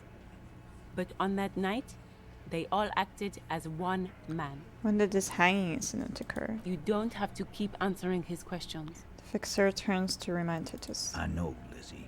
Relax. We killed him last Sunday night. Seemed like a good way to end the week. How long had you known the victim? Known him? We don't associate with scum like that, asshole. Yeah! Who do you think we are? A bunch of idiots? I don't know. Quiet. He came around about 3 weeks ago when that Pines cow first sailed into town. Happy? By the Pines cow, you mean Joyce Messier? The representative for White Pines? The same company you're striking against? No. I mean the Pines cow. The stupid-ass cow they sent in to fuck us over. But you know what? Perhaps his chin pretending to mold Why over. don't you ask her about the pretty boy? I'm sure she has interesting things to say when you ask her hard enough. That's enough insinuation for today, Titus. Officer, your interview is drawing to an end. Don't waste your last questions. Shut up. Why did you kill him? Why? 'Cause he was worthless mercenary scum. And he stepped out alive in my town. So there's a mercenary, that's it? He stepped out alive. Repeats, jaw clenched shut like a vice. What kind of mercenary? The kind that shows up when you start a strike. The experienced kind, too. Had Kohoy and Semenine written all over him. Ex-Oranese Special Forces. A live grenade. Right here in our bar. I can't prove it, but I know he was sent by the Wild Pines. They hire merc shit like that. Story of every strike from here to Samara. So how do you know he was in Special Forces? Cause one night he walked straight up to the mic and said, "I'm Oranese goddamn Special Forces, and I'm gonna fuck you all." Really? Yeah, No. really. Had a gin and tonic up there, sang some Oranese paratrooper song, and said he's gonna fuck everyone. We couldn't believe it either, but he fucking did, right there. Like some kind of animal. This is a serious violation of the karaoke. Right, but what did he actually do wrong? Wrong? He harassed women, raped one, harassed workers, threatened to kill some as a warning. Wiped spittle from his mouth. Okay, okay, I think the guy kinda deserve it. From rape to harassment to threats of violence. Why the strange de-escalation? I mean, this doesn't mean that he did these in disorder. Maybe he just started with the most heinous ones, so, I mean... He regrets mentioning it. Hopes you didn't notice. Ooh. To kill us all, if we don't open the gates, if we don't let the scabs in, if we don't bend over. That was before he started coming here. Fuck, I was too late. Cracking my knuckles. Yeah, he said it was his favorite joint now. Started coming here every night. Drinking, grabbing girls. Grab one of ours mid-karaoke, right there on the stage. Ew. He grabbed someone? The lieutenant is trying to make sense of this flood of information. Yeah, this girl's on the mic. A beautiful girl, young. Gets into the second verse of Lover Lake. The fucker grabs her legs, starts screaming, "Show me your cunt! Why don't you show me your cunt?" Then, he gets knocked on the head with a wine bottle. Doesn't even fall down. He shakes his head in disbelief. Was this the same girl who was sexually assaulted, raped, she said? Aren't you fucking listening? My man is talking to you. He took care of it. They got the girl out before anything else could happen. I mean, you didn't say anything about that, but I mean... Yeah, me and Eugene got her out. Aren't you fucking listening? No, you didn't say that! I think so, at least. Seems like they don't want to talk about that rape Titus mentioned. Why not? This is a serious allegation. Make them talk about it. Right, but who did the rape then? This is a very serious allegation. No, you're not getting the name. That's a Martinez matter. And I'm not discussing it with you clowns. Fuck you. There's nothing you can do for now. Okay. He's stonewalling you. Okay, how did you kill him? We hanged him up by his neck. I mean... Until he got real Yeah. stiff. Wasn't that obvious, Yeah. copper? Didn't they teach you anything at the cop school, idiot? Fuck off. The autopsy showed there were no ligature marks. His hands were not tied. Can you explain that? Look, Haha. I'm not gonna play 20 questions with you, capo. I'll say it again. We killed him. Yeah, I knocked him out. Oh! Came up behind him and clapped him in the back of the head. He went down like a sack of sand. That's right, lawman. And then we hanged the fuck. Make them a bit more uncomfortable first.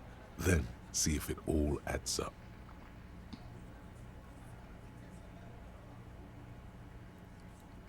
Strange answer to the tied hands. Okay, what does this one need? Composure.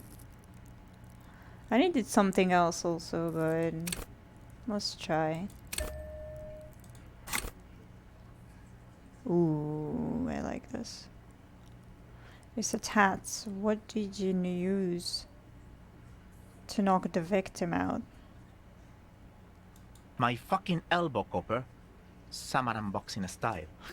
Samaran boxing, or Sambo, is an eloquently violent set of one-on-one fighting moves originating from the Samaran Isola. Sambo style implies stealth, cleverness, and cool. Where did all this action take place? Right fucking here. Eugene already told you that the fuck had started coming to our bar. Yeah, man. Weren't you listening? No. Okay, things aren't quite right here, are they? Actually, come on! They're admirably, surprisingly composed. The entire room. Fucking hell. Given how many questions you've lobbed their way. All of them? Maybe one of them is fidgeting, cracking under the pressure? Well, this one. But he's always fidgeting, so don't get your hopes up. No way, and I cannot repeat it. Right, I have other questions about the lynching. Like what, Copper?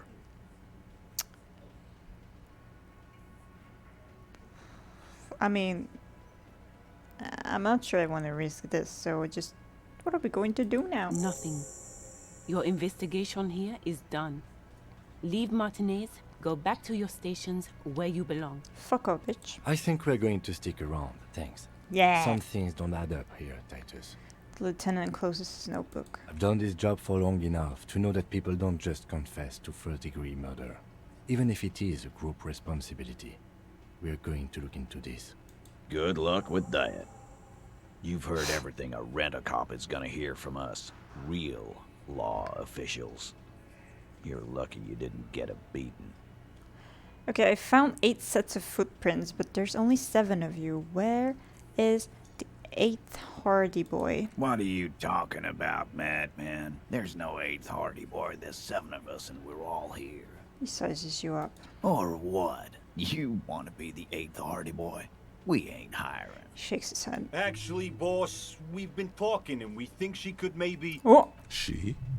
So there's an 8th Hardy, and it's a Hardy girl? Who might it be? Elizabeth? The gardener? Shut the fuck up, Glenn! I do the talking here. Now what the fuck do you want, cop? So let me get this straight.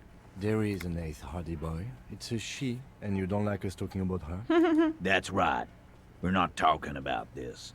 This is a private Hardy Boys matter. Nothing to do with your shit. End. He points at the lieutenant. You're not cops here. Don't go digging around if you don't want a bullet in the back of your head. I'm watching you. That's a threat, Good. if I ever heard one. We are all watching each other. Officer, your question. There's no point in pushing it further, he thinks.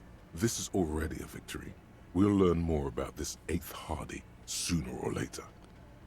Okay, I can retry it, so just YOLO. Establish Who would have thought? authority. Yes. Authority. Feverish thoughts race through your mind.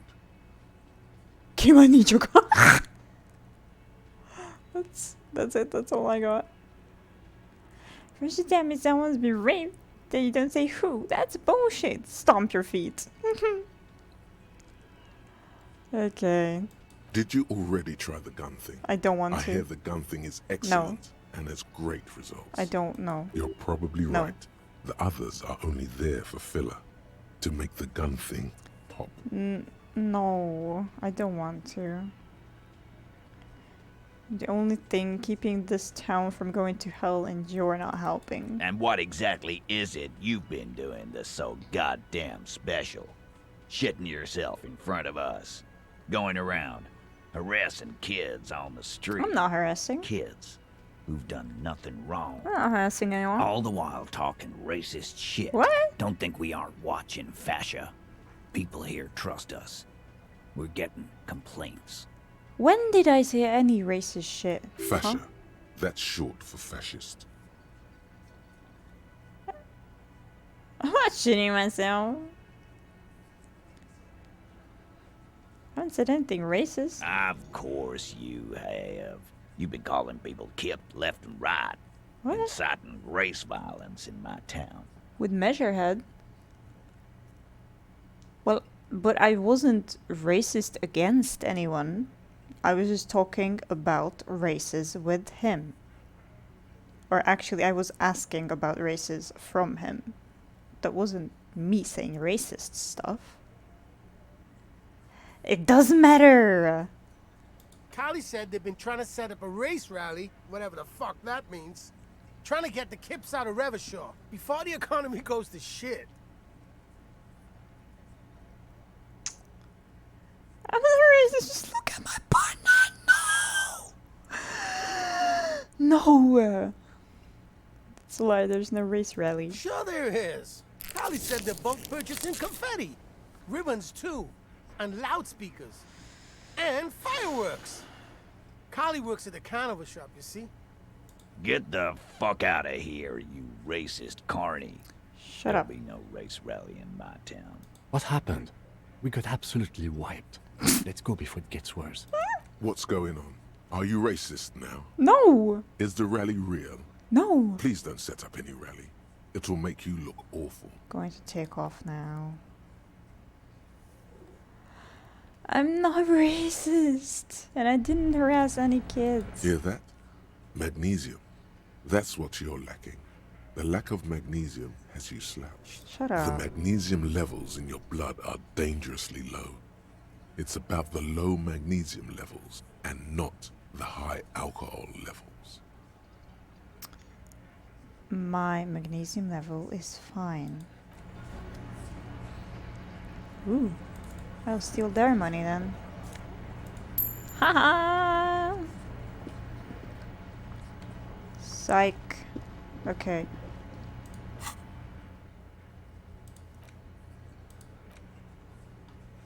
Oh, Jesus.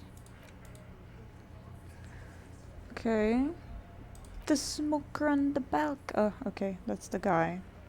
I want to go up to the woman, though.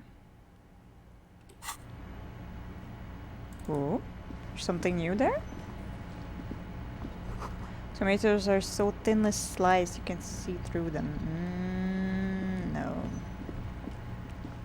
Also, can I do anything here? Cargo and... What the fuck is the warded door? Hello. Just a moment. The old woman turns back to the cafeteria manager. She's agitated, judging from the way she keeps pulling at the frayed edge of her blanket. And there's no public phones nearby? The closest phone booth is down the coast. Sorry for the inconvenience, ma'am. The cafeteria manager appears genuinely apologetic. It's fine, I understand. Thank you anyway.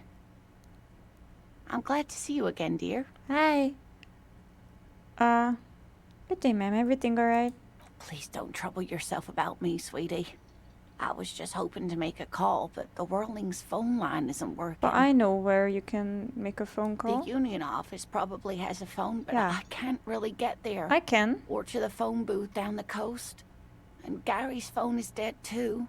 She sighs. Where did you use your phone? Ugh. Yes. To let the young woman who's house sitting for us know that we may be delayed. Morel, my husband, and our friend Gary were supposed to get back by Monday night. But they're still missing, and I haven't heard from them. They're missing? I was also hoping she'd heard from Morel. She looks down. Okay, I'll bite. Has your husband gone missing before? That's just it. This isn't like him at all. He always plans his expeditions so carefully. Another investigation? But you have more important things to worry about. Mm-mm. You don't notice this about me, but actually, I have lost all memory of the world and myself, and I have no idea what I'm doing. Okay, what is this expedition your husband was on? Just some field work, sweetie. Morel is a highly trained scientist. He and his assistant Gary are studying an extremely rare species of insect. Mm-hmm. But they should have returned by now. They were just going down the coast across the water lock to set a few traps. I can cross it tomorrow. He said they'd be back on Monday. What could be keeping them? The water lock. Yeah. That was broken. Could this be it? Okay, the water lock on to the other side of the coast is broken. They're probably just stuck over there. Oh my. What happened to the water lock? Probably just some technical problem. Well, whatever the cause, I'm thankful. Mwah. To both of you. You've spared me another sleepless night. Anything for you, Lena. You're welcome, ma'am. Aww. I hate to ask, but if your investigation takes you to the other side of the coast, please do keep an eye out for my husband. Of course, Lena. This will surely lead to a cryptozoological mystery with that extremely rare insect. Yeah. Yes, some left-field scientific research is exactly what you need right now. Funk up that vanilla murder investigation. And if you see him, let him know Lena is waiting for him here at the Whirling. Yeah. He gets so tangled up in his work that he may not know the water lock's been repaired. And it's cold out there. If I see him, I'll let him know you're here when or if I get there. Oh, you're such a dear. Mwah. Thank you, sweetie. No worries. I'll ask about things later. Advanced race theory. Okay. Everything is calm in the eye of the race storm. Your mind is lucid and bright. The mind-bending phylogenetics appear more distant and, to be fair, a little ridiculous. The great race mystery has cleared up. All that's left to do is verbalize your thoughts. Go and talk to Measurehead about your newly found insights. Amazing.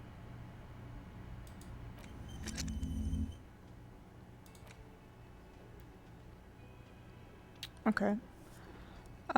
So what if I forget these? Oh, I need points to forget these anyway. Cool. Amazing. Okay, container door. Hello? Wow, so someone's been a little boring. What? Yes, my standard liege. Someone's seen all sorts of wild ideas pop off and thought, I'll take the boring one. The regular, what? Please. The brown. Am I boring? What is this? Picking on me for not being crazy enough? That's the least of my concerns. No need to be defensive. The regularity, the brownness, the cut and dry have shut their up. appeal. A very standard appeal. I'm just trying to do my job. No need for extravagance. Of course you do. Let's get right to it. My lord's copotype is a regular cop. I'll let everyone know. I'll send out a telefax. I'm a regular cop now, not a story cop. That's good. Well, this will be my copotype now? Yes, the type of cop you are, sire. Think of it as a caste, a class even, a nation of regular law officials that you belong to. It comes, of course, with the usual benefits. Honestly? Why not? Send out the telefax then. I'm not ashamed. Done and done. No actual communiques will be sent, of course. That would be too dramatic. I'm a regular cop. Yeah. Okay. I have so much to do. I've been playing for a long ass time. So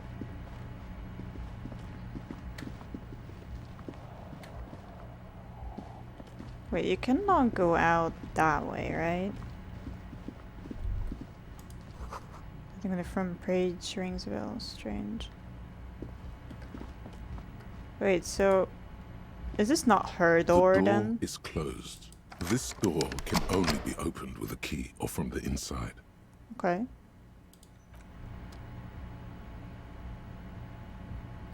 Here you are, ending to chase ghosts and preternatural stuff at the beginning. I mean, I wasn't doing that. I know there were no ghosts there. How? Yeah, learn how to ride the bish. Okay.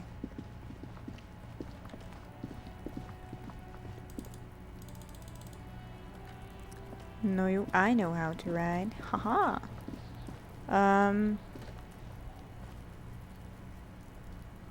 Kuno likes his brain shit.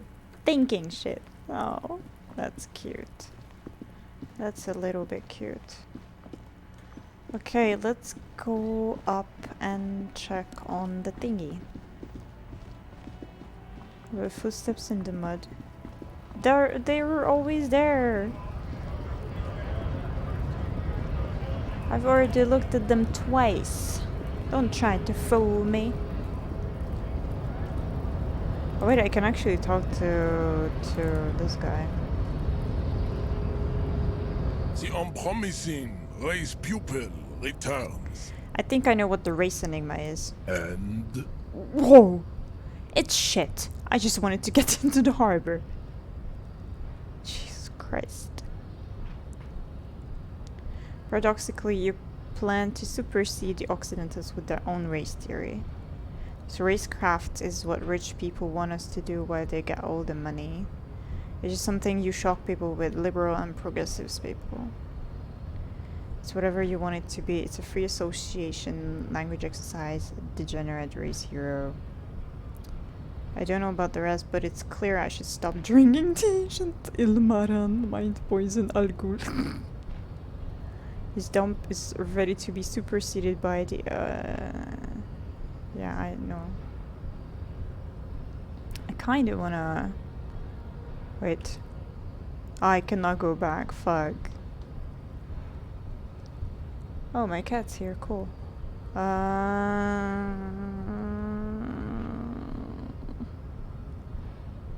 I just want to get into the harbor. Look, babe. The fossilized rock and roll rebel challenges me, a figure of authority. He is trying to reinstate his individualism with swear words taken from rock songs from the last century. Okay, let him out. Continue. Individualism has really fucked him over, Jean. The movement looks half bored. Could have used this opportunity to overcome your narrow Al-Ghul ravaged identity. Instead of unlocking the race enigma, you attempted to add to it unsuccessfully. Take solace from the fact that these thoughts will never entirely leave your brain. They will be with you on the day you die. The only germ of heroism in your body. Now go. I have beauty and truth to discuss with my woman. Bye. Damn, Jean. How are you so romantic? The woman swoons. Was there an out of this for you with success? Or was the rhetoric game rigged? I can't tell. I don't care. So I got 30 XPs. So... Can I forget this now? If I'll have enough skill points, that is.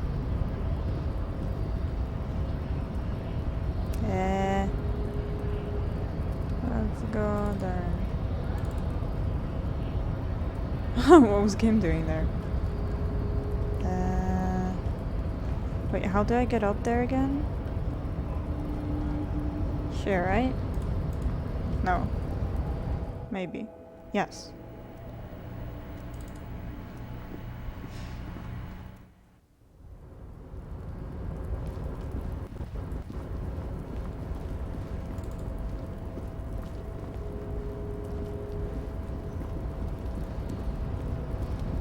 Damn, why is Kim going forward now? Hello? Because I'm not that sporty anymore? You're back before the cargo container.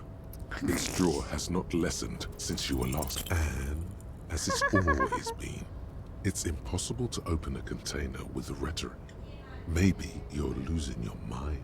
+1, been in the word for 2 days. Yeah. Okay.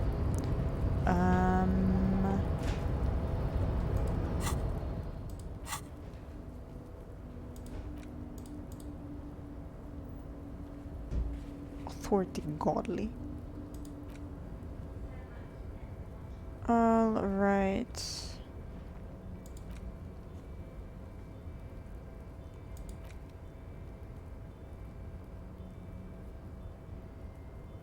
Okay.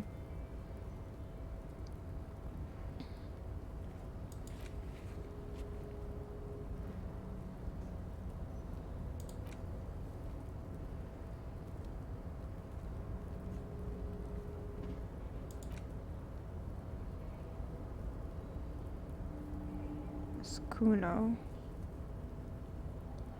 Also, there was something.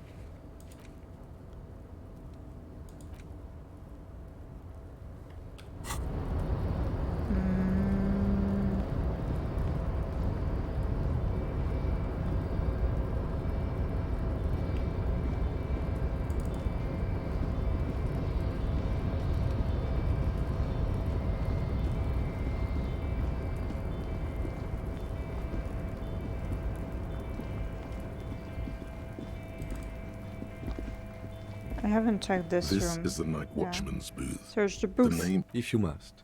But please hurry. We are pretty easy to spot up here. Okay. Nothing incriminating catches your eye. The cabinets are clean and their sparse contents meticulously organized. There's a framed photograph on the table. Looks like the inhabitant is rather pedantic when it comes to order. Take the picture. It's a black and white photo of a young couple out in a street fair. The man, Rene, is dressed in a Royal Carabinier uniform. The girl is young and very pretty. She is smiling playfully at the camera. Why did you take that picture of Rene?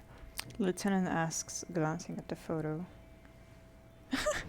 It's instinctual to collect evidence. I mean, I'm making an artistic photo collage, Kim. I'm gonna ask him about it. You're really interested in that old soldier. Not sure I understand your fascination, but sure. As long as it doesn't take up a whole lot of time. No, it will not. Chill. Okay.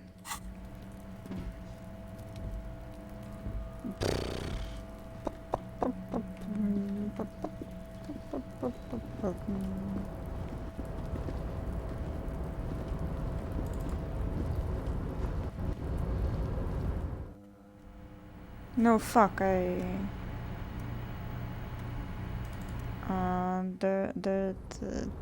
it's a shorter way to get... Wait, no, I cannot come up here. Okay, never mind then. Forget everything I said. I'll try to say. Alright, you're done.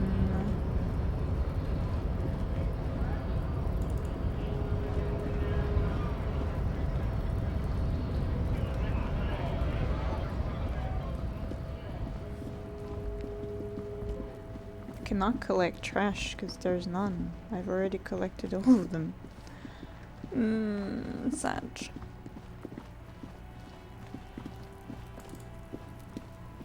Talk to Kuno. You missed a good show before. A kid came by and completely fucked the tree to pieces. Oh, right. He fucked the tree up! Fucked it good! It was porno! Okay. By the way, Kipt is a racial slur. Stop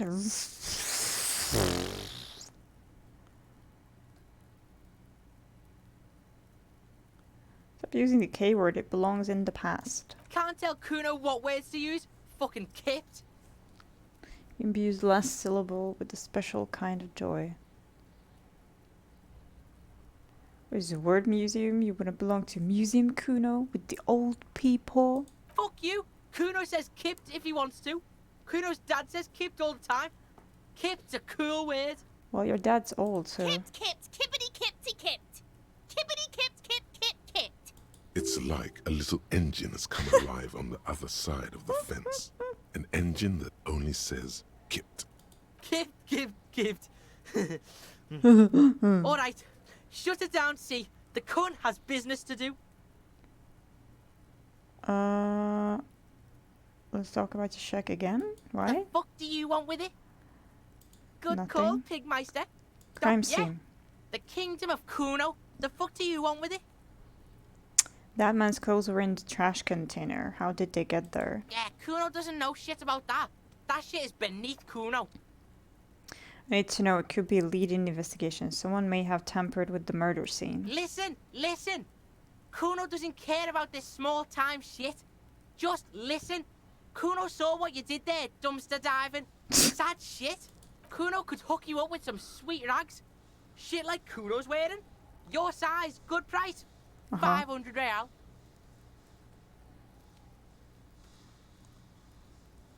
Entertain me. What's so great about these pants? Pig, these are found modulars. Liquid fit, performance crotch, urban survival shit. Made in Mirova by scientists. Pants scientists. Believe it, you need this shit. He unzips his jacket to give you a quick peek at the plastic wrap pants. They are graphite black and look brand new. These could drastically improve your chances of survival in the urban wilderness. Well, not in the urban wilderness, though. Coach Physical Instrument endorses these pants. They are tartan ready. They will also make you into an idiot. Alright, wait, I asked you what happened to his clothes. You must have seen them lying around. Look, Kuno ain't seen shit lying around. Except for that you took away. Now you want performance gear or not, Grandpa? What do you mean, Grandpa? The lieutenant remains silent, but his expression couldn't say, "I told you so," any louder. Kim, you betrayed me. No, Kuno, you don't know anything about the tampering I'm investigating, and I already have pants. Whatever. Kuno was trying to help you, but you're too fat for fouling anyway, pig. Ladder ever climb it? Look at that fucking shit. You're trying to get Kuno killed. So you would say that the ladder is unclimbable? Fuck does Kuno know? Kuno's not a fucking acrobat. Kuno knows the ladder is unclimbable. The lieutenant takes a quick note in his notebook. It's a trap, Kuno! Don't climb it, Kuno! There's also mug in the trash. Oh, he will make fun of it, but let's just roll with it. The fuck? A mug in the trash? Is this about the fucking clothes again? Oh, wait, he cannot read.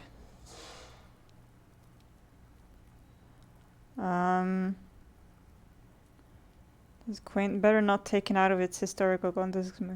A mug. Yes, does this racist mark have anything to do with it? Yeah, Kuno sees where this is going.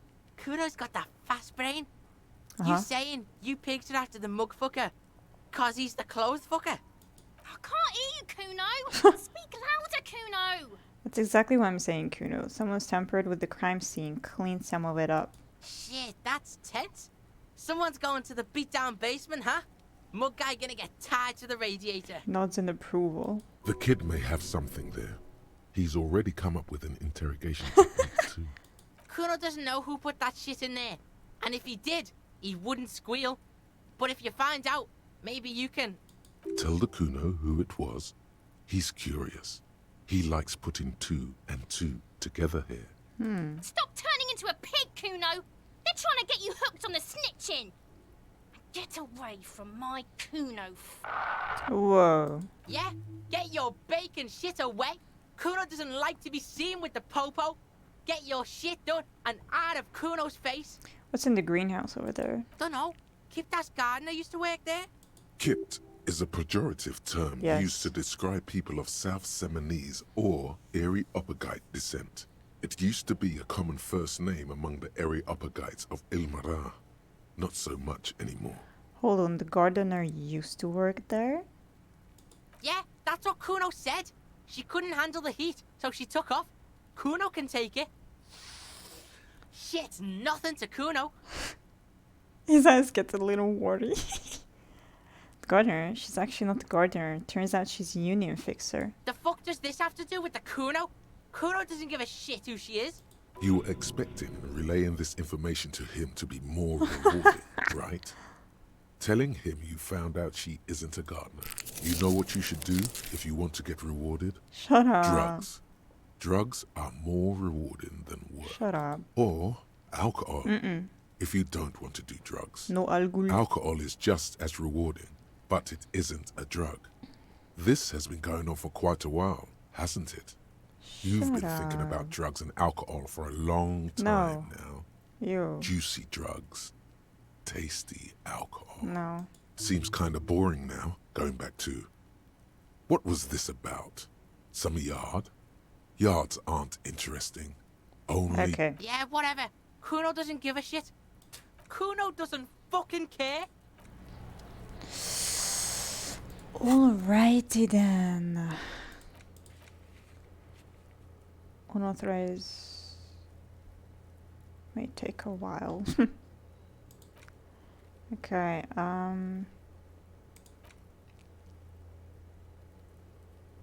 this might take some time. Ask around about the tattoo's possible meaning. Well, who the fuck would know?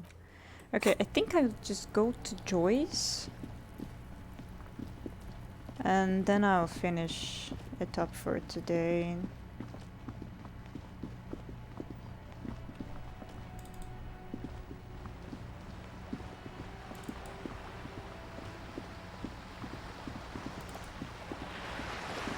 Actually, I can ask for the paint from Cindy, was it? Candy? Something like that. Hello again, Cindy. officers. Have you come to admire my mural? So you won't talk about the murder, but maybe you can tell us something about the murder victim's missing armor? What do I care about some fucking tin eggshells? Isn't armor art? Art from the body? Ugh, alright. Sad piggy. I'll give you this one. I saw a little girl in the fishing village running around with military-grade handwear. Ooh. Look cute as hell. If you haven't been there, the village is a shithole down the coast from the main plaza. Have a good time. Thanks. And there's a little girl wearing the gloves there. No. That's all the snitching Cindy the Skull does for today. Okay, that's fair. Actually, I don't even know why I told you what I just told you. Because you just like me. Everyone likes I me. have a weakness for animals. It's the animal thing again. Damn it. She looks at you a little sad suddenly. Or a weakness for police officers, miss. Thank you either way. Oh. So you need some paint on your brush too. What for? For art. It's for art, okay? Well, if it's for art. Ooh. But what kind of art are we talking about? Everything is sad and shit and we need art to make it okay. Just give me the brush. Sounds like you're just about to live out your self-pity, not make a statement. I can't have shit art on my conscience. To crush a man's dreams like that? I hope you're happy. There, piggy. I guess art just isn't really you. 'Cause you suck in life and in everything. Fuck you. They do say the painter always paints his own portrait. Going to paint a self-portrait, but sort of, you know, from the inside to show people what it's like. No. That's pretty fucked up. Even for you, piggo. No.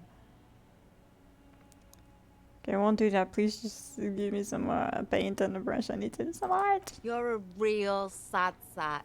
You know that? Go ahead then. Art it up. Just try not to hurt yourself. And no self-portrait. Thanks, Cindy. Woohoo! But I'm all out of fuel oil. You know what you should be able to find in your government-issued vehicle? No. Red-dyed heavy fuel oil. Can't I just use paint? Are you kidding me?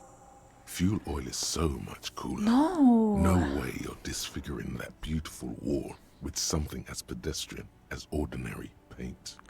Kim, my friend. Are you willing to sacrifice some of your fuel oil for art? My fuel oil is for my kinema. Thank you. Use your own fuel if you are unable to contain your artistic impulses, but please, leave my kinema out of it.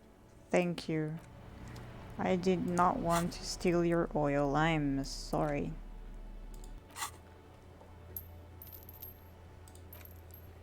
Find government marked heavy fuel oil and return to... Okay.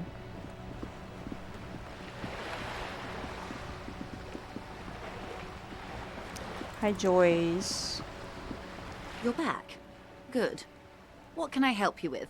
Spoke with the lorryman at the roundabout. On the contrary, officer. There are yet camionneurs you have not talked to. Really? And don't look so surprised. In a time like this, it would be strange if Wild Pines didn't have eyes on the harbour. Okay, yeah. They must have someone in an overlook position, near the gates. Mañana. I suggest you go back and canvass for more suspects. Do you know something about these tattoos? That's the man who was killed. I'm afraid this is a discussion for once we've cleared the lynching question. So you know something about the tattoos? Better not tie the forestay to the backstay on this. I hope there is something else I can help you with. I talked to Everard Clare. You have? And how did you like Mr. Clare? Finally, time to choose sides. I don't want to. I was just doing my job.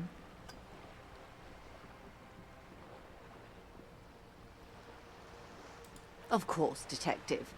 Excuse me for implying otherwise. The RCM does not pick sides in this. I hope it doesn't come off any other way. Of course. And I don't expect you to share anything he told you with me. I'm not a corrupt verm myself. Verm. However, if you felt like discussing something, how could I stop you? Are we not human? Sus. Are we not curious to hear another Very person's sus. say? It's only natural. We would only be gossiping. Intellectually speaking, it would be quite interesting to hear what she has to say about these things. Tell her she'll like you for it. Yes, your disgusting necktie agrees completely. Let's gossip.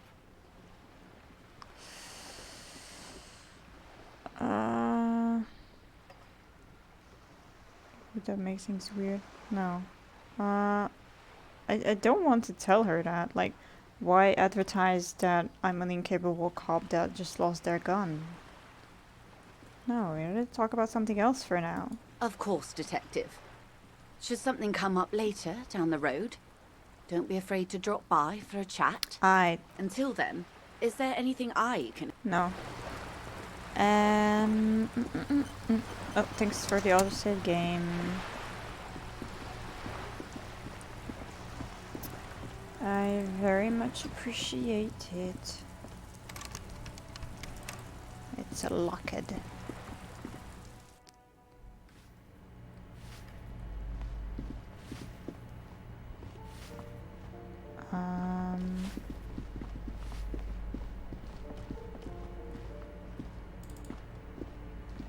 This door has been closed with a padlock. A chalk-drawn number on the board says number 11. Containers.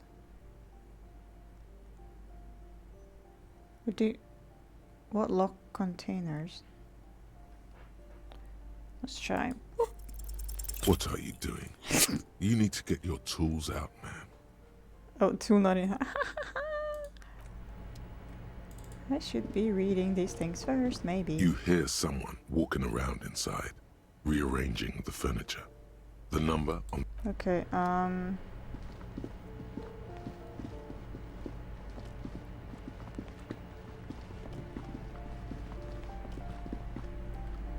Okay, let's go to this balcony.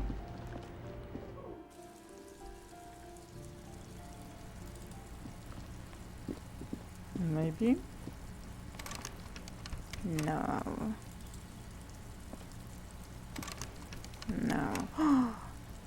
There's a lot of bottles there that I could have picked up, man. Feels bad, man.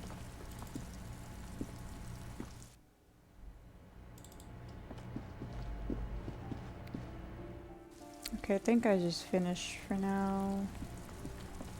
Oh, that is what I... Okay, never mind then. This must be it. The basement door is weather-worn. It's mañana's The copper key, I neck, don't you care. try to be as silent as you can. It takes a bit of rattling of the handle to loosen the bolt. Finally, the door unlocks with a small clack. Thoughts race through your head. Only curiosity could account for stepping over that threshold.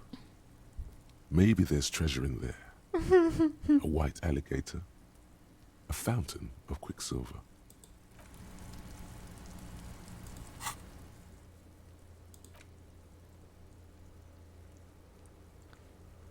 Do what you have to do. Alrat has promised to give you info on the case in return.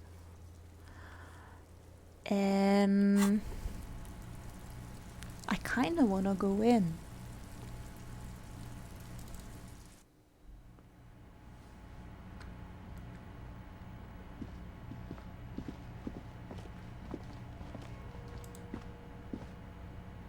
A row of mugs sits on the shelf.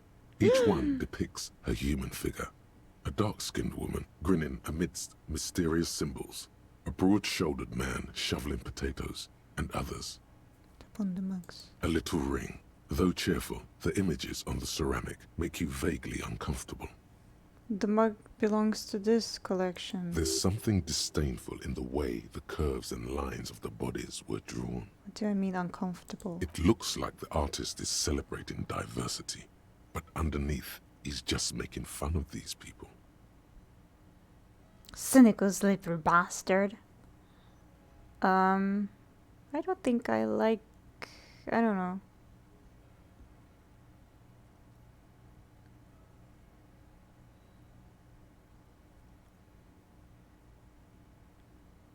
I don't think I like the owner of this. No one's telling you to like him. You might learn something from him, though. Yeah. The lieutenant picks up one of the mugs, then puts it back down with a look of disdain. I'm beginning to feel better about breaking into this man's apartment. Yeah, whip out. Yeah, exactly. Yes, your broken mug friend would feel very much at home here. The same humor, the same mocking lines. There's the missing tin soldier. Whoever lives here might have used the Whirling's container to dump his trash. And now they've drawn the ire of the Union. The plot thickens, as they say. An interesting little clue. Let's see where this goes. Clues have a way of magically connecting to other clues down the road. Perhaps you should break into apartments more often.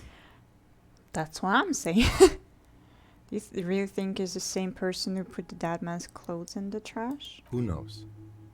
I'm not expecting too much from this clothes in the trash lead either way. It might turn out to be some random local matter, but still, a nice coincidence. You could ask Everard who this person is once you're done here. We won't find the mugs. Whoever lives here admires fair-haired fantasy heroes with big muscles. Don't we all? Steal. Yes. I almost feel the warmth of red sun on the flag. This is the flag of Revachol, the suzerainty. What's with the sun? This isn't just one sun, but there are little suns dancing around the big sun. This is the sevenfold sun miracle. What is a sevenfold sun miracle? It's an optical atmospheric anomaly the first settlers saw. Happens in cold weather. 6 small suns around the big one. This complex halo phenomena is how old Revachol got its flag.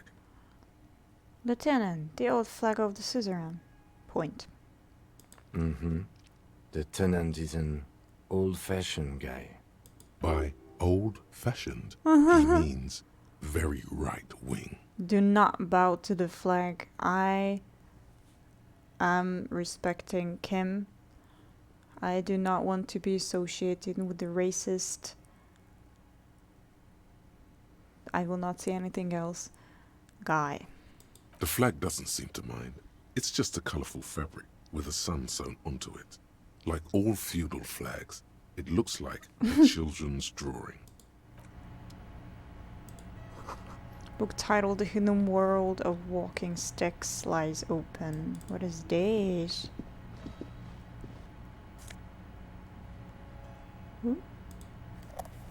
I've already stolen from the guy, so... Small suitcase full of clothes. Guests are staying over. Okay, so that is all we have. That is all we have. Okay.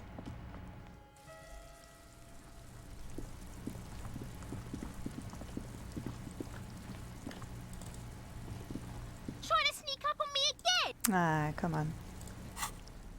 What? +1 logic.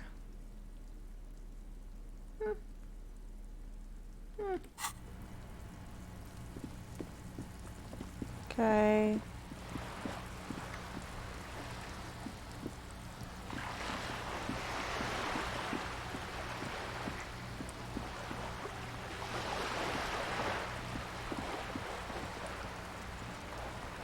I might have to ask for money at some point, because I will not have enough money to pay for tomorrow. But we will just have to see it. Alrighter. How can I go up to the roof? Unacceptable. Alright, I'll just autosave. And then I'll be going. Whew. Thank you so much for following my adventures. Hope you enjoyed it. I'm not sure when will I continue it, but in any case, stay tuned, stay safe, take care, and bye bye.